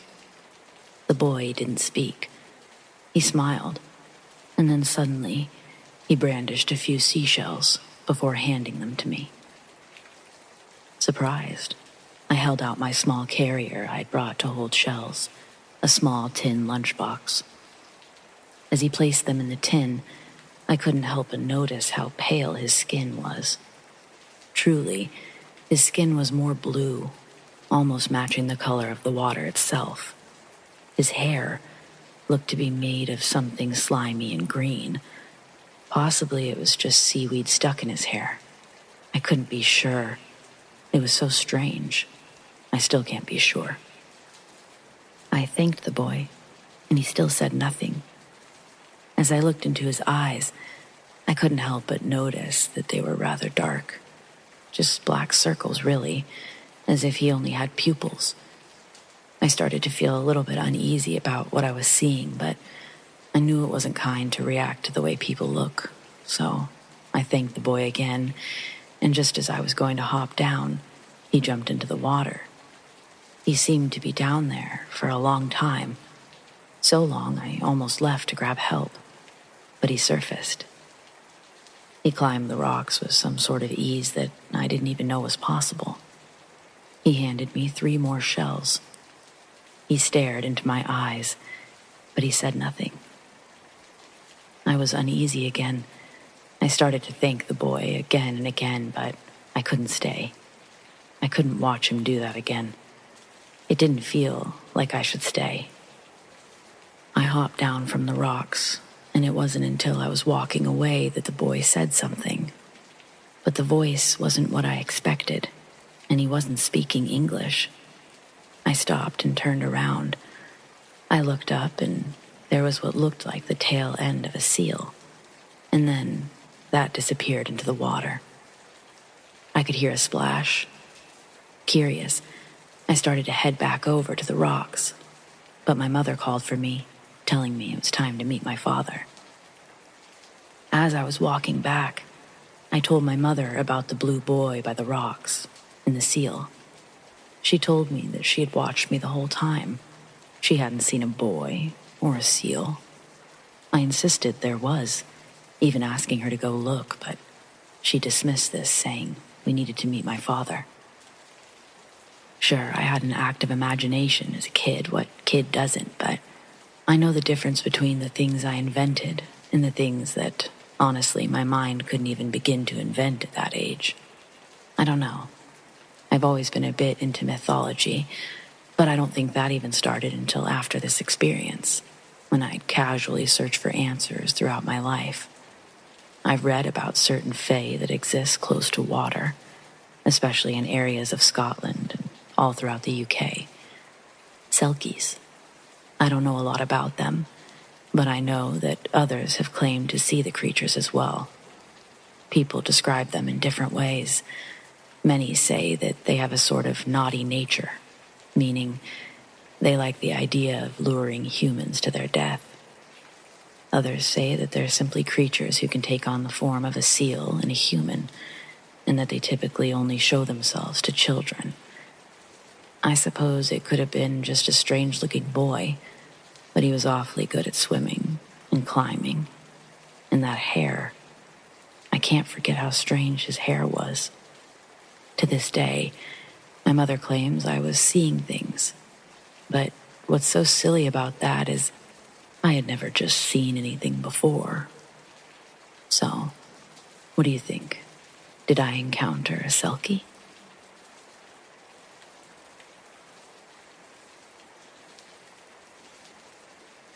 Where I'm from, winters are killer. You can't and shouldn't leave your animals outside without some sort of heat intervention. My cat was strictly an indoor cat, little orange and white Persian with lots of health issues. Had no business being outside. Eddie. But Eddie sometimes would try to escape. He'd never gotten far, but it was always scary for me as a kid. One night in the winter, I hear Eddie's little meow. It sounds like he's right outside the back door, which is not okay. We lived in a pretty rural area, lots of trees, not a lot of neighbors, not a lot of cats. Naturally, I can't mimic the meow perfectly, especially in writing, but I can tell you, Eddie's meow was unique. I went to the back door to let him inside, but he wasn't immediately right there. I called to my parents asking if they heard Eddie. Everyone goes quiet, and we hear him again, still sounding like he's right outside the back door. I quickly open it again, but again, no kitty. My mom walks over, and while looking through the glass, she says, "How did he get all the way out there?" She's pointing at a spot near a pile of wood outside the back door a bit. Sure enough, there he is, sitting, staring at us. My mom's telling me to go ahead and grab him. I hear what she's saying. I start to, but I can't bring myself to fully walk outside. There's something off about Eddie. Cat's eyes often do that reflective thing, but these eyes, they weren't reflective at all. Just black and blank. To both recognize him and also not at all recognize him left me feeling awful. I was filled with a sort of dread that up to that point I'd never felt. I looked at my mom to see what she was doing, but she'd already walked away and was sitting on the couch. So it was just me and this Eddie wannabe, staring at each other. I felt this chill throughout my whole body as I watched this thing open its mouth and let out a noise that was not a meow. The noise wasn't a scream. It wasn't overpowering, but it was completely unnatural. Think about the sound a radio makes when scanning the stations. It was like static. It kept its mouth open, making this sound for I don't know how long. But my focus was broken when I heard my parents say my name in unison, as though they'd been trying to get my attention. It was followed by, "Close the door, please." Without thinking, I just slammed the door. But what if that was Eddie? So I open it, and I say, "What about Eddie?" Both my parents just give me a look. Then they tell me to shut it because if I don't, I'm going to let him out again. Eddie wannabe is outside. I can see him. But real Eddie is standing behind me at the bottom of the stairs, looking at me. And he is the real Eddie. I look back to see what the wannabe is doing now, but he's officially disappeared. The only thing I know for sure is that I absolutely saw wannabe Eddie. So did my mom. She just maybe didn't understand what happened because she walked away. I think Eddie was inside all along. I think something really wanted me, or someone, to think that it was Eddie. What I'm not sure about is what it was, or what could have happened if I had left the house. Safe to say, I kept an even closer eye on my Eddie after that. And I never saw the wannabe again.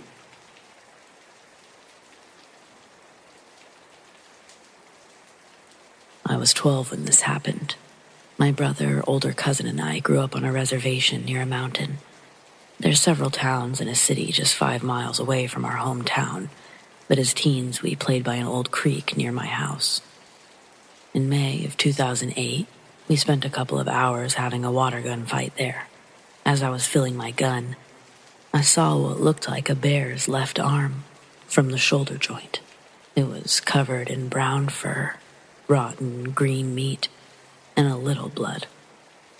I pulled it out of the mud, and it was exactly like a human hand. It had a palm with fingers and nails, but much larger. I screamed and fetched my brother and cousin so that they could look at it too.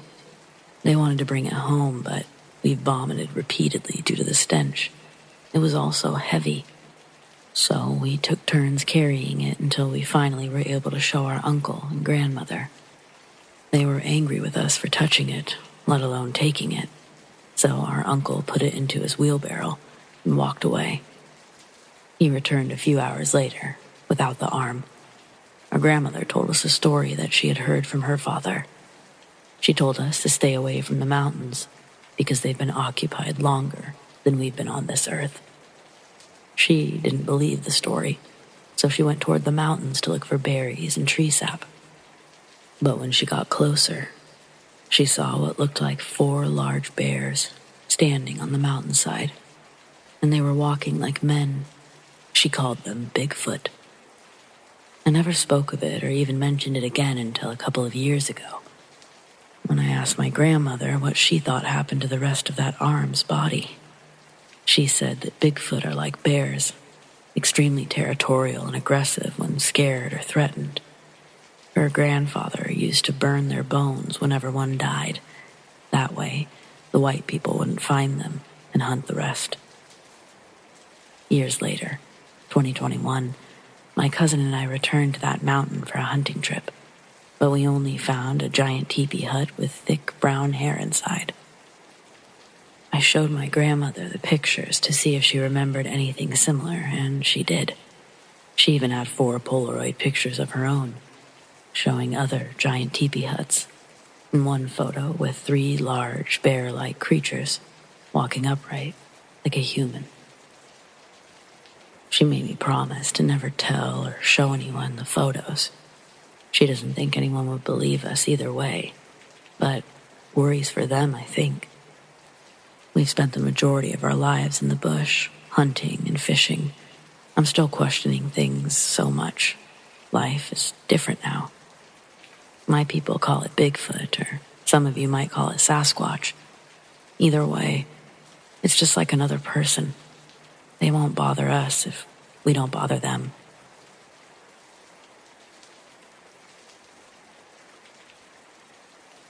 Last year, I lived in a furnished apartment across town for almost 6 months while waiting for repairs to be completed in my actual apartment building. There wasn't very many people living in my building at the time, so only a few of these units were occupied by people from my same building. The rest were just residents who lived there full-time. The apartment itself was more like a studio, so a little smaller than I was used to, but it was really nice and really clean. I actually started to quite enjoy the space while I was there. It sat up against a greenbelt or a wetland of some kind. You could hear a constant stream of water. There was a small balcony where you could sit maybe 2 people comfortably, so I liked to sit out there during the hot summer nights. You could hear the nature over the sound of traffic in this spot, thanks to that stream. During the day, you would hear birds, small critters, you'd see deer. In the night, it was the sound of owls, coyotes, but also a symphony of sounds created by the various bugs and frogs that occupied the wetland. Part of me didn't want to leave this place, but this is early in, maybe 2 months. When the fall started to approach, things changed. I mean, technically for me, everything changed. I can't even think about the woods the same, let alone see them without wondering, is that thing in there? It was just after Labor Day, the first cool day that we'd had since June. It finally felt decent inside, but it felt even better outside with the breeze. I remember thinking that the moon looked exceptionally large that night. Beautiful, but larger than life, and acting as a giant nightlight for the evening. When I recall what happens next, it feels like my eyes were temporarily closed. I was listening to the sounds. They were soothing, until they went mute. Aside from the stream, everything went quiet at the same time. I opened my eyes and looked towards the green belt. I wondered why the sound had suddenly ceased, but I couldn't explain it. Then, just as I thought I'd give it no more thought, a loud wailing began. I'd never heard anything like this in real life, and as much as I wanted to blame it on a neighbor's loud television or their idea of a joke, I knew the sound came from outside. It came from the very green belt I was so fond of. A moment later, I heard the balcony door to my left open, and I saw a man lean over. He was from my original building, a guy named Sam, who was about 27, like myself. He asked if I'd heard that noise, and if I thought it sounded like a scream. I told him I'd never heard anything like that.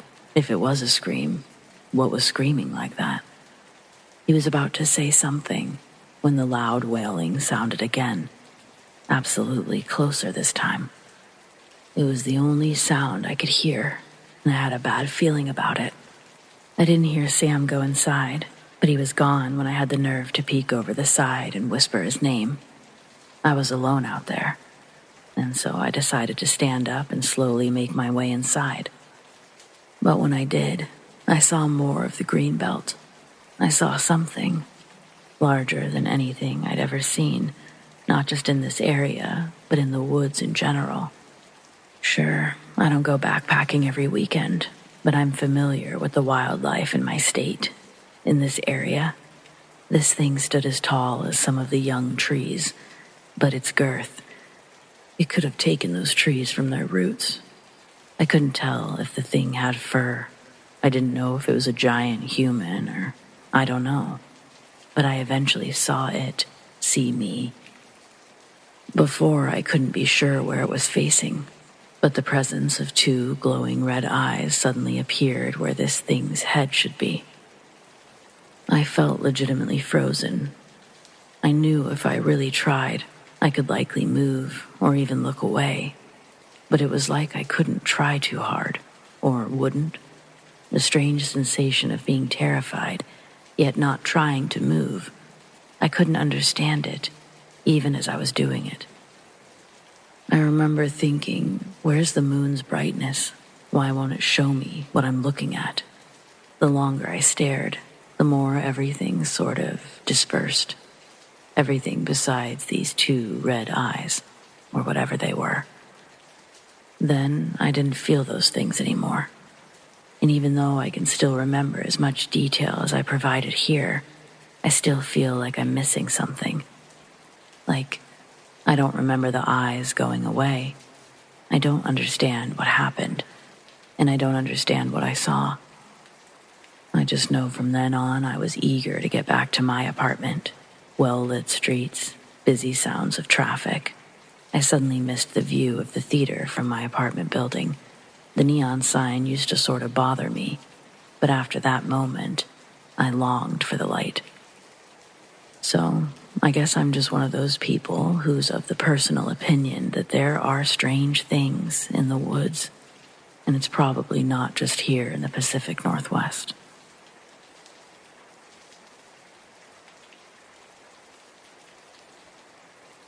We used to always go camping in the spring, my brother and I. We could get away with it because we grew up in Southern California, so it's basically always camping weather. Used to. The past tense being that my brother's not around anymore. He's since died. He died in all of this COVID stuff, actually. He just needed some treatments, you know. Things he couldn't be getting for a while there. Vital stuff, you start to see that. Just a little too late. Well, I'm pushing 50, and he was about 6 years older than me. We weren't exactly going camping regularly when he passed anyhow. But when we were, our only rule was a new place every year. Plenty of places for us to set up for a few days. Plenty of places where we didn't really need to hit the same spot twice. Too much to see or whatever. We'd either go northeast towards Big Bear or just south a little bit towards Cleveland National Forest. Well, this particular year we camped inside of Joshua Tree Park. We'd been in the area before, just an entirely different area of the park. This area was Indian Cove Campground. Real nice place. Not sure if it's still the case on account of us never going back. The whole place is right off one of the main highways into the park, and Joshua Tree in this area resembles a desert. There aren't a lot of trees around in this area, so this wasn't us in the middle of the forest. Essentially, it's a cove of rock formations. Where we set up was in the middle of the camp, the rocks forming a sort of horseshoe around us. A small hike up and around the rocks would take you to the restrooms. Honestly, it's one of the less secluded areas that we'd ever been to, yet somehow it still managed to be the only place that's ever actually scared us. After setting up, we hiked for quite some time, going the distance and tiring ourselves out pretty good before the sun started making its way down. As we headed back to camp, I thought it was just me feeling a little strange. until my brother piped up from behind me. "What is that, you think? That sound?" I hadn't been hearing any sounds. It just felt like someone was near us, like we were being watched. I told him, "I don't hear anything, but let's pick up our pace." It wasn't but maybe 10 seconds that had passed when I hear something. It sounded like someone was above us, like maybe walking on the rocks or scaling them. In a few places, the trails dipped behind these rock formations, and I started feeling paranoid that someone was trying to keep themselves concealed behind them. My brother, on the other hand, took the noise to mean that there was just another hiker. "Oh, that's not the sound I heard earlier. That sounds like someone's hiking." We were both wrong. As we got closer to the end of the trail, where the other trail eventually feeds into it, it was pretty clear that there were no other hikers. I walked down the trail just a little bit, behind the rock wall. My brother was confused, asking me why I was heading that way. I told him I don't like the idea of someone hiding out here so close to our camp. But next, he made a good point. The sun was going down quickly, and within a few minutes, we'd be out here in the dark with no light source. We decide that we'll go back to the campsite, grab some flashlights, and come back just to be sure no one was hiding away. Back at the campsite, it was dark now. We'd set up some lanterns and took a flashlight with us to check the rocks. Before approaching the entrance of the trail, I heard something moving from above us. My brother does too, and we point our lights up, but we see nothing. I should clarify, my brother and I walking around the park after sundown, it's frowned upon. I started to feel a bit goofy, though, searching for who knows what. And then we heard it again. It sounded like something was scaling the rock wall. But these weren't the kind of rocks that you could just climb. They were smooth and rounded in a way that would offer zero grip. And the sound, it didn't just happen and stop like before. It kept going. And now, standing at the entrance of the trail, the sound echoed. It was blatantly obvious. We looked at each other. His face shows me that we are still hearing the same sound. Our flashlights were now wildly bouncing around. We would have expected to at least see an animal, but there was nothing. Just the sound of something large scaling the rocks. Then, our flashlight catches the glimpse of something. It's only for a moment, but it's enough to end the search and send us running in the other direction. What we saw, it was something long, pale, skinny. It was almost transparent. It was a limb of some kind. It was unclear if it was an arm or a leg or what, but it definitely wasn't human. We ran. I kept looking back. I saw nothing, but we both heard a screech. A loud one. And look, I've got nothing to compare the screech to. I've heard screeching owls. I've heard bats, big cats, coyotes, people, tires, all the screeching things, and nothing has ever come close to what we heard. We didn't stay about another 10 minutes, packed up our gear, and decided to head back south, home. We'd make up for it about a month later, camping elsewhere. But at the time, there was nothing we wanted more than to just go home. We hardly even spoke until we'd been on the road for about an hour. Even then, we were silent with our theories for several years. No idea what we saw that night, but it was enough to send 2 grown men running. So, I don't think I'd choose to encounter or mess with that thing again. Any idea what we saw all those years ago? Has anyone else ever had strange experiences at Joshua Tree?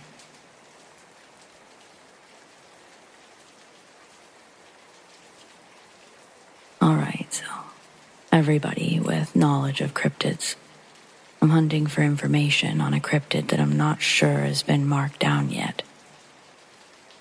There have been multiple sightings in my small town of Merrill, Michigan, something of which doesn't match a single cryptid I've read about, not yet, and I've read about a lot. I personally have not seen it, so I'm sorry for breaking that rule, but I have 3 witnesses that I would put my life on, and I really want to know what this thing is. The first witness is my uncle, and he's the main reason that I'm on this hunt. When he was young, he used to take night walks in the neighborhood woods, right before sunrise, as long as it was dark enough so the neighbors could see him. He would take a very dim flashlight with him on purpose, and if he thought someone saw him or was following him, he'd put his hand over it and hide in the woods' darkness. He claimed the main things that scared him were the raccoons and opossums. He never had problems with people on his walks, but he still knew the risk of trespassing. Though his story isn't very exciting, he got the best view of the creature out of all 3 witnesses, claiming that it only stood a few feet tall, and that it had legs bent backwards with large, fly-like eyes, and the rest of it looked like a kangaroo or monkey hybrid. There are many cryptids that are close in visuals, but none of them have this thick hair and big eyes like this one had. I showed him a drawing of other look-alike cryptids. He's dismissed every one of them. He claimed that he was walking out of the woods just as it was getting brighter. The sky was gray and the woods still dark from the trees, but the road was almost visible down the whole mile. On his way across the road back to the house, he saw that thing a little ways down the road. It's said to have crossed the road in 2 steps, despite being short, and disappearing into the woods my uncle had just exited. The second witness is deceased now. He was a natural conspiracist, so it came as no surprise when I heard this story years ago. Though his description was less valuable, I have the belief that this was the same cryptid. A couple of miles from the first incident, this man said that he had seen a small, ape-like figure, and that it jumped almost to the top of the trees. This is the least resourceful sighting, because I cannot ask the man to answer anything he left out, or to give more info. This is all I have for this sighting. The third is my grandma's good friend, Sylvia, from a state away. Every 4th of July, they park a camper in my grandma's yard and stay for a week or 2 to visit all the friends and family they left behind when they moved out of state. Keep in mind, these folk have never seen or even heard the stories about this creature. And for this story, I was in the house when it happened. Sylvia's husband had a few beers with my grandparents. There's a big tree on the side of a barely used road, and he walked over to it to use the bathroom. As he was peeing on this tree, he noticed the same big black bug eyes that my uncle had seen. It was staring him down from the tree line across the road. And as soon as he focused on it, the cryptid backed up into the brush and was gone. Me and my uncle freaked out about this, as you would, because it had been 6 years or so since someone that we knew spotted the thing.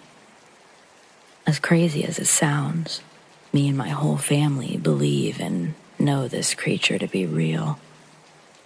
We've even narrowed down where it possibly calls home, based on how far the sightings go. Sorry for the long and many paragraph story, but if you have any idea what might be lurking around mid-Michigan, please leave a name of a cryptid or description, drawing.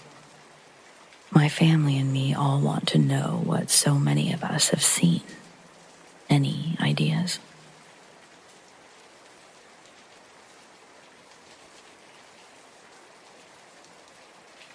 Growing up, I had the pleasure of spending a few Thanksgiving and other holidays in the small surrounding areas of Yosemite National Park.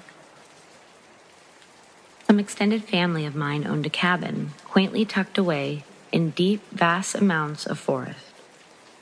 There was no cable, no cell service, a house phone for emergencies, but yes, basically off the grid with the exception of heating and running water. Anyways, the lack of cable or internet was welcomed and made for some really fun game nights. Time to eat way too much food and just kick back with nature. Though the cabin was lovely and didn't harvest any negative energy, the surrounding areas were especially creepy in the night.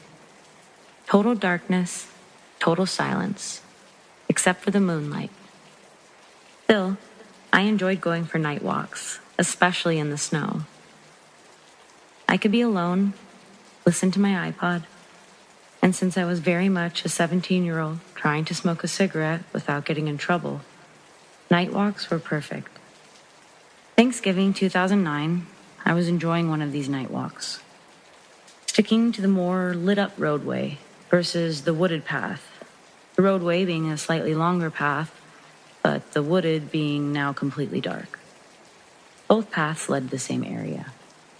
It was an area attached to the property where my cousin's grandfather had built one of those wooden swing sets with a slide, a heavy-duty one.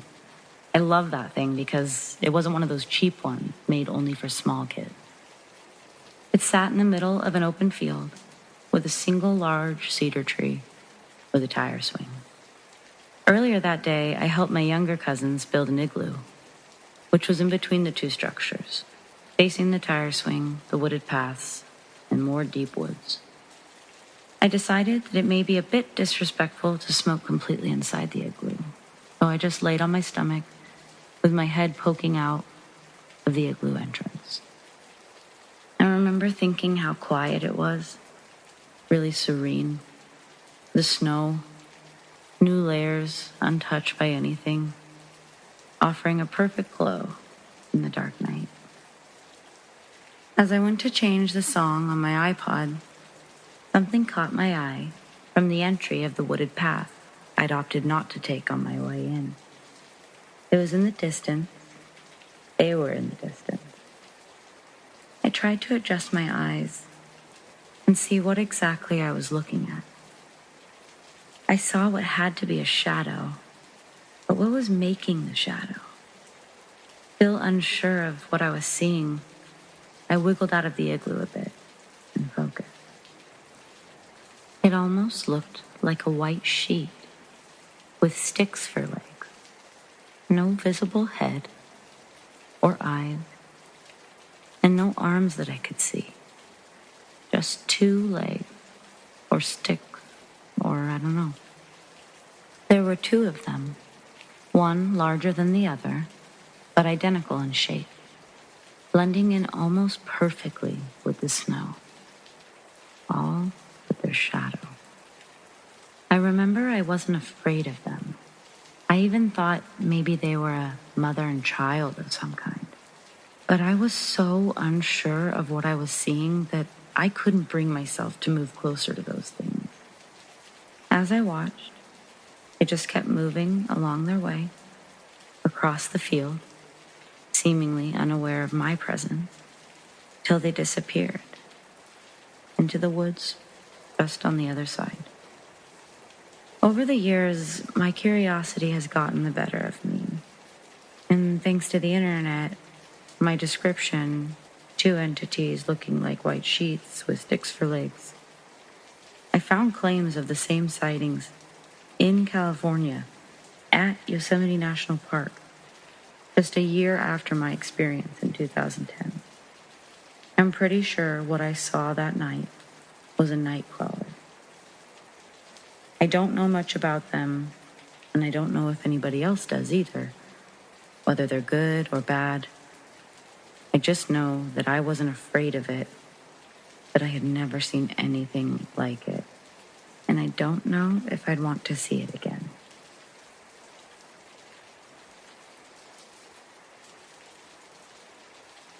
On February 27th, 2023, my friend was driving home from work down a country road between 5 and 6 p.m. He saw an unknown creature, less than a mile from my house. It was at the road's edge, as if it were about to cross. It was pitch black, very furry, with a bobbed tail. It had a pit bull's face, jowls, ears. It was slender but muscular, and it stood on all fours. It saw my friend but paid him no attention. Instead, it turned around slowly and leapt back into the woods like a frog, with its legs splayed in opposite directions. It was roughly the size of a Great Dane, but he couldn't identify much else. This was in a wooded area next to a small bayou, and there's a nook that leads into the woods. That same night, I heard strange thuds and wood bowing sounds around midnight, like something was climbing a wooden structure. Not sure if it's related, but 6 years ago, I saw something strange leap between one section of the woods to another, across the highway, about a half-mile from my house. It was black, hairy, and ape-like. 3 years ago, my wife and I heard tapping on the window around midnight. We laughed at first, but my cousin, who lived across the street, called and said something big was in our yard, and he said that it had run into the woods. We investigated and heard it rustling through trees, but never saw it. The next morning, there was a large, bare, humanoid footprint outside the window that we heard the tapping at. That same year, a friend and I were hanging out, and I saw something strange walk into my cousin's yard. It was large, black, and furry. It walked on all fours, and it looked like a pig, but we couldn't determine what it was. It had a dog-like snout with the stature and size of a hog or a large bear cub. It sniffed a circle around his house and went back into the woods. Last year, I was driving on my road at night, and there's a curve about a half a mile where my friend saw the creature. In the curve, my headlights shined into the woods and revealed eyes shining 6 feet off the ground. I stopped the car to examine it, but I didn't see anything else. I only noticed the smell of rotting meat as it flooded the car, and I promptly left. Not too long after that incident, I was outside at midnight, heard a strange noise in my cousin's yard. I shined a flashlight over there, saw a shiny pair of eyes at average height. It looked at me and continued walking toward the woods. In my experience, most things come to a stop when you spotlight them, but not this thing. I continued to shine the light into the woods, and it returned 15 feet further down the tree line, where it stared back at me before turning back. I continued shining the light and caught it once more in the same place. It looked at me for another moment and turned away. I didn't see it again, but I had an eerie feeling that it was sentient. For the past 2 weeks, my entire property has stank of skunk. Our house gets sprayed from time to time, but the smell usually dissipates after 2 days. This time, it's been almost 2 weeks, and the smell is even pungent by the road. My house seems to be the epicenter. The smell extends roughly 100 yards around my house in all directions. I considered all of these instances to be strange coincidences until my friend saw that creature yesterday. Now I'm not ruling them out as possible encounters. Any and all guesses as to what the nature of this creature is are appreciated.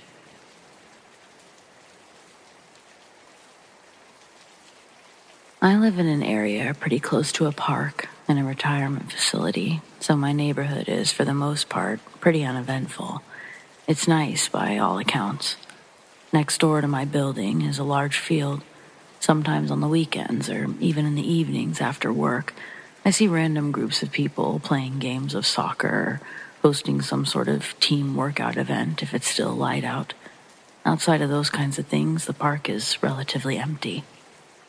I like to walk there in the mornings, just basically a few laps around the perimeter of the field. At the far end is some woods, and it's just kind of calm. At night, I do sort of avoid it because it's pretty dark. No lighting system around the area besides the buildings. So, a few nights ago, I was out for a late-night walk. I was enjoying the freezing cold that is the winter right now, and the peacefulness of the practically empty but still well-lit streets. I was about to pass the field on my right, heading towards my go-to convenience store, when I noticed a figure in the distance, crouched down. At first, I thought that it was a stray dog, wandering aimlessly in the night, stopping to sniff something. I'd never seen one before, but it seemed possible given its stature. Curiosity got the better of me, and I decided to approach the dog, cautiously, of course, but as I got closer to the thing, something felt off. The dog seemed to look less like a dog the closer I got, so I stopped moving. Then, it stood upright on its hind legs, its eyes fixated on me. Were they glowing or just really bright colors? I guess I don't know for sure. I just stood, frozen. I was unable to comprehend what I was witnessing. Even now, how do I describe what I saw without it sounding absurd? It's not possible, I don't think. This dog, or whatever this thing was, with a dog-shaped head, dog-shaped feet. To my horror, it began to walk backwards a few feet. Then it stopped abruptly, turned its body to the right, and continued walking backwards, into the field and out of view. I'd have to pass whatever the hell this thing was in order to get to my destination, or I could just go home. I recalled its movements. They were unnaturally smooth. I recalled it staring at me. A strange sensation had washed over me. It was as if I had been pulled into a trance.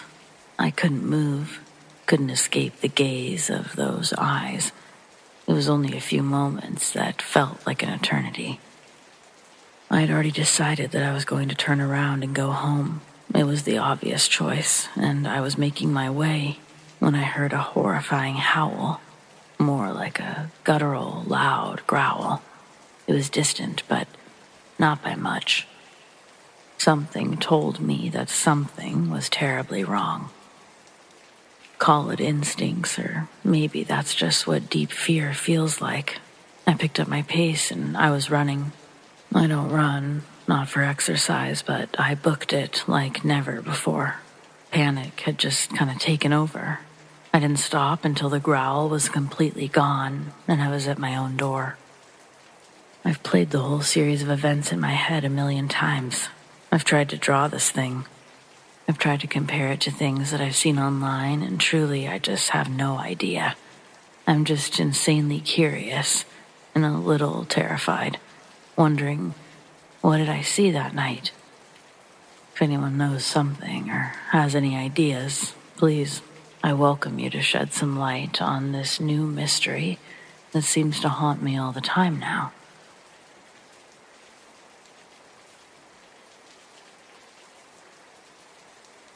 My friends and I were hanging out at the park after dark, smoking some Mary J.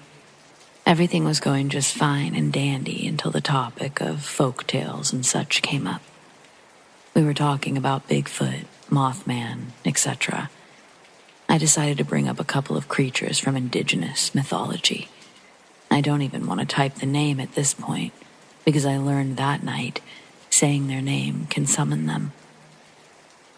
My friends and I refer to it now as a Winnebago to avoid any consequences. Talking about the creature at a park after sundown was a stupid-ass decision. I can't say for sure that it was what I thought it was, but it was terrifying either way. After we brought it up, the coyotes in the woods surrounding the park started going nuts. I mean, you could hear them running around, howling, just going crazy. It made me uneasy, for sure, but I wasn't really worried just yet. We changed the subject and kept trying to chill, despite the noise. However, the coyotes were soon drowned out by some kind of wail. We had no idea what it was, but it just wasn't human. We knew that much.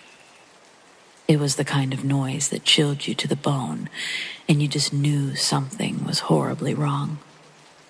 It was about then that we realized we fucked up. We're not complete and total idiots. We know what to do if you ever encounter something like this. It doesn't mean I wasn't terrified. We knew we had to get out of there, but we couldn't just run for it. That would be a mistake. Basically, the advice we'd been given was, if you heard something, no, you didn't, and you don't act like you did. Don't run, walk. Don't talk about it. Just act calm and change the subject. So that's what we did our best to do as we tried to calmly walk to my car. By the way, we'd stopped smoking long before this point, so I was okay to drive. The wailing, it only got louder though. It's really hard to try to keep the conversation about TikTok or whatever the fuck we talked about on the walk over there. I don't even remember. The walk wasn't that short either. We started getting closer when I started hearing a drum beat. Just the random single hit of a hand drum. There wasn't anything around that I could see that could be making either of the noises. We managed to get in the car and out of the park. The wailing eventually faded out. When I thought we were safe, I brought up the drum beats and how much they freaked me out. As we were talking, we slowly started hearing the wails again. This is when we promptly agreed to shut the hell up, and none of us spoke a word for the rest of the night. Moral of the story: don't talk about Winnebagos, especially if you're at a park at night. And don't talk about flesh pedestrians either. I've heard they're just as terrifying.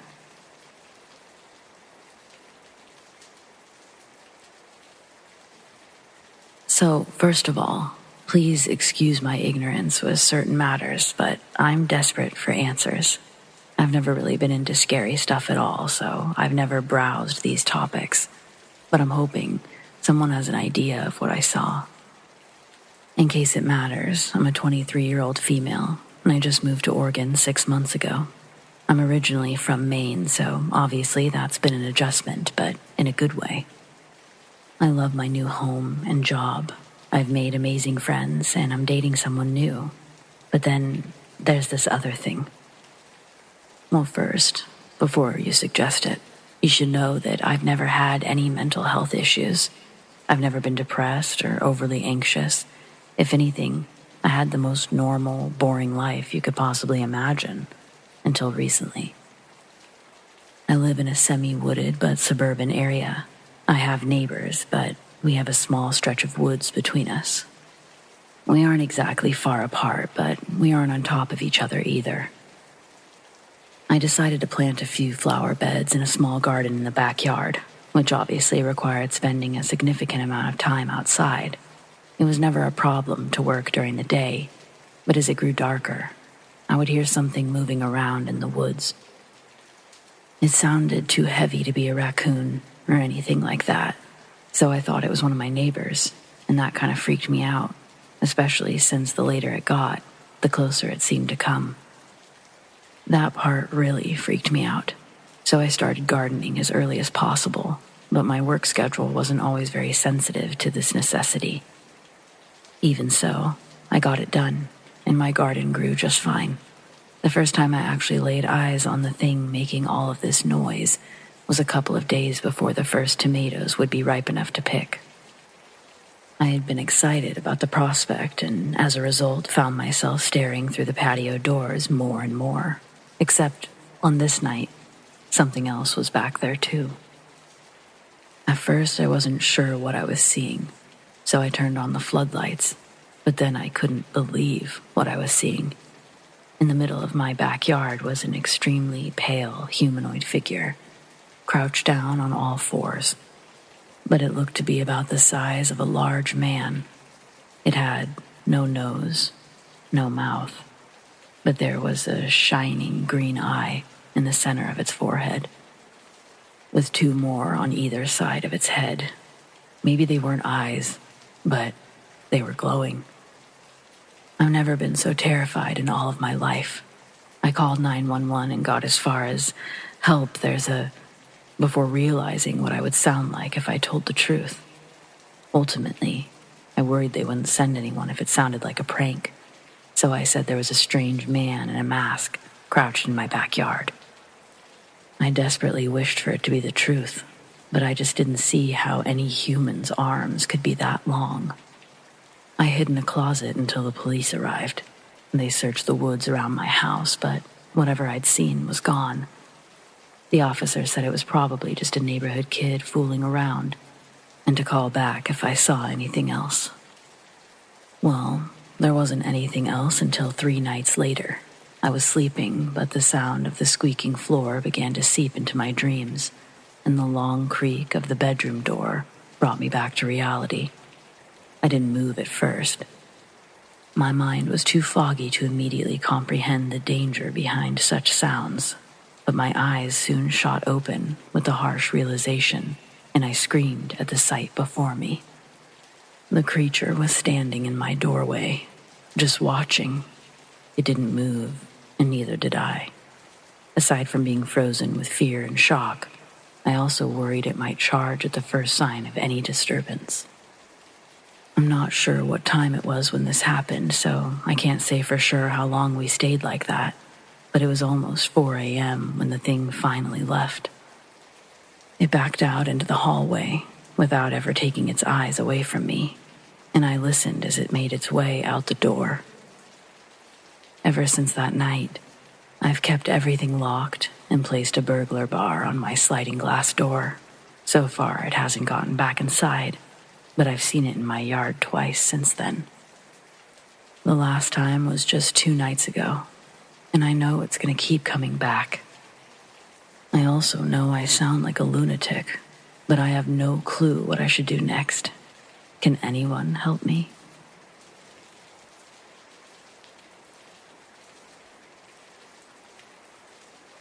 This incident happened in late summer 2018.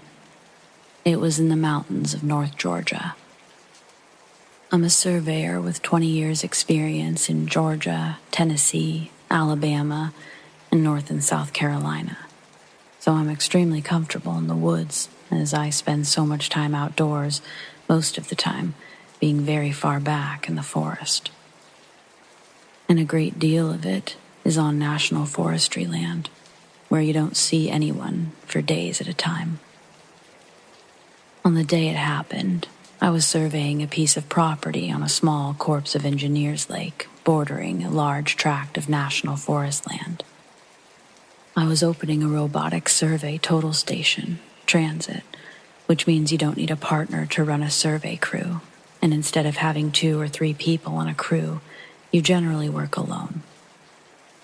The property was fairly large, approximately 500 acres made up of mostly steep mountains and hollows covered in dense mountain laurel.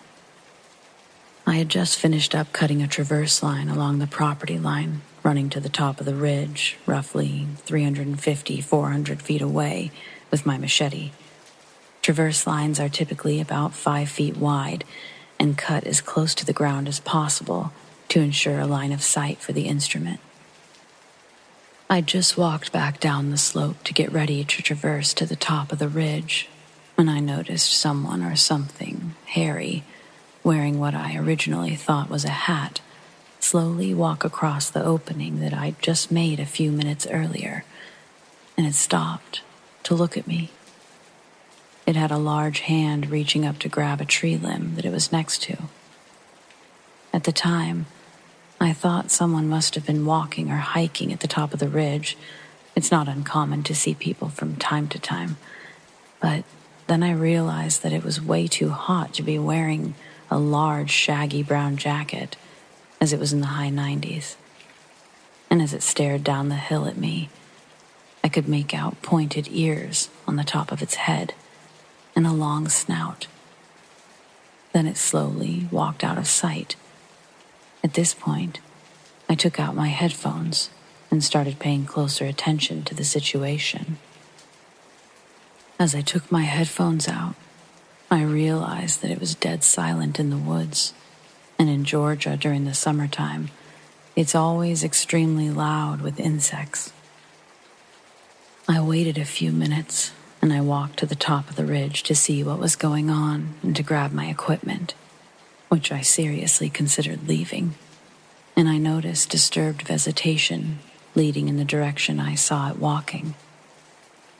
Thinking harder about what was going on, I realized that the lower limbs on the tree that I saw it walk behind as it went out of sight was right at 6 feet tall, and what I originally thought to be a jacket was fur.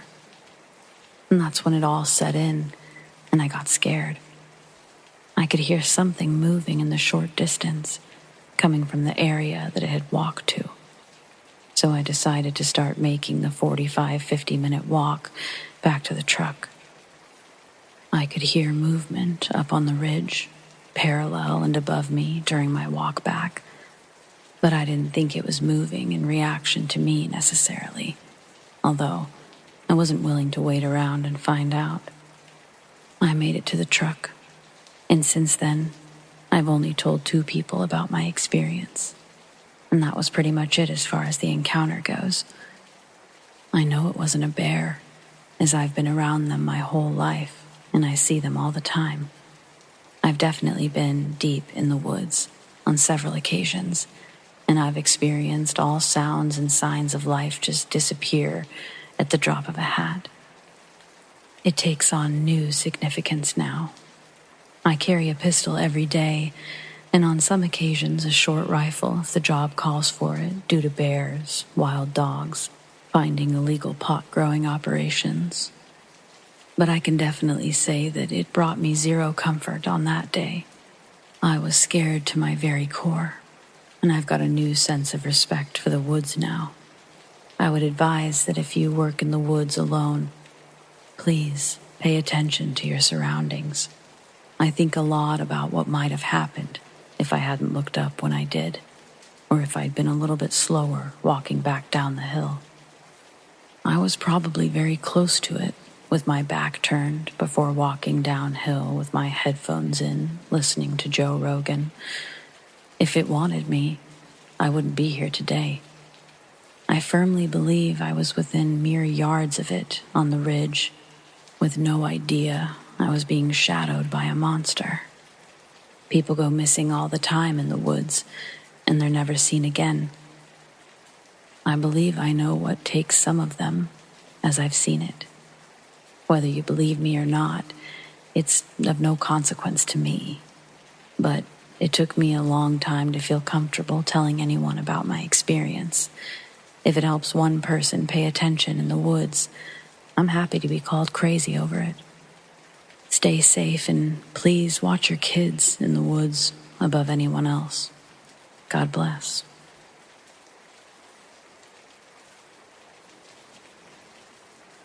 Okay, so I live in Australia. I don't know where to post this, as I'm not really sure. But my first thought was if anyone were to have any idea, it would probably be this group. If it makes any difference, I was born in the U.S. and have family there. Moved here when I was a baby. Supposedly, I have a Native American bloodline from the Seneca tribe. It's currently autumn, and I live on the outskirts of a major city, still in the suburbs. This happened today in late afternoon, when I went to hang some washing on the line under our carport, attached to the side of the house. We were starting to lose daylight, so I thought I'd quickly pop out and hang up the last of the washing for the day. It was increasingly getting darker by the minute. I'd just begun hanging clothes when I started to get an uneasy feeling. I'm unsure why. I brushed it off as I was losing daylight quickly. A minute later, I heard a group of kids up the other end of the street, screaming, and then silence. Again, I brushed it off as kids just being kids and playing with each other. The intensity of unease grew, and I felt like I was being watched. I then heard a low growl, which was unlike anything I'd ever heard, and the air got significantly colder. All of the crickets and bugs went silent. I moved the clothes rack to outside the carport so I could use what little light was there to hurry this up as much as possible. While hanging and scanning around between picking up the next piece of clothing, I noticed something new. This dense garden that wrapped around our U-shaped driveway looked poor, like it had been trampled on in a decent section, maybe 13 feet of the garden. I intensely felt like I was really being watched by something, and right before finishing the clothes, the feeling started to ease off a little, began to warm back up, like it was when I initially came outside.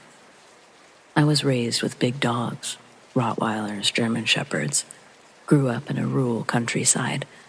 I've heard all kinds of animal sounds, from wild dogs, foxes, koalas fighting, possums, bats. I have never in my life heard a growl like this before, and I don't know how to explain it, but it didn't sound natural. It sounded closest to a dog, but something about it was very wrong. Before going outside, my indoor cat desperately wanted out. Once I came inside, she was acting completely different. Skulking around, all of her fur puffed up. She then was following me at my ankles around the house, not normal for her. We have a lot of bushland surrounding us, live next to a river behind us. I don't fish in that river anymore, as I've always felt like something or someone was around. We had a neighbor in Michigan who passed away in such a peculiar manner. The oddity of it all really shook our small community. It was the early 80s. Most kids had curfews after the streetlights turned on. In the area I lived in, we were told to get inside before the sun set. In grade school is where I learned about Bloody Mary. Me and my friends would try to scare each other by saying that we really saw her in the mirror. When we would have sleepovers, we would take turns going into the dark bathroom, staring into the mirror and saying Bloody Mary 3 times. Each of us would burst from the bathroom and swear on everything that our fictitious story of what we saw was the God's honest truth. Then a kid that goes to our school went missing.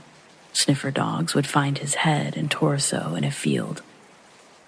Reports said that there were large bite marks on the body, but they couldn't distinguish if they occurred pre- or post-death.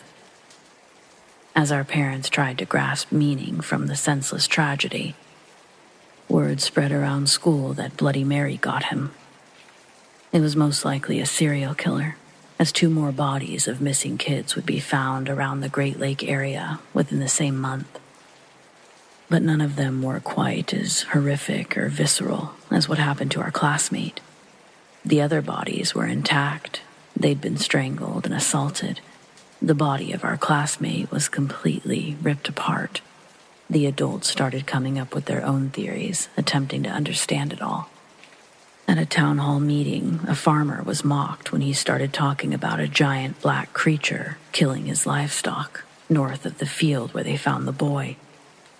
But then, amidst the laughter and chatter, another voice speaks up from somewhere in the room, claiming they've also seen something dark as night running through the trees around his backyard. He described it as a wolf with eyes and teeth of a shark. As the crowd begins to steadily hush, more and more people come forward with accounts, all describing the same thing. After that meeting, a small group of willing men gathered weapons and flashlights, then went looking for whatever was in those woods. They combed all around the forest in ATVs all night and into the next day. One of the hunters claimed to have seen a dim, glowing ball of light following behind him while he was riding through the trees. It stayed behind him for a couple of miles, then went super fast past him, like a clap of lightning in the dark. None of the other men could confirm his story, though, because they'd all gone in separate directions trying to cover as much land as possible. A year would go by without an attack, then another and another. the town would eventually be able to reclaim its calm, pastoral feel and heal. Some still fully believe that it was an otherworldly being that visited the town, and some will claim that it was the work of a deranged serial killer that was caught years ago.